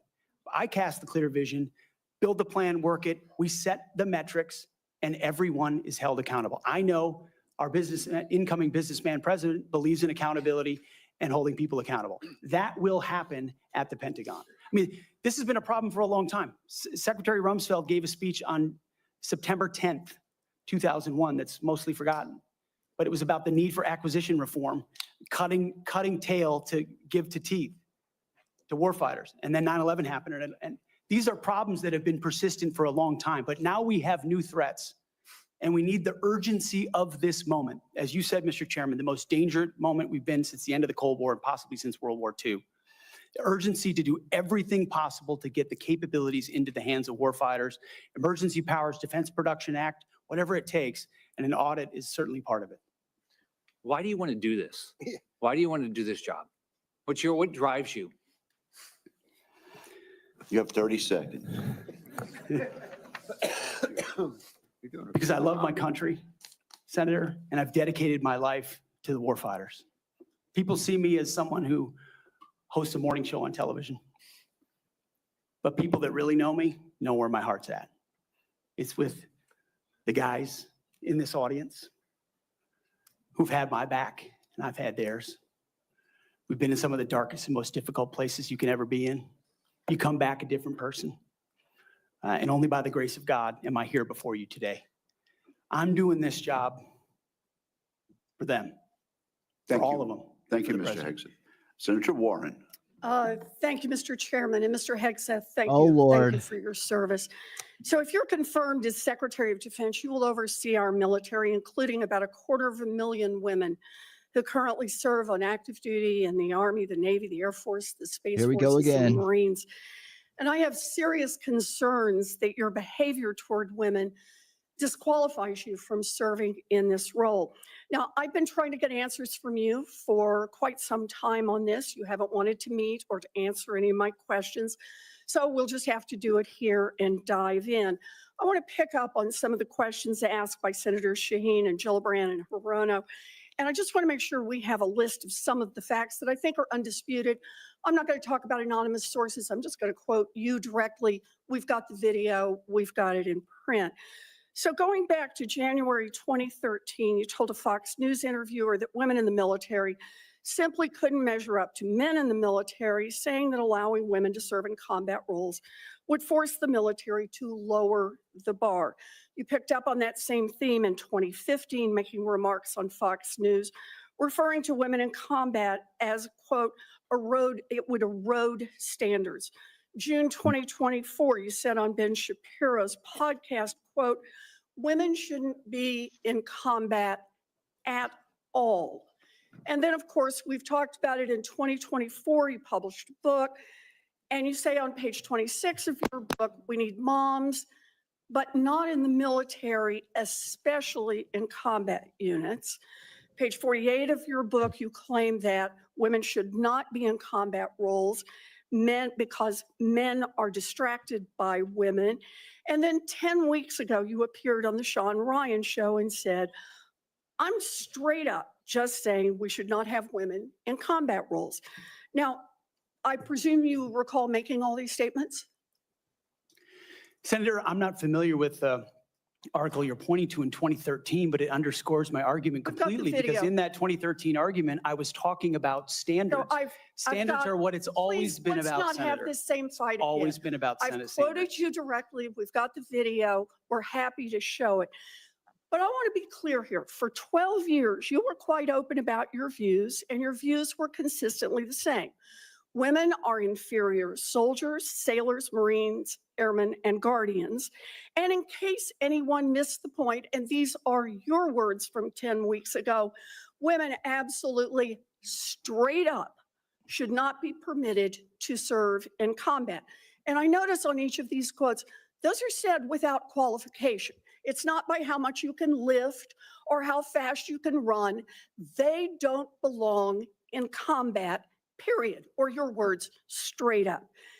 And then on November 9th, 2024, just 32 days after your last public comment saying that women absolutely should not be in combat, you declared that, quote, some of our greatest warriors are women. I think And you Elizabeth Warren should be in support combat. having them serve in combat. Now, that is a very, very big about face Hey, Kay. in a very, very short period of time. Hello, lass. How you So doing? help me understand, Mr. Hegseth, what extraordinary event happened in that 32-day period that made you change the core values you had expressed for the preceding 12 years?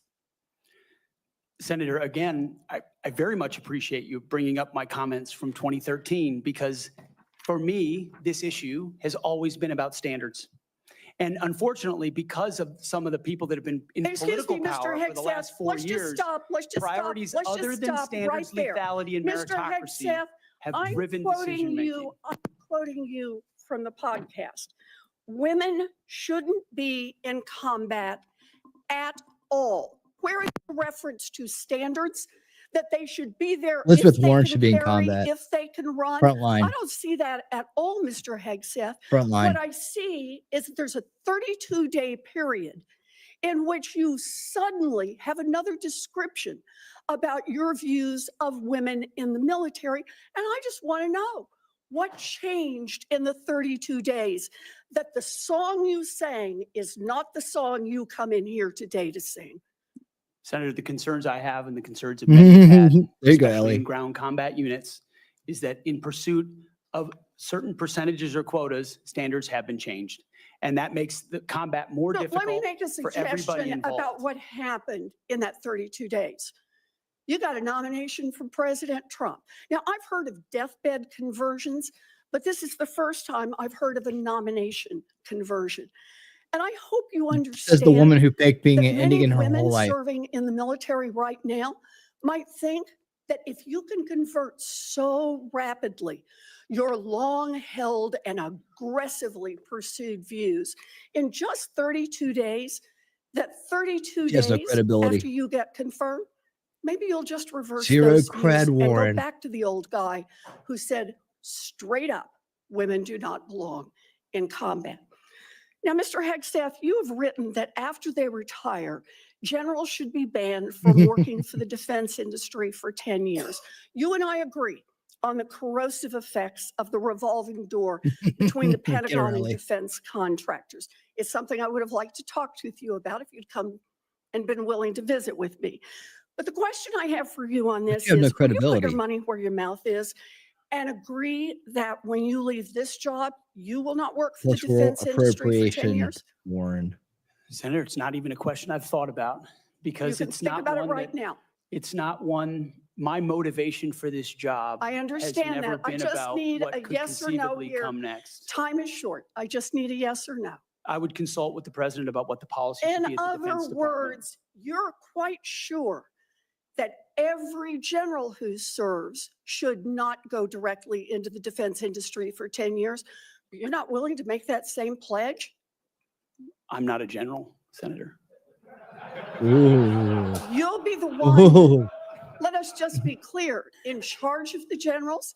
So you're saying sauce for the goose, but certainly not sauce for the gander.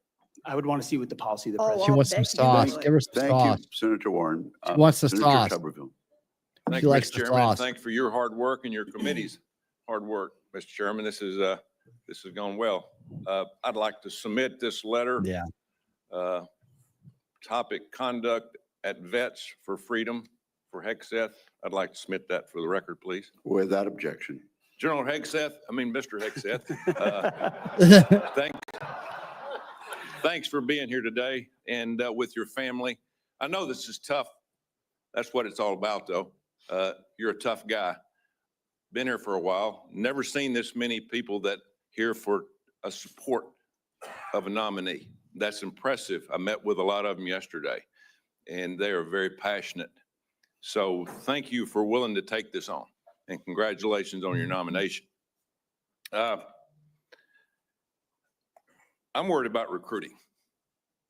I mean, we can look at everything out there and talk about all these things, these narratives, but at the end of the day, I came from a team sport where the players actually won the games. And that's what's going to happen here. You're not going to win the game. Now you're going to set the precedent. You're going to get the blame or the credit, but there's going to be people that's going to be under you that's going to set the precedent for the future of our country. Now, the war games that we play on our computers with our adversaries right now, for us, it don't look good because our military, we're in trouble. Our whole country's in trouble. Thank God President Trump got elected November the 5th. We couldn't keep down this same path. We could not, that could not happen. I met with a couple of generals this summer.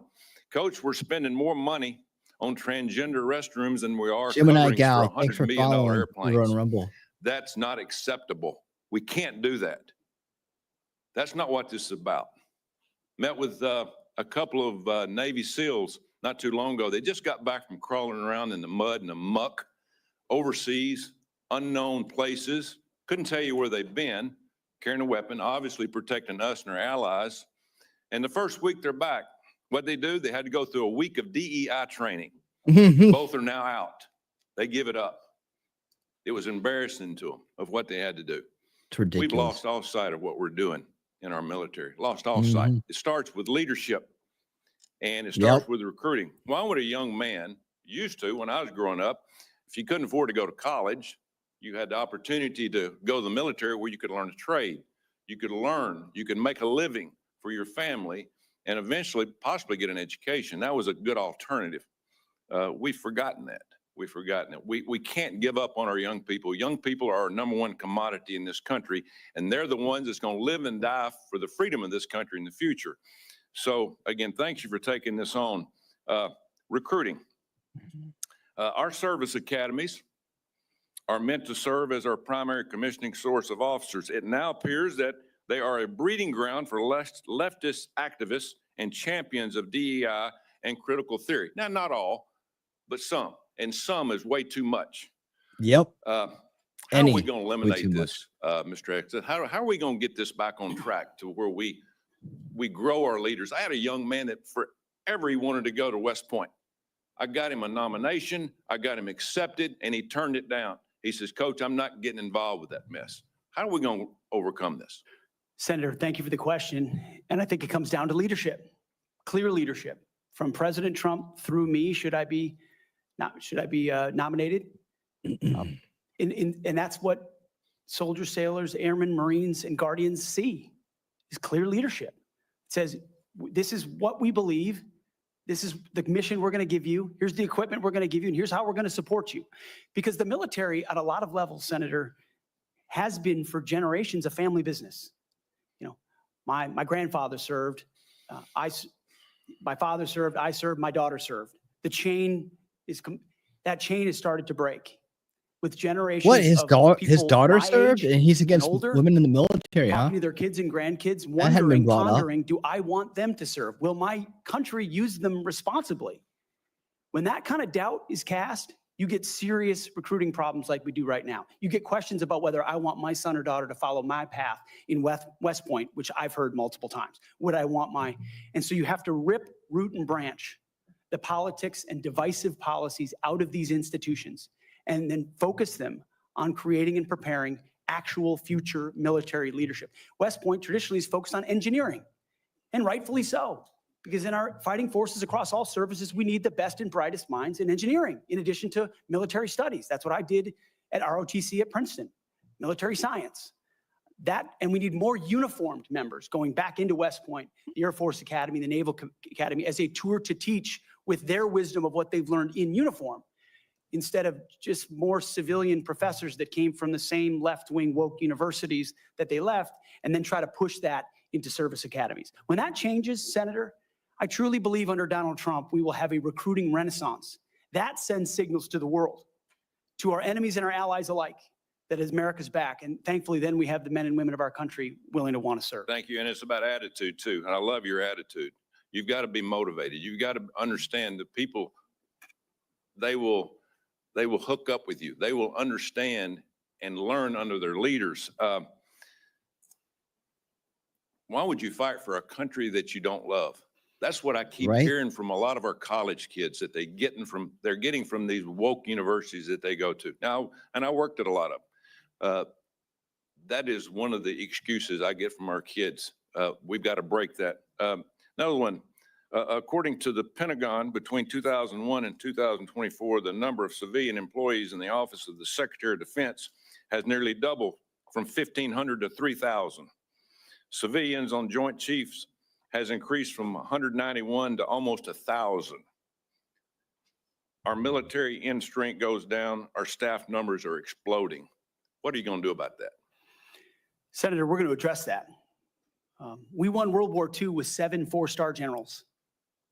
Today, we have 44 4-star generals. There's an inverse relationship between the size of staffs and victory on the battlefield. We don't need more bureaucracy at the top. We need more warfighters empowered at the bottom. So it's going to be my job, working with those that we hire and those inside the administration, to identify those places where fat can be cut so it can go toward lethality. Thank you, Senator Tuberville. Senator Peters. All right. Thank you, We almost Mr. done here? Chairman. Mr. Hegseth, welcome Good to Lord. this committee. Thank Hi, you. I'm concerned about how you feel about women We in the military. have far too much partisanship in our country right now. I think it's eating away at the fabric of what has always made this country great, about bringing people together from all sorts of backgrounds, all sorts of experiences. And we know that in our motto, together as one, we are strong.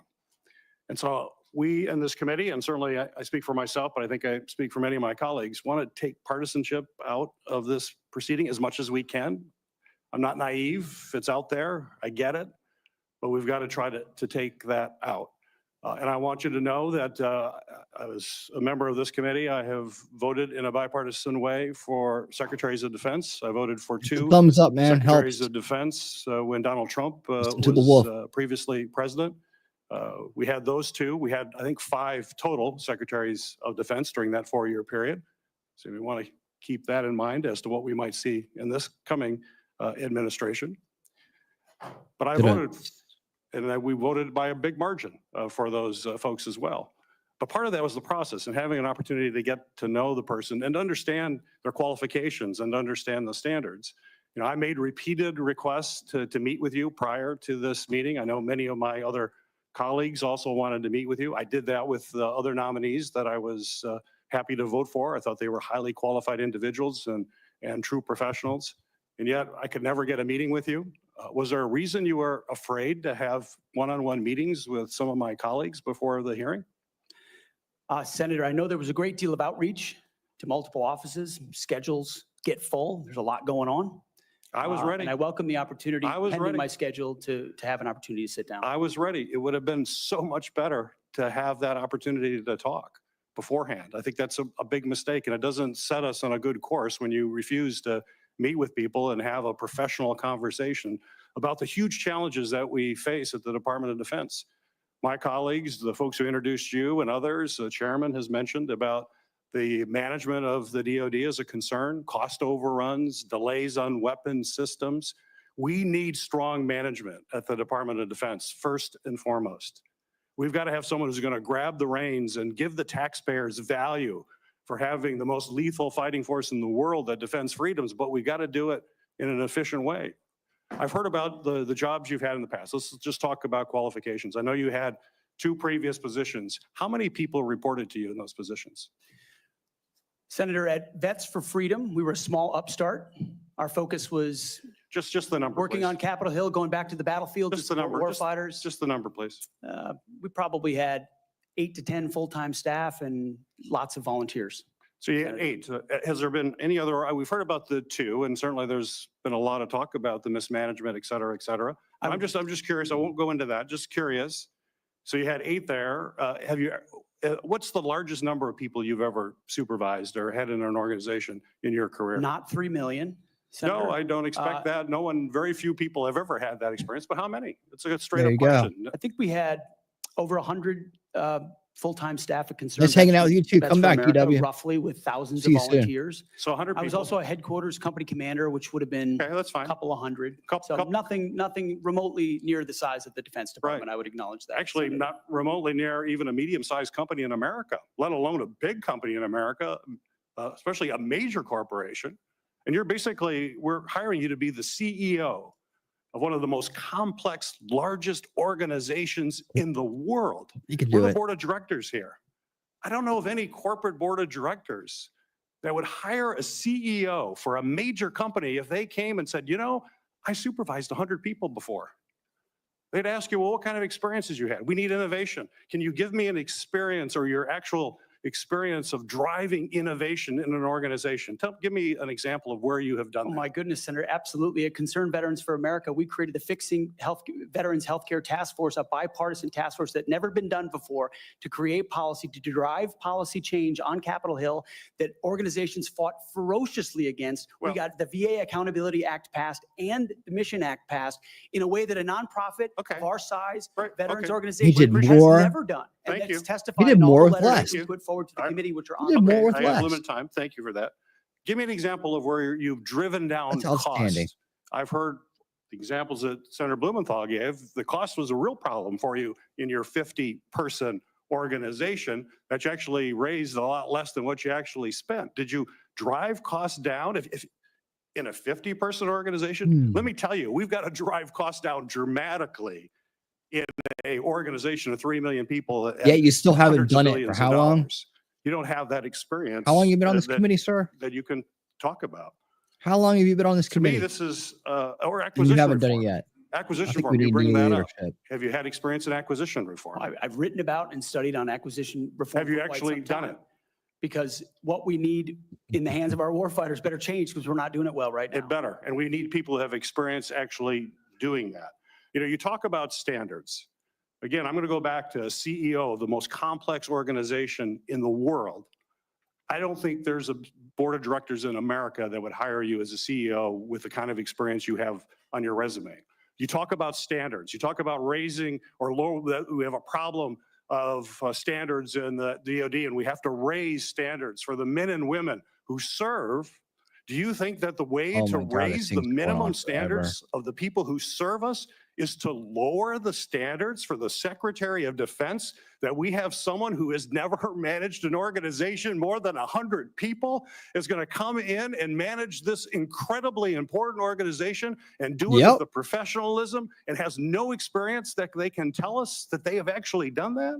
I have real problems with that. This is not about other Yes, issues you that are should be brought up that are born very already important. I'm having, just about trying to get things done, managed a million people. managing efficiently and having the You don't work best your way into that people job. You just who have automatically born demonstrated that way. that in a large organization. RB, what's And up? I'm Good sorry, afternoon. But Good I to see don't you. see that in your background. There are a lot of other things you can do very well. You're a capable person, but you have not convinced me that you're able to take on this tremendous responsibility with a complex organization and having little or no significant management experience. Senator, I'm grateful to be hired by one of the most successful CEOs in American history, should I be confirmed. Mr. Hegseth, it seems to me that you've supervised far more people than the average United States senator supervises. That's the truth. Nailed it. Mr. Wicker is just on fire today. Except for former governors, Mr. Chairman. Senator Mullen, I understand you are yielding back your time and do not wish to ask questions. I was misinformed. Am I? Senator Mullen. Okay. That's right. Caught me totally off guard there. I'd like to submit for the Wicker's on record fire. signatures by 32 members of the House of Representatives who are veterans. The signatures call on the Senate to honor the constitutional duty of advise and consent by conducting a fair, thorough confirmation process that evaluates his nomination solely on the substance and merits. There you go, RB. His distinguished military service, academic credentials, and a bold vision for revitalizing the national defense. I ask unanimous consent to enter into the record. Without objection. There's a lot of talk going about, talking about qualifications and then about us hiring him if we are the board, but there's a lot of senators here I wouldn't have on my board because there is no qualifications except your age, and you got to be living in the state and you're a citizen of the United States to be a senator. Other than the fact we got to convince a lot of people to vote for us. And then when we start talking about qualifications, for if you're qualified for it, could the chairman tell me what the qualifications are for the Secretary of Defense? Mr. Chairman, could you tell me what the qualifications are for the Secretary of Defense? I'd be happy I'll read it. for you to do that. Yeah. Let me read it for you because I Googled I it. was getting some advice from I my understand second that. in command. Yeah, but I'm just making a point because there's a lot about qualifications. And I think it's so hypocritical of senators, especially on the other side of the aisle, be talking about his qualifications, not going to lead the secretary or be the Secretary of Defense, and yet your qualifications aren't any better. You guys aren't any more qualified to be the senator than I'm qualified to be the senator, except we're lucky enough to be here. But let me read you what the qualifications of the Secretary of Defense is, because I Googled it and went through a lot of different sites, and really it's hard to see. But in general, the U.S. Secretary of Defense position is filled by a civilian. That's it. If you have served in the U.S. Army Forces and have been in the service for, you have to be retired for at least 7 years, and Congress can weigh that. And then there's questions that the senator from Massachusetts brought up about serving on a board inside the military industry, and yet your own secretary that you all voted for, Secretary of Austin, we had to vote on a waiver because he stepped off the board of Raytheon. But I guess that's okay because that's a Democrat Secretary of Defense. But we so quickly forget about that. And then Senator Kaine, or I guess I better use the senator from Virginia, starts bringing up the fact that what if you showed up drunk to your job? How many senators have showed up drunk to vote at night? Have any of you guys asked them to step down and resign from their job? And don't tell me you haven't seen it because I know you have. And then how many senators do you know have got a divorce before cheating on their wives? Did you ask them to step down? No. But it's for show. Bill Clinton. You guys make sure you make a big show and point out Bill Clinton. the hypocrisy because the man's made a mistake. Tim Kaine. And you want to sit there and say that he's not qualified? Give me a Blue joke. sniffer. I mean, it is so ridiculous that you guys hold yourself as this higher standard and you forget you got a big plank in your eye. We've all made mistakes. I've made mistakes. And Jennifer, thank you for loving him through that mistake. Because the only reason why I'm here and not in prison is because my wife loved me too. I have changed, but I'm not perfect.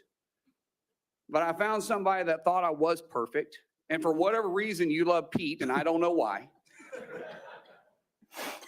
But just like our Lord and Savior forgave me, my wife's had to forgive me more than once too, and I'm sure you've had to forgive him too. And so thank you. So before I go down this rabbit hole again, tell me something about your wife that you love. She's the smartest, most capable, loving, humble, honest person I've ever met. In addition to being incredibly beautiful. Don't forget about your kids. I'm supposed to talk about my kids? No, well, she's also the mother. Oh, an amazing mother. Yes. Of our blended family of 7 Brother, kids. I'm all pulling of you which along. love her. I'm trying to help you here. Do you believe that you're going to be running the Secretary or the Department of Defense by yourself? Senator, absolutely not. Just as President Trump is assembling his cabinet, I look forward and already am in the process of building one of the best possible teams you can imagine, with decades and decades of experience outside of the Pentagon, driving innovation and excellence, and also inside the building, knowing how to make it happen. Yes, sir. So, in your organizations that you did have the privilege of running, did you have a board that you? In both organizations, we had a board. Yes. Okay, and what did you do with that board? What kind of decisions did you make with them? Those boards provided oversight and insight into decision-making. They all have special, unique sets that maybe filled gaps that you're not the expertise in? Yes, sir.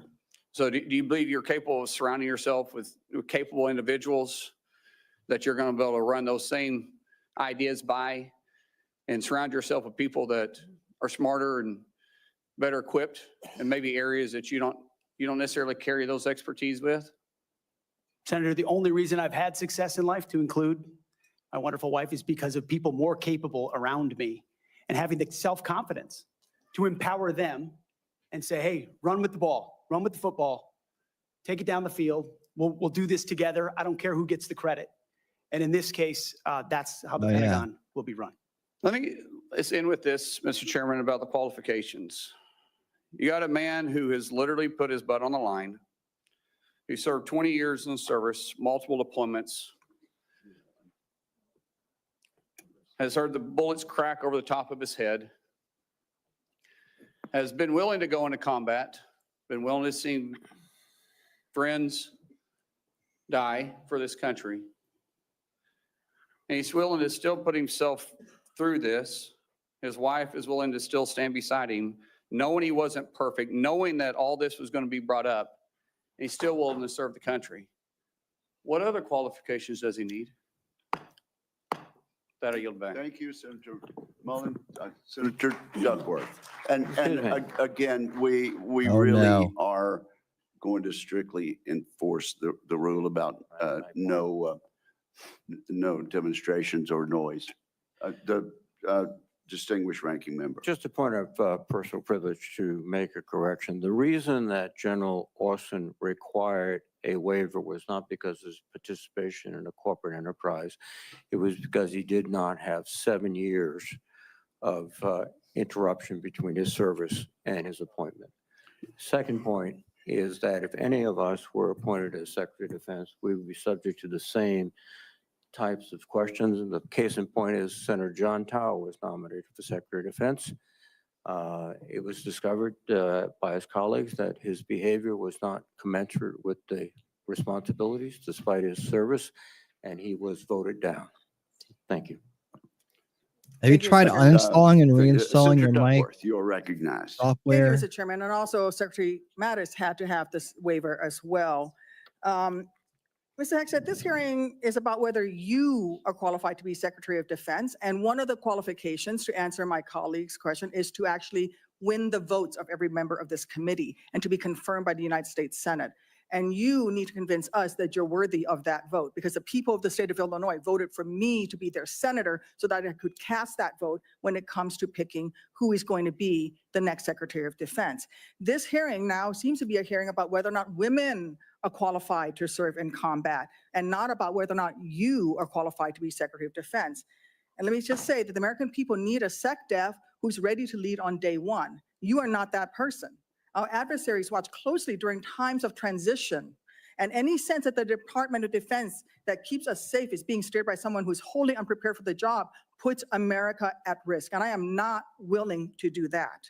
With that in mind, Yeah, you are. I You want you to put try to Biden explain in to the American office. people, this committee, Liar. who have to vote for you, and to our troops who are deployed around the world, why you are qualified to lead the Department of Defense. We already know that you've only led as large as a 200-person organization. We already know that you so badly mangled a budget that after you left, they had to bring in a forensic accountant to figure out what went wrong.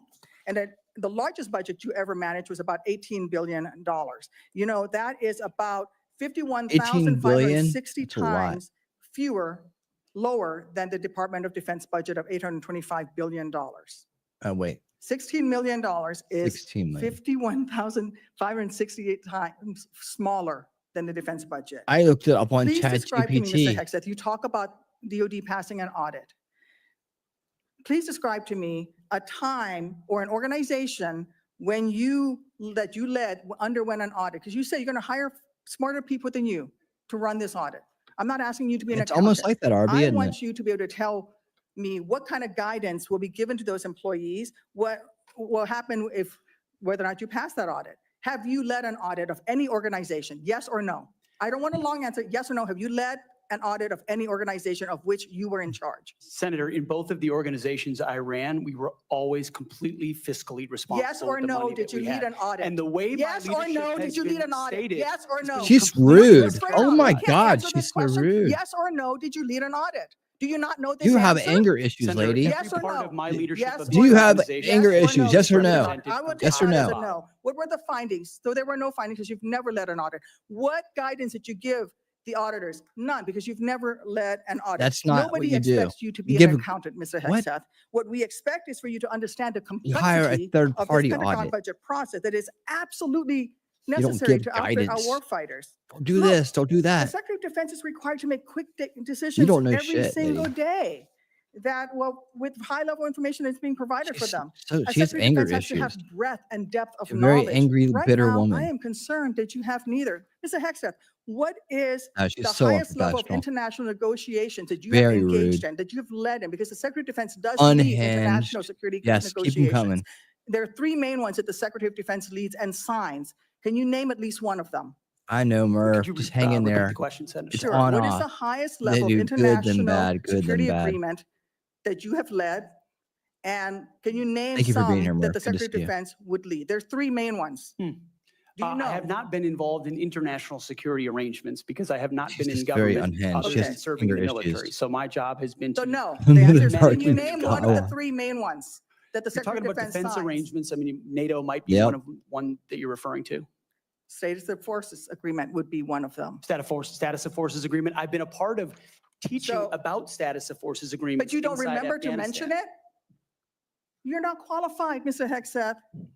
You're not qualified. You talk about repairing our defense You're industrial too angry to complex. realize You're whether not he's to do qualified or that. not. You 'cause could You have do anger acquisition and issues. cross-servicing agreements, which Andre essentially are Diet, security what's up? agreements. You can't even mention that. You've done none of those. You talked about the Indo-Pacific a little bit, and I'm glad that you mentioned it. Can you name the importance of at least one of the nations in the ASEAN, and what type of agreement we have with at least one of those nations? And how many nations are in ASEAN, by the way? Can you? I couldn't tell you the No. exact No, you amount of couldn't, nations because in you've that, not but I even know we have bothered to allies do- in South Korea and Japan and in AUKUS with Australia, and trying to work Okay. on submarines with them. Mr. and data Hegseth, transfers none with of those them. countries We are have in allies ASEAN. across. None of those three countries that you've mentioned are in ASEAN. I suggest you do a little homework before you prepare for these types of negotiations. Listen, Mr. Hegseth, we ask our troops to go into harm's way all the time. You We was ask one them of to go them. into harm's way. And this You behind weren't. me is a copy of the Soldier's Creed, a copy that usually hangs over my desk here in the Senate, and you should be familiar with it. It's the same copy that hung over my desk at Read it Walter Reed verbatim. every single day that I woke up and fought my way back because I wanted to go back and serve next to my buddies who saved my life. The same copy, Okay, so she served. All these right. words are repeated over give her and over credit. and over again. And let me read out two things to you, two sentences. I will always place the mission first, and I am disciplined, physically and mentally tough, trained and proficient in my warrior task. Mr. Hegseth, our troops follow these words every single day, and they man up and they pack their rucksacks and they go to war. And they deserve a leader who can lead them, not a leader who wants to lower the standards for himself or raising the standards for other people. And by the way, our troops already meet the standards. We ask troops to man that ship, fight that fire, fly that helicopter until their very last breath. And they do that every single day. You're preaching They to the cannot choir, be lady. led by someone who's not That's competent to Pete do the job. Hegseth. How can we ask these warriors to train and perform the absolute highest standards when you are asking us to lower the standards to make you the Secretary of Defense simply because you are buddies with our president-elect? And by the way, he has filed for bankruptcy 6 times. I'm not quite sure he's the kind of CEO you want to refer to as a successful businessman. Oh, you are so Let me full of make it clear. poo. She You is can't seem to full grasp, of it. there is no U.S. military as we know it without the incredible women that we Just serve. no Women who sense earned their place whatsoever. in their units. You have not earned your place as Secretary of Defense. You say you care about keeping our armed forces strong and that you like that our armed forces are meritocracy, then let's not lower the standards for you. You, sir, are a no-go at this station. Thank you, Senator Duckworth. I would like to submit for the record a letter submitted by Mr. Brian Marriott that says anyone who would claim that Pete mismanaged funds at Vets for Freedom is ignorant of the facts. Without objection, it will be admitted to the record. Senator Budd. Puts those in at the perfect time. Thank you, Chairman Wicker, and congrats on your Mr. chairmanship Budd, of this committee. come on down. Thank you for your leadership and your handling of this today. I think you're doing a great job. So I want to also submit for the record a letter submitted by Mr. Daniel Catlin, the former operations manager at Vets for Freedom. Mr. Catlin's letter states that Mr. Hegseth and Mr. Catlin conducted weekly meetings to meticulously review every dollar that the organization spent. Pete's hands-on approach and dedication to financial responsibility ensured that Vets for Freedom operated within its budget. Mr. Catlin's letters also states that Pete treated his staff with the utmost respect, regardless of race or gender. So I ask unanimous consent to enter this into the record, Mr. Chairman. Without objection, so ordered. Thank you. Mr. Hegseth, congratulations on your nomination. Thanks for appearing before the committee today. Wicker's been awesome, though. He's been I awesome. enjoy meeting you in my office before Christmas, and I've enjoyed our friendship before that. You know, you stated in your advanced policy questions that the American people need to be informed, engaged, and inspired to join our military. I wholeheartedly agree with that. We also have a problem, though, with obesity and falling academic standards. It's very concerning. We've talked about that before. So if confirmed, how would you approach increasing the number of Americans eligible to serve in the military, but without lowering standards? Well, Senator, I think there are already, to the credit of, I believe, the Army and other services have now caught up to that, which have piloted programs that have had some success, that have allowed young Americans who want to serve in the military but can't necessarily pass the ASVAB or pass the APFT to get into basic training, an opportunity to get caught up, a preparatory class. Sure. Unfortunately, yes, we do have a problem of obesity in our country, not necessarily something that if I'm confirmed, Secretary of Defense is able to address. But I do think leading from the front matters. I do think having a Secretary of Defense that will go out and do PT with the troops matters, that has been out there and done that before. And hopefully that's a motivating factor for young people. But the reality of obesity and criminal backgrounds and medical problems have long been an issue of recruitment in America, unfortunately. What changed is the perception of military service because of the condition of the services, and frankly, because of, in some ways, the way our schools don't teach young people to love the country anymore. And if you don't love the country, why do you want to serve that country? That's a deeper problem. But all of those things need to be addressed to revive recruiting, and obesity is certainly a part of it. Thank you for that. So I've had multiple conversations, young folks back in North Carolina, young men, young women, and we get to meet a lot of them. But, you know, I hear from some of these folks who I encourage to join the military. They say that they're concerned that it's become politicized. Oh my God, this thing's so And long. If confirmed, would you commit to working with my office to address the military recruiting crisis and ensuring the military is focused on warfighting? Senator, absolutely. Number one, from day one, with a mandate from the Commander-in-Chief,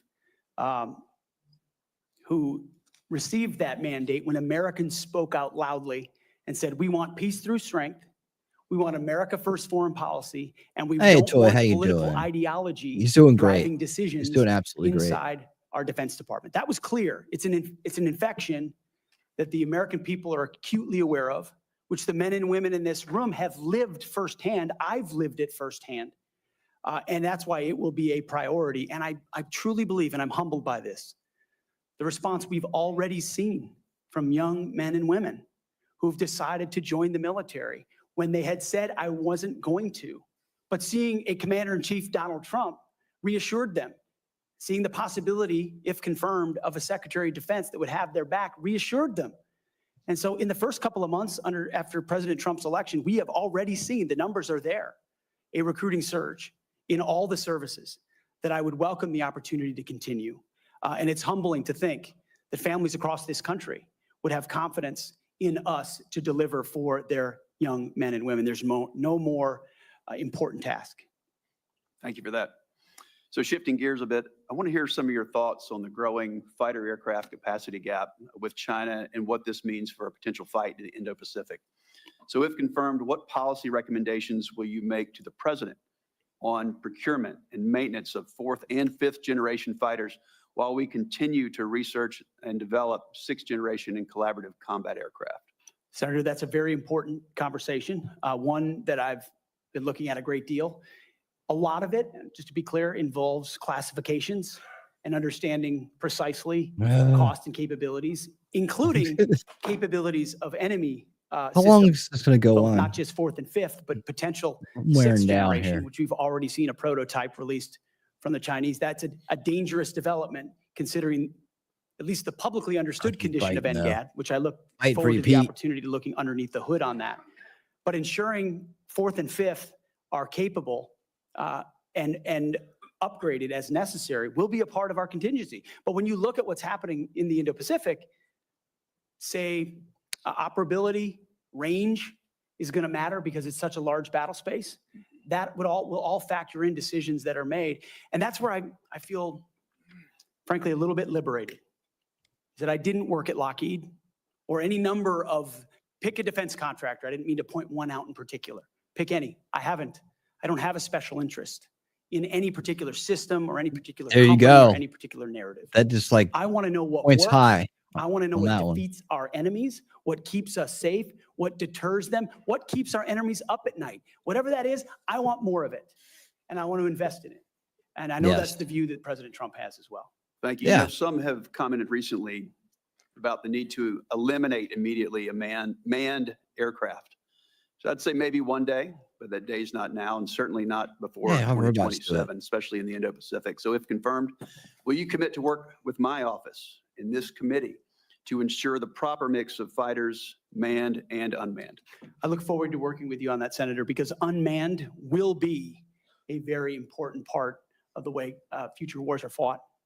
Just the idea of survivability for a human being drives cost and time in ways that unmanned systems do not. But I look forward to that conversation, Senator. Thank you, Senator Budd. I now recognize Senator Reed for a unanimous consent request. Mr. Chairman, I would ask unanimous consent that 2 letters be submitted for the record. One letter signed by numerous organizations, including the Government Accountability Project, the other signed by several organizations, including the Truman National Security Project. Without objection, so ordered. Now, Senator Kelly, Senator Rosen got here after the gavel went down. Do you really want to go ahead of her? I am going to defer to my good friend and colleague, Senator Rosen, That from is the a really great good, state of Nevada. really good decision. Senator Rosen, you are recognized. No. And thank you, Senator Kelly. I owe you one. Thank you, Chairman Wicker, Ranking Member Reed, for holding this hearing. And Mr. Hegseth, I appreciate your service and your God. willingness to serve again. However, I am deeply disappointed that you would not agree to meet Attitude with me, towards as other women. members have You set didn't up meet this with committee me. I prior don't to like this how hearing, you as is the precedent for how you think this of women. committee and others. So let me tell you a little bit about what I would have talked about had you made yourself available prior to the hearing. Nevada is home These to are the my premier dogs, aviation Zippy training and ranges Skippy. for both the Air Force and the Navy, the largest ammunition depot in the world, and the only place in the country where we are able to verify the reliability of our nuclear stockpile without the need for explosive testing. The Nevada National Guard is one of the only few units across the country with the mission of fighting Yeah, they are. wildfires. It's for another hearing. And currently activated to fight the devastating fires around Los Angeles in support of our neighbors. We therefore play a critical role in our national security, and the person who holds the position of Secretary of Defense matters greatly to Nevada service members and our military equities. But every single person who serves in the military, we've talked about, my colleagues, esteemed colleagues, have talked about recruitment and retention. One day, they will become a veteran. So my veterans and the folks who are serving active duty now are concerned about what you think. DOD does not have jurisdiction over Nevada's 200,000 plus veterans, but I am interested in your views about the service members once they've transitioned out of the military, given the influence you would have while they're in service if confirmed. In 2019, on a segment of Fox and Friends, you said that veteran service organizations, VSOs, I'm going to quote, encourage veterans to apply for every government benefit they can ever get after they leave the service. You stated you don't want to, quote, be dependent on government assistance from the VA based on injuries or illnesses that might have arisen from your military service. So I'm just going to ask you a few yes or no questions about veterans, understanding you don't have jurisdiction, but this is important to our morale, is important to our recruitment, and is important to our retention, and it is important to how we respect others in this country.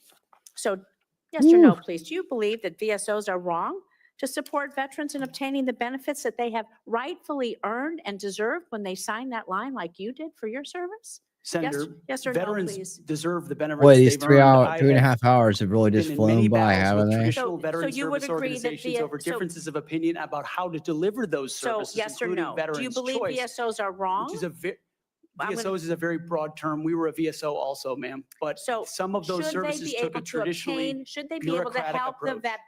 the veterans obtain the benefits that they have earned? Yes or no?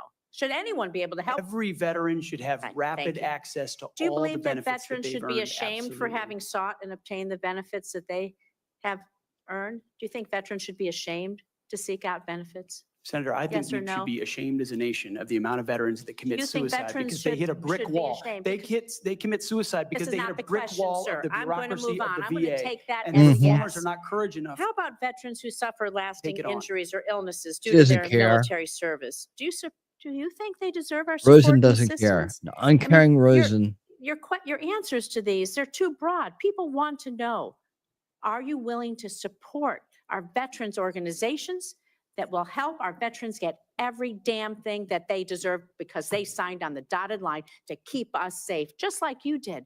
I respect that. Right? I'm sure Will they do. you? Senator, with all due humility, I don't know that there's anyone in this room over the last 20 years that have worked harder to ensure that Right? our veterans are taken care of. It has So been do a you think passion veterans of are my life dependent on the- alongside with so many on this dais to make sure that veterans receive, and it is a recruiting crisis. But you When said that veterans are veterans are not treated dependent well, on the government. they don't You want said their veterans are sons and daughters dependent to on the join. government. Do you believe that veterans getting these benefits are dependent on the government? Or do you believe it's a benefit they've earned and deserved through their service? It's a Are they benefit they've dependent? earned and a Then- hand up to But the these are next your chapter of their words then. life. So you have again Absolutely. changed your position. Where you believe the veterans are dependent, now you believe they've earned and deserved it. I just think it's disrespectful to change that I position. think you're manipulating his These are words benefits because you're that people gaslighting. may need throughout their life and Tyrant. may not know when they need them or how they're going to need them. And they need to be there when they do. And they Thank will you. be Move on there, to my lady, next when they question. have. When have they not been there? America's role Rosen, disingenuous. Rosen, our alliances, the threats America's facing. They're always. Look at serious, she's they're got to read off her wide-ranging, from paper. China to Russia to Iranian-backed It's terrorism. not coming from our heart. So do you agree with the national defense strategy that the U.S. cannot compete with Mhm. China, Russia, and their partners alone? And certainly Sure. cannot win a All of war them. that way. And this is a quote from the national defense strategy. Mm. Is your interpretation that American first foreign policy is America alone? Does that include abandoning our allies and partners such as NATO, Are you d- Taiwan, is this woman Israel, dense? and others? And if we can't win Did we do alone, that in and we don't 2016? strengthen our strategic partnerships, I would say Well- that position, your position, places on a strategic path to Well, lose that's right. to our Democrats adversaries. think that So, everybody has a goldfish Maybe you're memory. okay with choosing They that just keep path for rewriting America. history I every want to know year. how you square that position with the positions you articulated in your book, where you wrote that NATO is at relic, at best a distraction, and should be Yes. scrapped and remade. Yes. Are you okay with Yes. sending us down a path where we can't win? Yes, he's Senator, right on all accounts. The world has had, our friends NATO in the is a world have relic had and no needs to better be ally. Our allies and partners have had no better friend disbanded and than remade President into Donald Trump, something less. who's I'm not talking about reinvigorated the globalist. NATO President alliance, Donald Trump. who's I'm stood talking about behind your Israel words. in every way. NATO in ways ain't this doing shit. administration has We're doing not. it He all. has ensured that the NATO alliance has become NATO is far just more causing robust. trouble He and worked- Donald is a Trump worked going to with stand go-between. allies behind in the Ukraine? Pacific as well. Is Donald Trump going to stand behind Ukraine? Are you going to stand behind Ukraine? You have to ask You Donald say Trump he's the those strongest questions. president. President-elect Trump said he will end the war in Ukraine before he takes office. Okay, so less than a week before he's inaugurated, to the best of your knowledge, do you have knowledge of a plan that he's going to use to rapidly end the war with Ukraine? Do you believe it's Do you think that I feasible? would tell That you does Donald not Trump's make plan to end the war in unacceptable Ukraine? You're crazy, concessions to lady. Vladimir Putin, who is a brutal dictator? And are you going to give President-elect Trump the These military questions advice are nonsense, that you have given others to achieve the objective right? of us winning the war in Ukraine? How do you think a rapid end to the Winning war the that war Vladimir in Putin Ukraine. started will affect the Us United States winning it. standing You hear across what the you world? said? Us winning it. Senator, I will always give clear guidance, Us winning it. clear guidance, best guidance to the President of the United States on matters It's like between that. Ukraine and Do Russia. you think that if we concede to Vladimir Putin, that that will hurt our credibility with our allies and partners? I won't And do you answer not believe that our hypotheticals. adversaries are watching? Perhaps you can take Not that for the from record. Mr. discredited, Hegseth. disingenuous Senator Jackie Schmidt. Rosen. Thank you, Mr. Chairman. I'd like to submit for the record a letter submitted by Mr. Christopher Are we Ahn, done the yet? former Director of Operations for Vets for Freedom. Mr. Ahn. Hey, what's His letter states that the suggestion, quote, right? the suggestion that And funds were right? misused for personal gain, lavish I parties, hear or you, other improper dude. purposes is She was. categorically false. Throughout my We have time to working rank with which Pete one was the most Hegseth, annoying, but she's up he there. consistently She's demonstrated up there. exceptional integrity and leadership. I asked They unanimous keep getting consent to enter worse. this letter into the record. Without objection, so All right, ordered. Schmidt. Senator Schmidt. Thank you, Mr. Chairman. Mr. Hegseth, good to see you here today. Thank you for your service Thank you, and Senator. your willingness to serve. I also want to thank you for your clarity in articulating the vision you have for the Department of Defense in restoring an ethos, a warrior ethos, which is in stark contrast to the ethos we've seen the last 4 years, which is of weakness and wokeness. And I want to drill down on a few things thing, isn't it? specifically and exactly how we've gotten to where we've gotten with recruiting and morale. DEI. There's been a little bit of discussion about this, but for Me those too. watching at home, DEI is not We about done giving yet? everybody opportunity. It is rooted in cultural Marxism. Damn, The I love idea this that guy. you pit the room, any room, with oppressor versus oppressed. Dip. It's race essentialism, and it is poison. It has no This business guy is based whatsoever in in- our military. I think the American people have spoken loudly and Go clearly about Schmidt. this. They're tired of this. Yes. They're tired of woke ideology. And to my Democrat colleagues on the other side, if you haven't picked up on that, you missed the plot. Yep. Because that's what November 5th partially was about. And so let's talk specifically about some of these DEI programs that have been funded. In our academies, specifically the Air Force Academy, it was advised as disfavored Look at language this dude. to Brought it up. refer to your mom and dad as mom and dad. Okay? Dear mom and dad, I'm writing home. Don't say that. That's insane. We're all just people. You can't say that either. And in an effort to police this, in a 1984 Orwellian novel, there was actually an eyes and ears program Come on, Rumble. Hit the thumbs up if you rap love Schmidt. on your fellow students who might say mom and dad. Or just say in a tough situation, you know what? We're all just people. Can't say that. This wasn't limited, by the way, to our academies.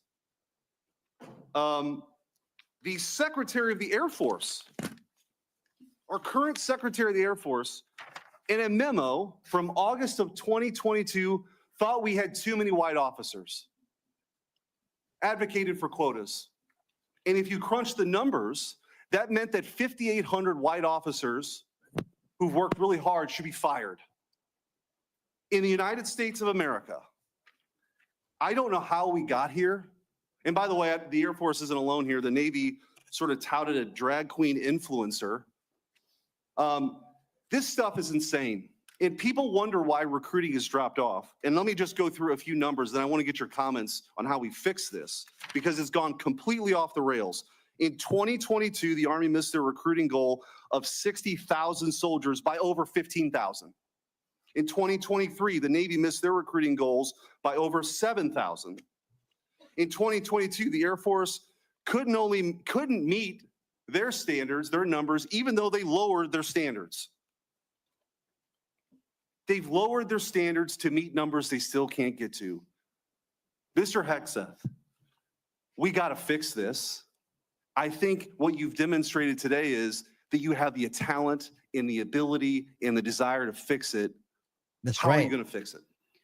Well, Senator, thank you for the question.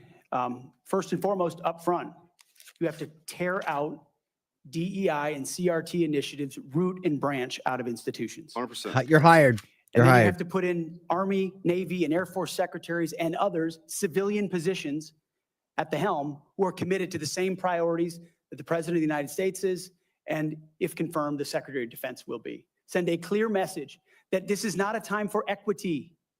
Equity is a very different word than equality. Equality is the bedrock of our military.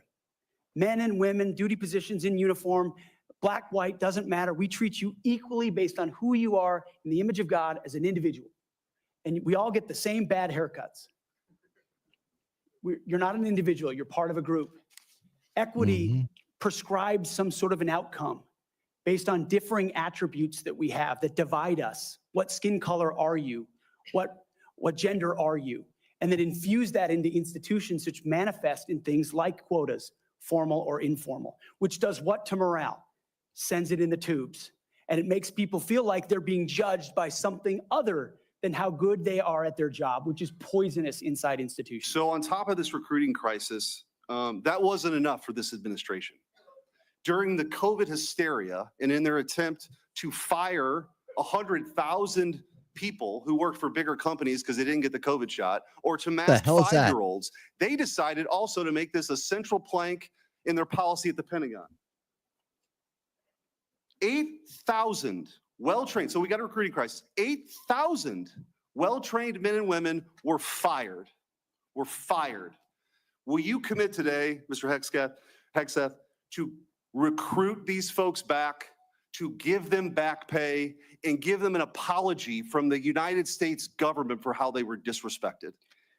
Senator, I will commit to this because the Commander-in-Chief has committed to this, that not Yeah. only will they be reinstated, they will receive an apology, back pay, and rank that they lost because they were forced out due to an experimental vaccine. Thank you, and I'm a limited time, but I just want to say, for all the Rockstar talk status. What is that of behind him? experience and not coming from That the George same Soros? cocktail parties that permanent Washington is used to, you are a breath of fresh air.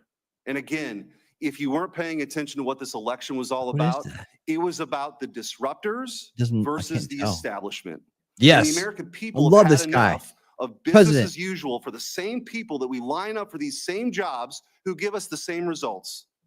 We need somebody who's going to go in there and fight for innovation, fight for change. I think you're that person, and I appreciate your willingness to sit here and listen to some of these undignified attacks.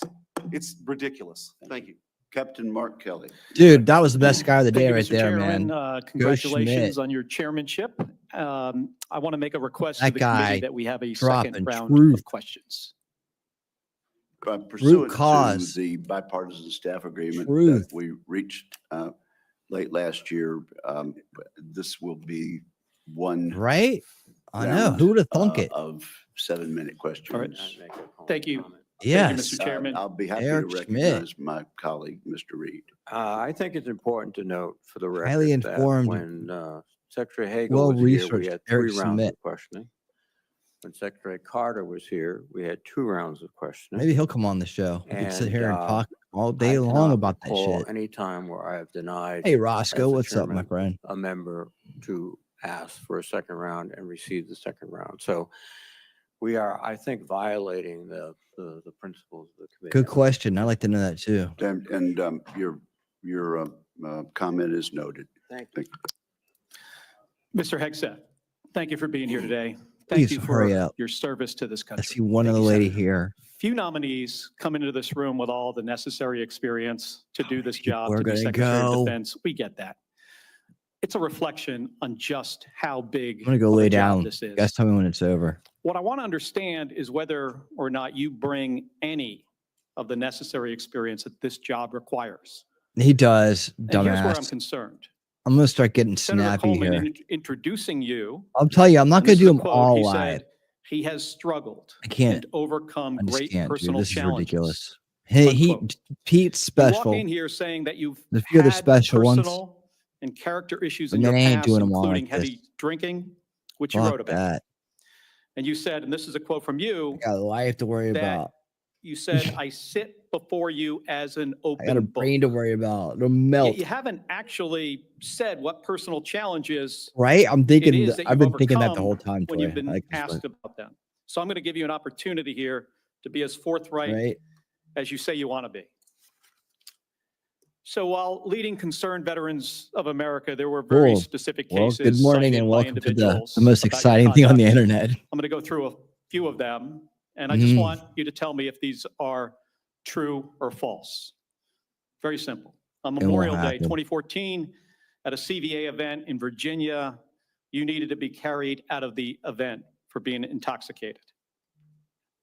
Senator, True. anonymous smears. Anonymous Just true or smears. false? Very simple. Summer of 2014 in Cleveland, drunk in public with the CVA team. Anonymous smears. I'm just asking for true or false question. True or false I'm answer. asking for decent questions from An you. event in North Carolina, drunk in front of 3 young female staff members after you had instituted a no alcohol policy and then reversed it. True or false? Anonymous smears. Anonymous smears. December of 2014 at the CVA Christmas party at the Grand Hyatt at Washington, D.C., you were noticeably Our intoxicated turn. and had to be carried up to your room. Is that true or false? Anonymous smears. Another time, a CVA staffer Hey, Blue Lantern, stated what's up? that you passed out in the back of a party bus. Is that true or false? Anonymous smears. In 2014, while in Louisiana on official business for CVA, did you take your staff, including young female staff members, to a strip club? Absolutely not. Anonymous smears. This is true. So I could. is I it could be laying in bed right now with the accurate mic on. that the organization reached a financial settlement with a female staffer who Military claimed people to drinking? No be way. at a strip club with you? Military people going And to there was strip a clubs? No way. colleague who believe attempted to it. sexually assault her. Was there a financial settlement? Anonymous smears. Senator, I was not involved in that. I don't know the nature of how that played out. But you understand there was a financial settlement for a young female staffer who accused Because you don't another answer. member of the organization, not You don't answer questions like that when someone's of sexual assault in the posing a strip club. false question. We have multiple statements on the record referring to that. But you submitted to the claim you were committee. not there when that occurred. Absolutely not. You never answer Now, a The loaded behavior question I like cited, that. if true, do you think that this behavior of intoxication, going into these type of establishments, women on your staff being so uncomfortable that they have to file these sort of harassment claims, do you think this is appropriate behavior for a leader? Yes, if you look at their past picks, you'll know Senator, that. Senator, only the when it comes to, overwhelming majority of anyone the who's worked for me, anti-establishment. including the on-the-record statements that have been submitted to this, with their name on it, on the record, men and women who worked with me every day, are the overwhelming preponderance of evidence that testify to my leadership and professionalism in leading Vets for Freedom and Concerned Veterans for America. My Okay. leadership has been completely impugned on these veterans organizations that did fantastic work. Mr. on behalf Hegseth, of the I'm not men even and going to women go fighting into the, overseas I'm not even and going to go into the advocating, and we managed our accusations. financial books with integrity across the board. How many people, everybody who runs a campaign. I have limited time. I'm not going to get into the accusations that come from Fox News. I know you have some of your Fox News Oh, but you'll colleagues get into here. the other There are multiple accusations that come from the instances Democrat of Party accusations against you about that aren't. drinking on the job. All coming anonymous, in. all false, all refuted by my colleagues who I worked with for 10 years. Yeah. at Where's the 6 court a.m. cases? To 9 p.m. and The everything in challenge here between, for me, and Mr. said they've Hegseth, only seen me is, be is The when, challenge is is when that there is you're an idiot. discussion about personal challenges and you admittedly had issues with heavy drinking. It's hard to No, square this. it's not to square the admittedly. circle here. It's kind of a difficult thing You to asked do. a bunch of Let me ask you random if, weird questions based on I have bullshit. about a 90 and you seconds never left got here. If any kind of compliance with those you questions. had to answer these questions about sexual assault against you and your drinking and your personal conduct, would it have been different if you were under oath? Senator, all I'm pointing out is the false claims against me.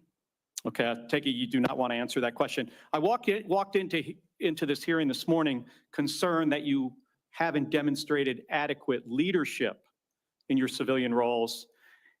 And this is a dangerous world we're living in here. And America cannot afford a Secretary of Defense who is unprepared for that mission.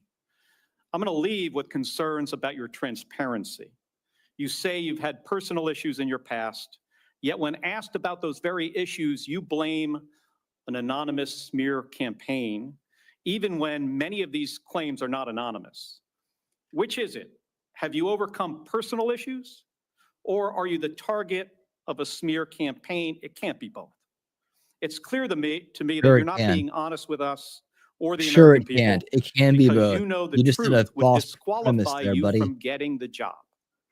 And just as concerning as each of these specific disqualifying accusations are, what concerns me just as much is the idea Hold us of to the having a fire. Secretary of Defense who is not transparent.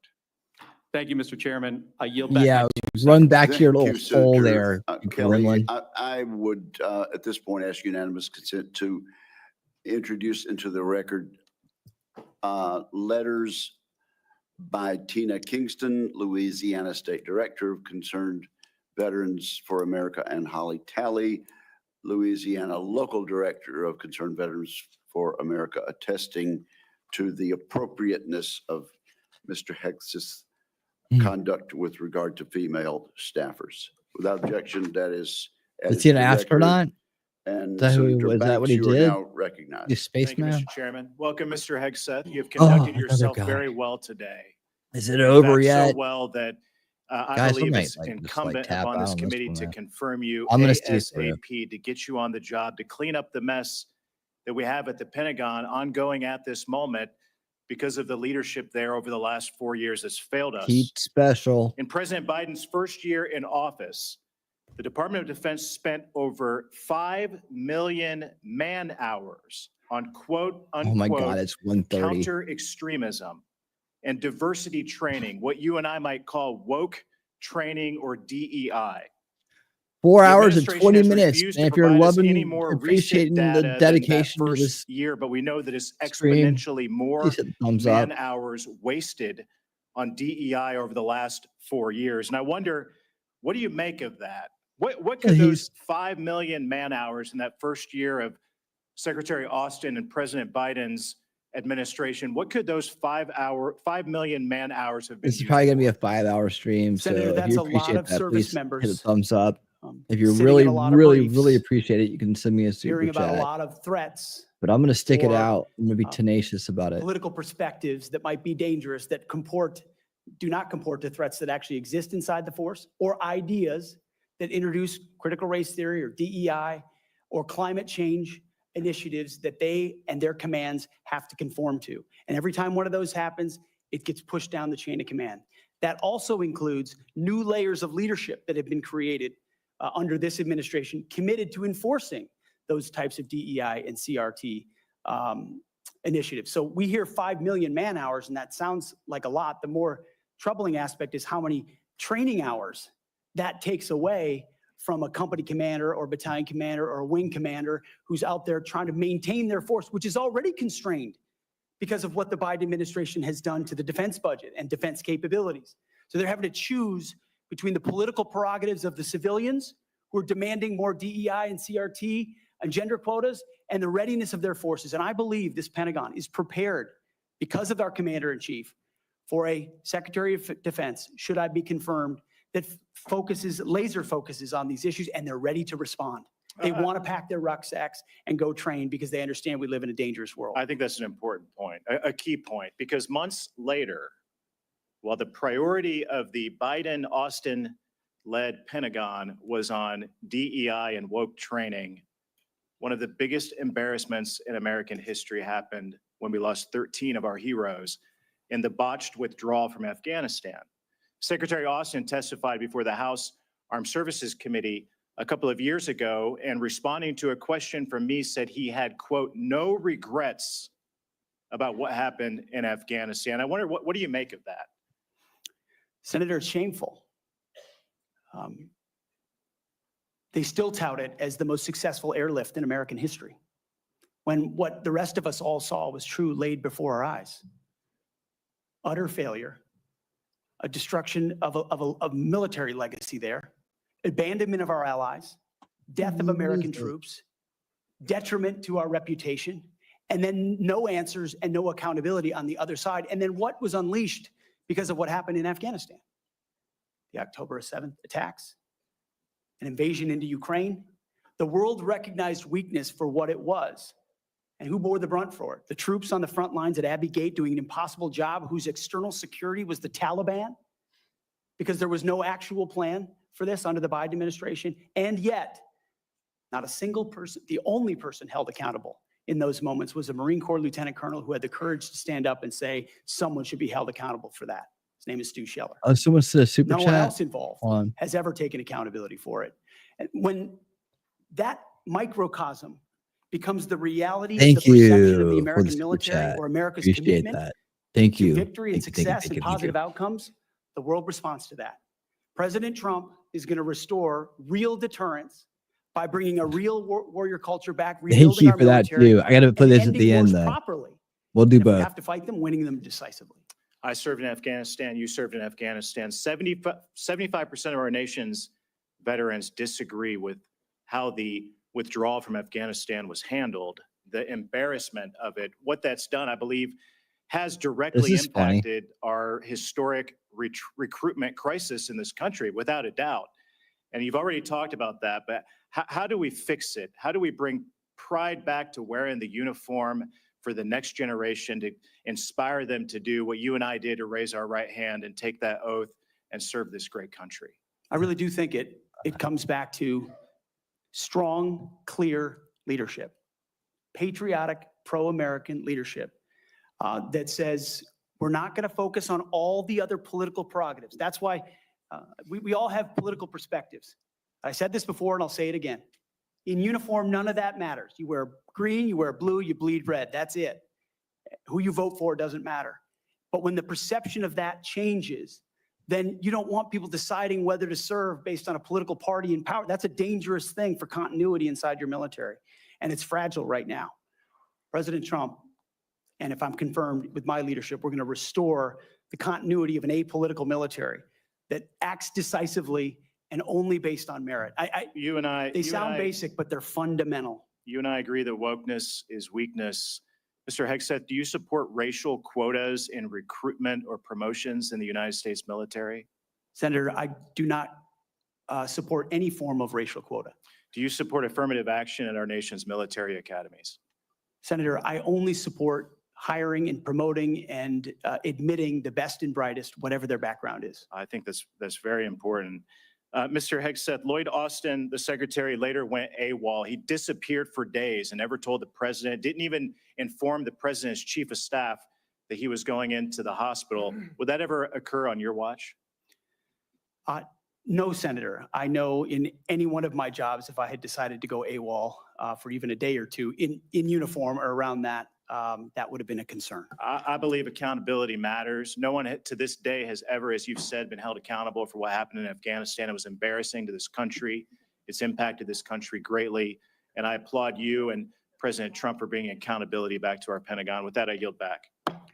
Go on, yield it. Chair recognizes the distinguished ranking member for unanimous consent request. Mr. Chairman, I would like to submit an article discussing some of the issues of readiness. All right, submit it and just go home.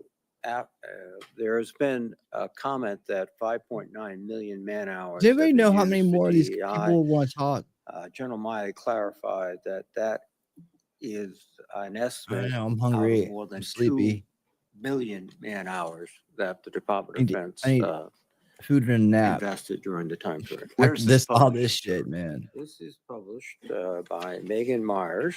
This guy. Stop wasting everybody's time. Okay. Done. Uh-oh. You made some kind of big mistake. Without objection, it will be. They came rushing in. To the record. And Senator Slotkin, welcome to the committee. Come on up. Thank you, Senator, and thank you for referencing the great Carl Levin as you introduced me. We miss him in Michigan. For those who I haven't met in my 1 week that I've been sworn into the Senate, I'm a CIA officer recruited after 9/11. I did 3 tours armed in Iraq alongside the military, and have worked for 4 different secretaries of defense, both Democrat and Republican, proudly, and watched them make decisions that literally determine the life and death of Americans in the dark of night. I'm also a Democrat representing a state that Trump won, right? We both won on the same ballot. So I understand that President Trump has the right to nominate his people. We are going to have policies that we disagree with. All of that to me comes very standard. What I think I'm most concerned with is that no president has the right to use the uniformed military in a way that violates the U.S. Constitution and further taints the Greenland, military Panama? as that apolitical institution that we all want, right? And our founders designed the system so that, we had posse comitatus, that we weren't going to use active duty military inside the United States and make American citizens potentially scared of their own military. We went through our own experience with that with the British. As the Secretary of Defense, you will be the one man everybody remembers standing in the that, right? breach should President Trump give an illegal order, right? I'm not saying he will, but if he does, you are going to be the guy that he calls to implement this order. Do you agree that there are some orders that can be given by the commander-in-chief that would violate the U.S. Constitution? I know. Senator, thank you for your service. But I reject the premise that President Trump is going to be giving illegal orders. No, I'm not saying he will, but if It's do you just right, believe there but is he's such a thing rejecting as the an illegal premise. order that Joe Biden you're or setting a any other premise, president, the Donald question. Trump could give? Is there anything that a commander-in-chief could Come ask on, you to you're do with the you're in the uniformed CIA. military You know what's that going would on, be in right? violation of the U.S. Constitution? Senator, anybody of any party Right. could give an order that is against the Constitution or against the law. Right. Okay. So, Yes. and are you saying Like that Biden you would stand in the did many breach times. and push back if you were given an illegal order? I start by saying I reject the premise that President I Trump understand. is Obama, You've giving done your Bush, genuflecting illegal to him. orders. all the But- establishment Mike, this isn't a people hypothetical. have done it. Okay. Your predecessor in a Trump administration, Secretary Esper, was asked and did use uniformed military to clear unarmed protesters. He was given the order to potentially shoot at them. Helos flew low in Washington, D.C. as crowd control. He later apologized publicly for those actions. Was he right or wrong to apologize? Senator, I was there on the ground. And I saw the I understand, helo and I myself. respect that. I've been there. But I you're about understand to the be the level of threat Secretary of that was Defense. involved in You're that not letting moment. him I also answer. Right understand to, so he was Let him legality and the answer. Sir, Constitution was he and right the law. or Let wrong him to answer. apologize? I'm not going to put words in the mouth of Secretary Esper or No, anybody else. from he this said them podium. himself. You don't have to. Let What him are you answer. scared of? Did he Let do him the answer. right thing by apologizing? Don't try I'm to. not scared of anything, Senator. Then say Yeah, I'm yes gonna or say no. don't You be can throwing say that no. scared The word out laws and the there. Constitution Okay, in any so particular Donald scenario. Trump asked for the active duty 82nd Airborne to be deployed during that same time. Secretary Is this where they Esper were has burning the written that church he down? convinced him against that decision. If Donald Trump asked you to use the 82nd Airborne in law enforcement roles in Washington, D.C., would you also convince him otherwise? I'm not going to get ahead of conversations I would have with the president. However, there are laws and processes inside our Constitution that would be followed. President Trump said in November that he is willing to consider using the active duty military against the quote enemy within. Have you been personally involved in discussions of using the U.S. military active duty inside the United States? Senator, I'm fine. I'm glad we finally got to the topic of border security equaling national security because it's been abdicated and ignored for the last 4 years. That wasn't my question. I'm just asking, have you been involved? You're about to be the Secretary of Defense potentially. Have Yes. you been involved in discussions about using the Manifest it. active duty military inside the United States? Senator, I am not yet the Secretary of Defense. Right. I'm If just asking. confirmed, I would be party to any number of So you haven't been in conversations, any of these which I would conversations? not reveal what I have discussed with the President of the No, United no, States. just or have not. you been in conversations? You're going to be in charge of 3 million people, the active duty that I know you care about. I believe you care about. So have you been in conversations about using the active duty in any way?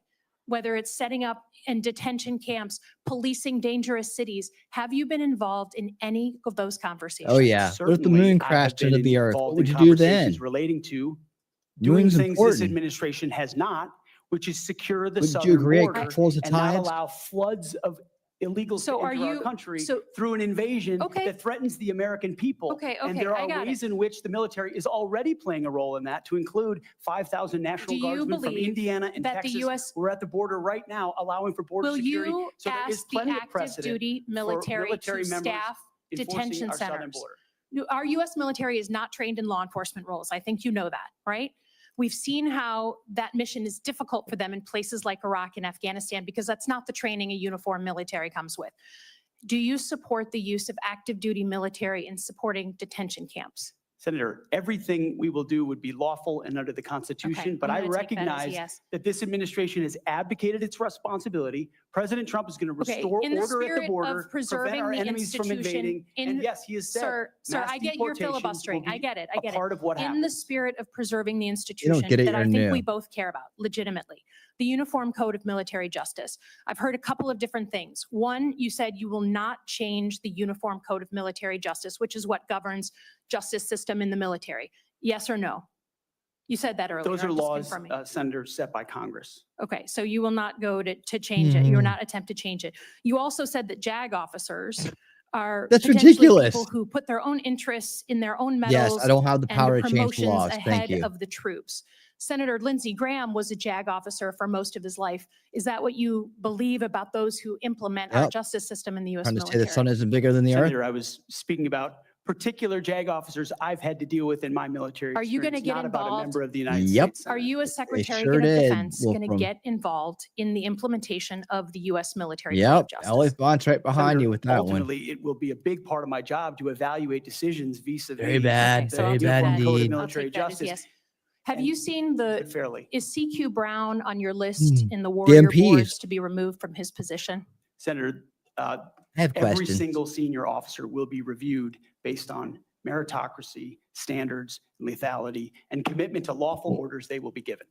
Thank you, Senator Slotkin. I now recognize Senator Thank you, Slotkin. Shaheen for a unanimous consent request.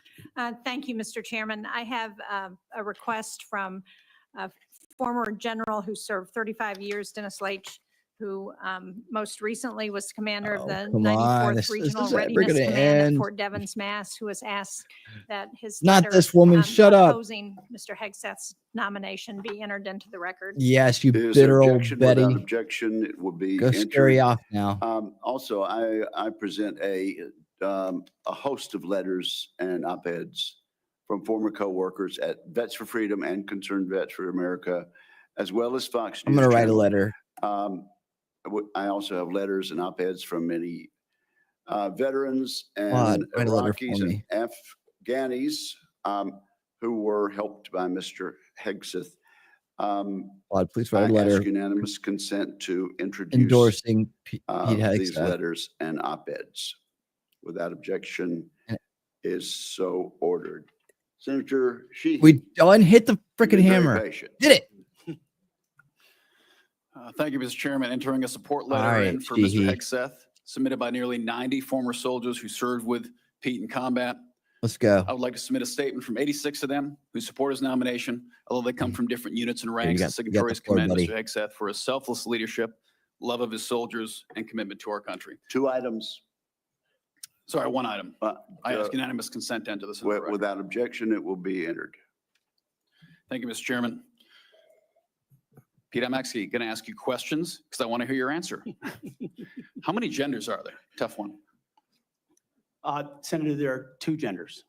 I know that well. I'm a she, so I'm on board. Dude, gotta love it. What is the diameter of the rifle round fired out of an M4A1 rifle? That's a 5.56. How many push-ups can you do? I did 5 sets of 47 this morning. Bam. My What do you brother think saw are what do you think our most important strategic base is in the Pacific? In the Pacific, Guam is pretty strategically significant. How many rounds of 5.56 can you fit into the magazine of an M4 rifle? Depends on the magazine, but standard issue is 30, Senator. And what I size wonder. round does the M9 Beretta standard issue sidearm for the military fire? A 9mm, Senator. What kind of batteries do you put in your night vision goggle? Duracell? So right there, you're representing qualifications that show you understand what the warfighter deals with every single day on the battlefield. You understand what happens on the front line where our troops will be. And what happens, unfortunately, in this country is decisions made in rooms like this, bad decisions, end up in dead 17, 18, 19-year-old Americans. And those Americans rarely come from families that sit in rooms like this. They come from lower middle-income families who sometimes the military is their only way out.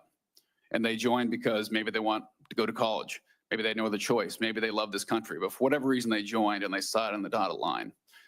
And when people like us screw up, they don't come home. And that's the one thing that I care about. Is you remember when I shut the door, when you came with your entourage, Senator Coleman, I've known for a long time, and you and I sat together, asked you one question. You remember what that question was? Are you going to have the backs of the there warfighter? yet? Exactly. What is going to be your number one priority? And I don't care, frankly, what all these letters and articles say. I've been a part of a smear campaign too. I get it. I care that you're going to have one thing in mind when you sit in that chair in that 5-sided building. And you told me what that was. So with that, you have my support. I'm sorry you have to go through a process like this, but it is one of the most important jobs in the world. We got to make sure you're ready for it. I thank you for your answers.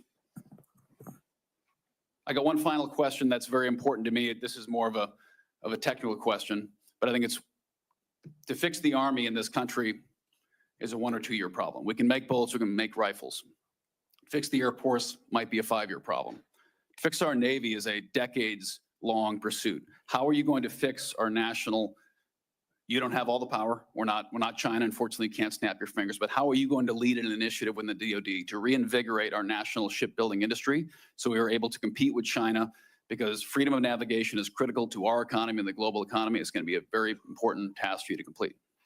It's a critical question, Senator, and that's why I'm grateful that President Trump has said definitively to me and publicly that shipbuilding will be one of his absolute top priorities of this administration. So a lot of it does go into pulling things up into the OSD's office, Secretary of Defense's office, to shine a spotlight on it, to make sure All right, wake me up when it's bureaucracy, over. bureaucracy doesn't strangle important initiatives that need to happen. We need to reinvigorate our defense industrial base in this country to include our shipbuilding capacity. Some of it is on the east, some of it's on the west, some of it's on the Great Lakes. The workforce problems that our shipyards are facing are significant, and there's been a big investment from this committee, I know, in a lot of those places because of the shortfalls, manpower issues, everything else. We also see adversaries that have been able to innovate themselves in ways that their shipbuilding capacity is, I won't reveal it at this hearing, multitudes and multitudes beyond our capabilities. So it needs to be a rapid investment, a rapid fielding, and then we need to incentivize outside entities to fill the gap. We talk a lot about UAVs. UAVs are very important, but there's also a future of UUVs, unmanned underwater vehicles, that will be a part of amplifying the impact of our Navy, because this administration has allowed our number of ships to drop below 300. It sets a projection of 340 or 350, but doesn't create the capacity to actually address it. And so if we're going to defend our interests, our allies, and put America first, we're going to have to be able to project power. That it means shipbuilding. It means historic investments in our defense industrial base Patrick, there. what's And then also driving innovation and cost savings in ways that only business leaders inside the Pentagon can do. When I'd add, I don't think any board in the world would have hired Steve Jobs or Elon Musk or Mark Zuckerberg when they founded their companies either. So this country was founded by young people who had a great vision.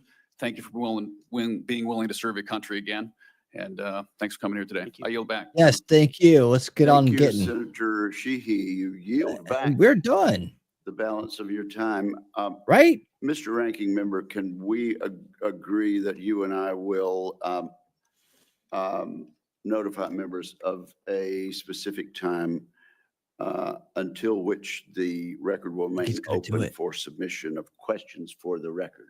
Oh, more record questions. That will be. We agree that we'll do that after This we end the meeting concludes right today's now. hearing. I want to thank the witnesses for and their families. And this hearing is adjourned.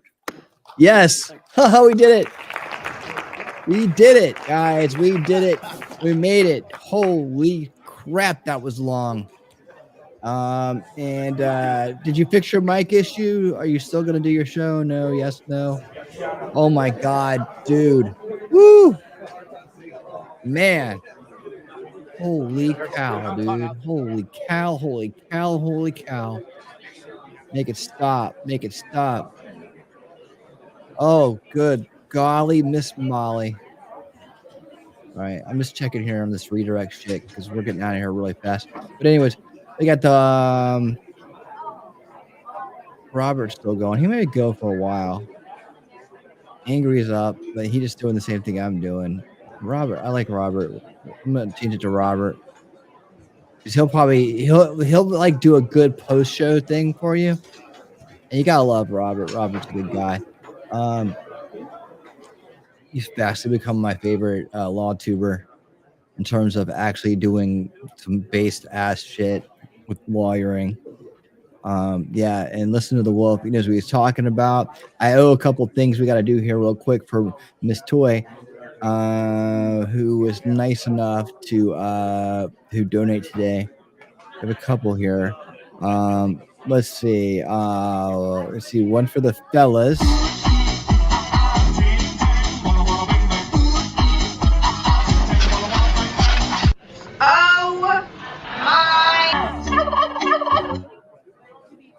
All right, we got that. Thank you for the $2 super chat. That was for the dudes. All right, and this one goes by really quick, so I'll be on the money here. All right, and this one's for the ladies.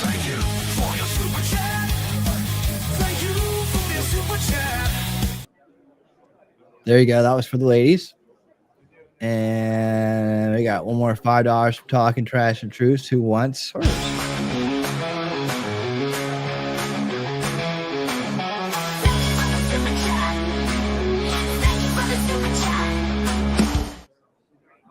Thank you for the super chat. $5 talking trash and truths. She got her clip too. Isn't it great when you have your own custom super chat clips? I will improve the one for the ladies a little bit. I'll make it a little bit longer. It needs to be a little bit longer. Just a little bit.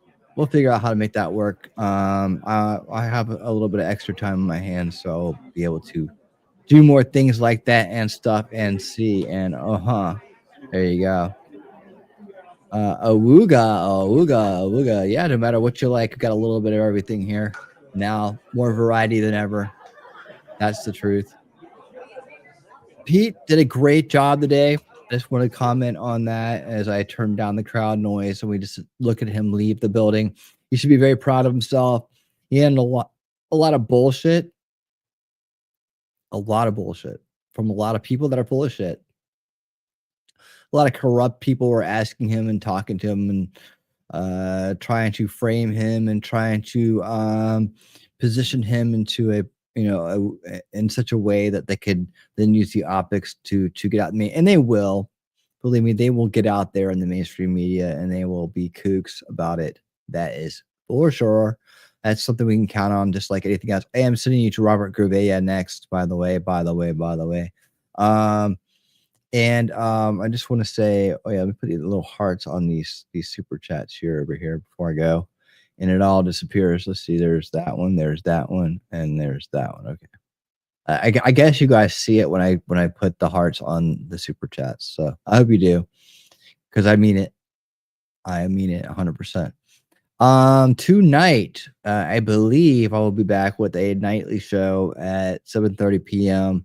Running tonight, top news and updates and stuff like that. But at least we don't have to sit through this for freaking 5 hours, right? Yeah, I won't do this for all of them, man. There's just no way. I'll break in half unless I'm getting unless for some reason I'm getting ungodly amounts of super chats during these kind of streams. No way. But I will do the ones that are special. Like Pete was special. Tulsi, I guess, will be special. What are some other special ones? RFK Jr. Will be special. Ones like that. And maybe somebody else. I don't know. Well, maybe Pam Bondi or something. I don't know. dude, these are so long and they're so contrived and they're frustrating. I'm almost like, yeah, it's like, it's got to be like, I don't know. Do you guys like sitting here and watching these things together for this long? Do you like it? If you like it, let me know. Then, I'm here for my audience. I'm here to make you guys happy, right? So let me know if that's the case and that's what my audience wants, because that's what I'm here to do. Part of it, well, the bigger mission is always at hand. But you like it? You like it? Tomorrow is Noam and Bondi, only with commentary. Oh, Jesus. Okay. Do they have to start so early in the morning? Can't they have some nighttime ones? I'm a little better at night. We can win mornings, but it's tough.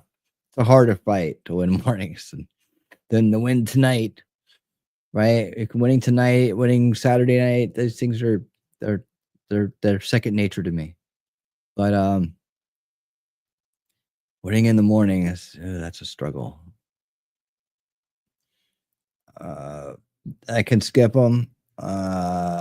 Love this with everyone involved. Yeah, it is good. I mean, it is worth it. Winning in the morning. Yeah. I can't do them all. I tell you that right now. I'm not ready for it. But I will. Confirmation. When is this? 10 a.m. Marco. Little Marco at 10 a.m. Oh yeah. Cash. Well, oh yeah, I see Cash Patel. We got to do Cash, dude. We got to do Cash, man. So yeah, maybe I'll get my act together and become a better morning person or something. Like, okay, and they're done with that. And I'll become a better morning person for these. I need to change up my routine anyways, but I still I need to eat lunch. I still need to work out, and I still need to take a nap because I got a show tonight. So I don't know if that's the order I'm going to do things in, but it'll be close. It'll be close. It might be eat, take a nap, work out, and do the show. I don't know. One of these things will happen. But anyway, woo! Busy times indeed. Let me see. I think I got everything all squared away. You guys are going to Robert Gervais. Tell him I said hello. And thanks for all the awesome things he does and all that stuff. I'm going to get us on out of here the best way I possibly can. Thank you guys so much for coming out. And until later on this evening, God willing, stay based and keep on winning.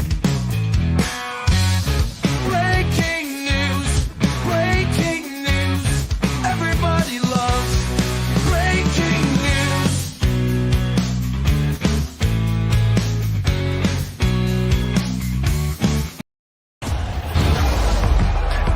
This is a friendship battle.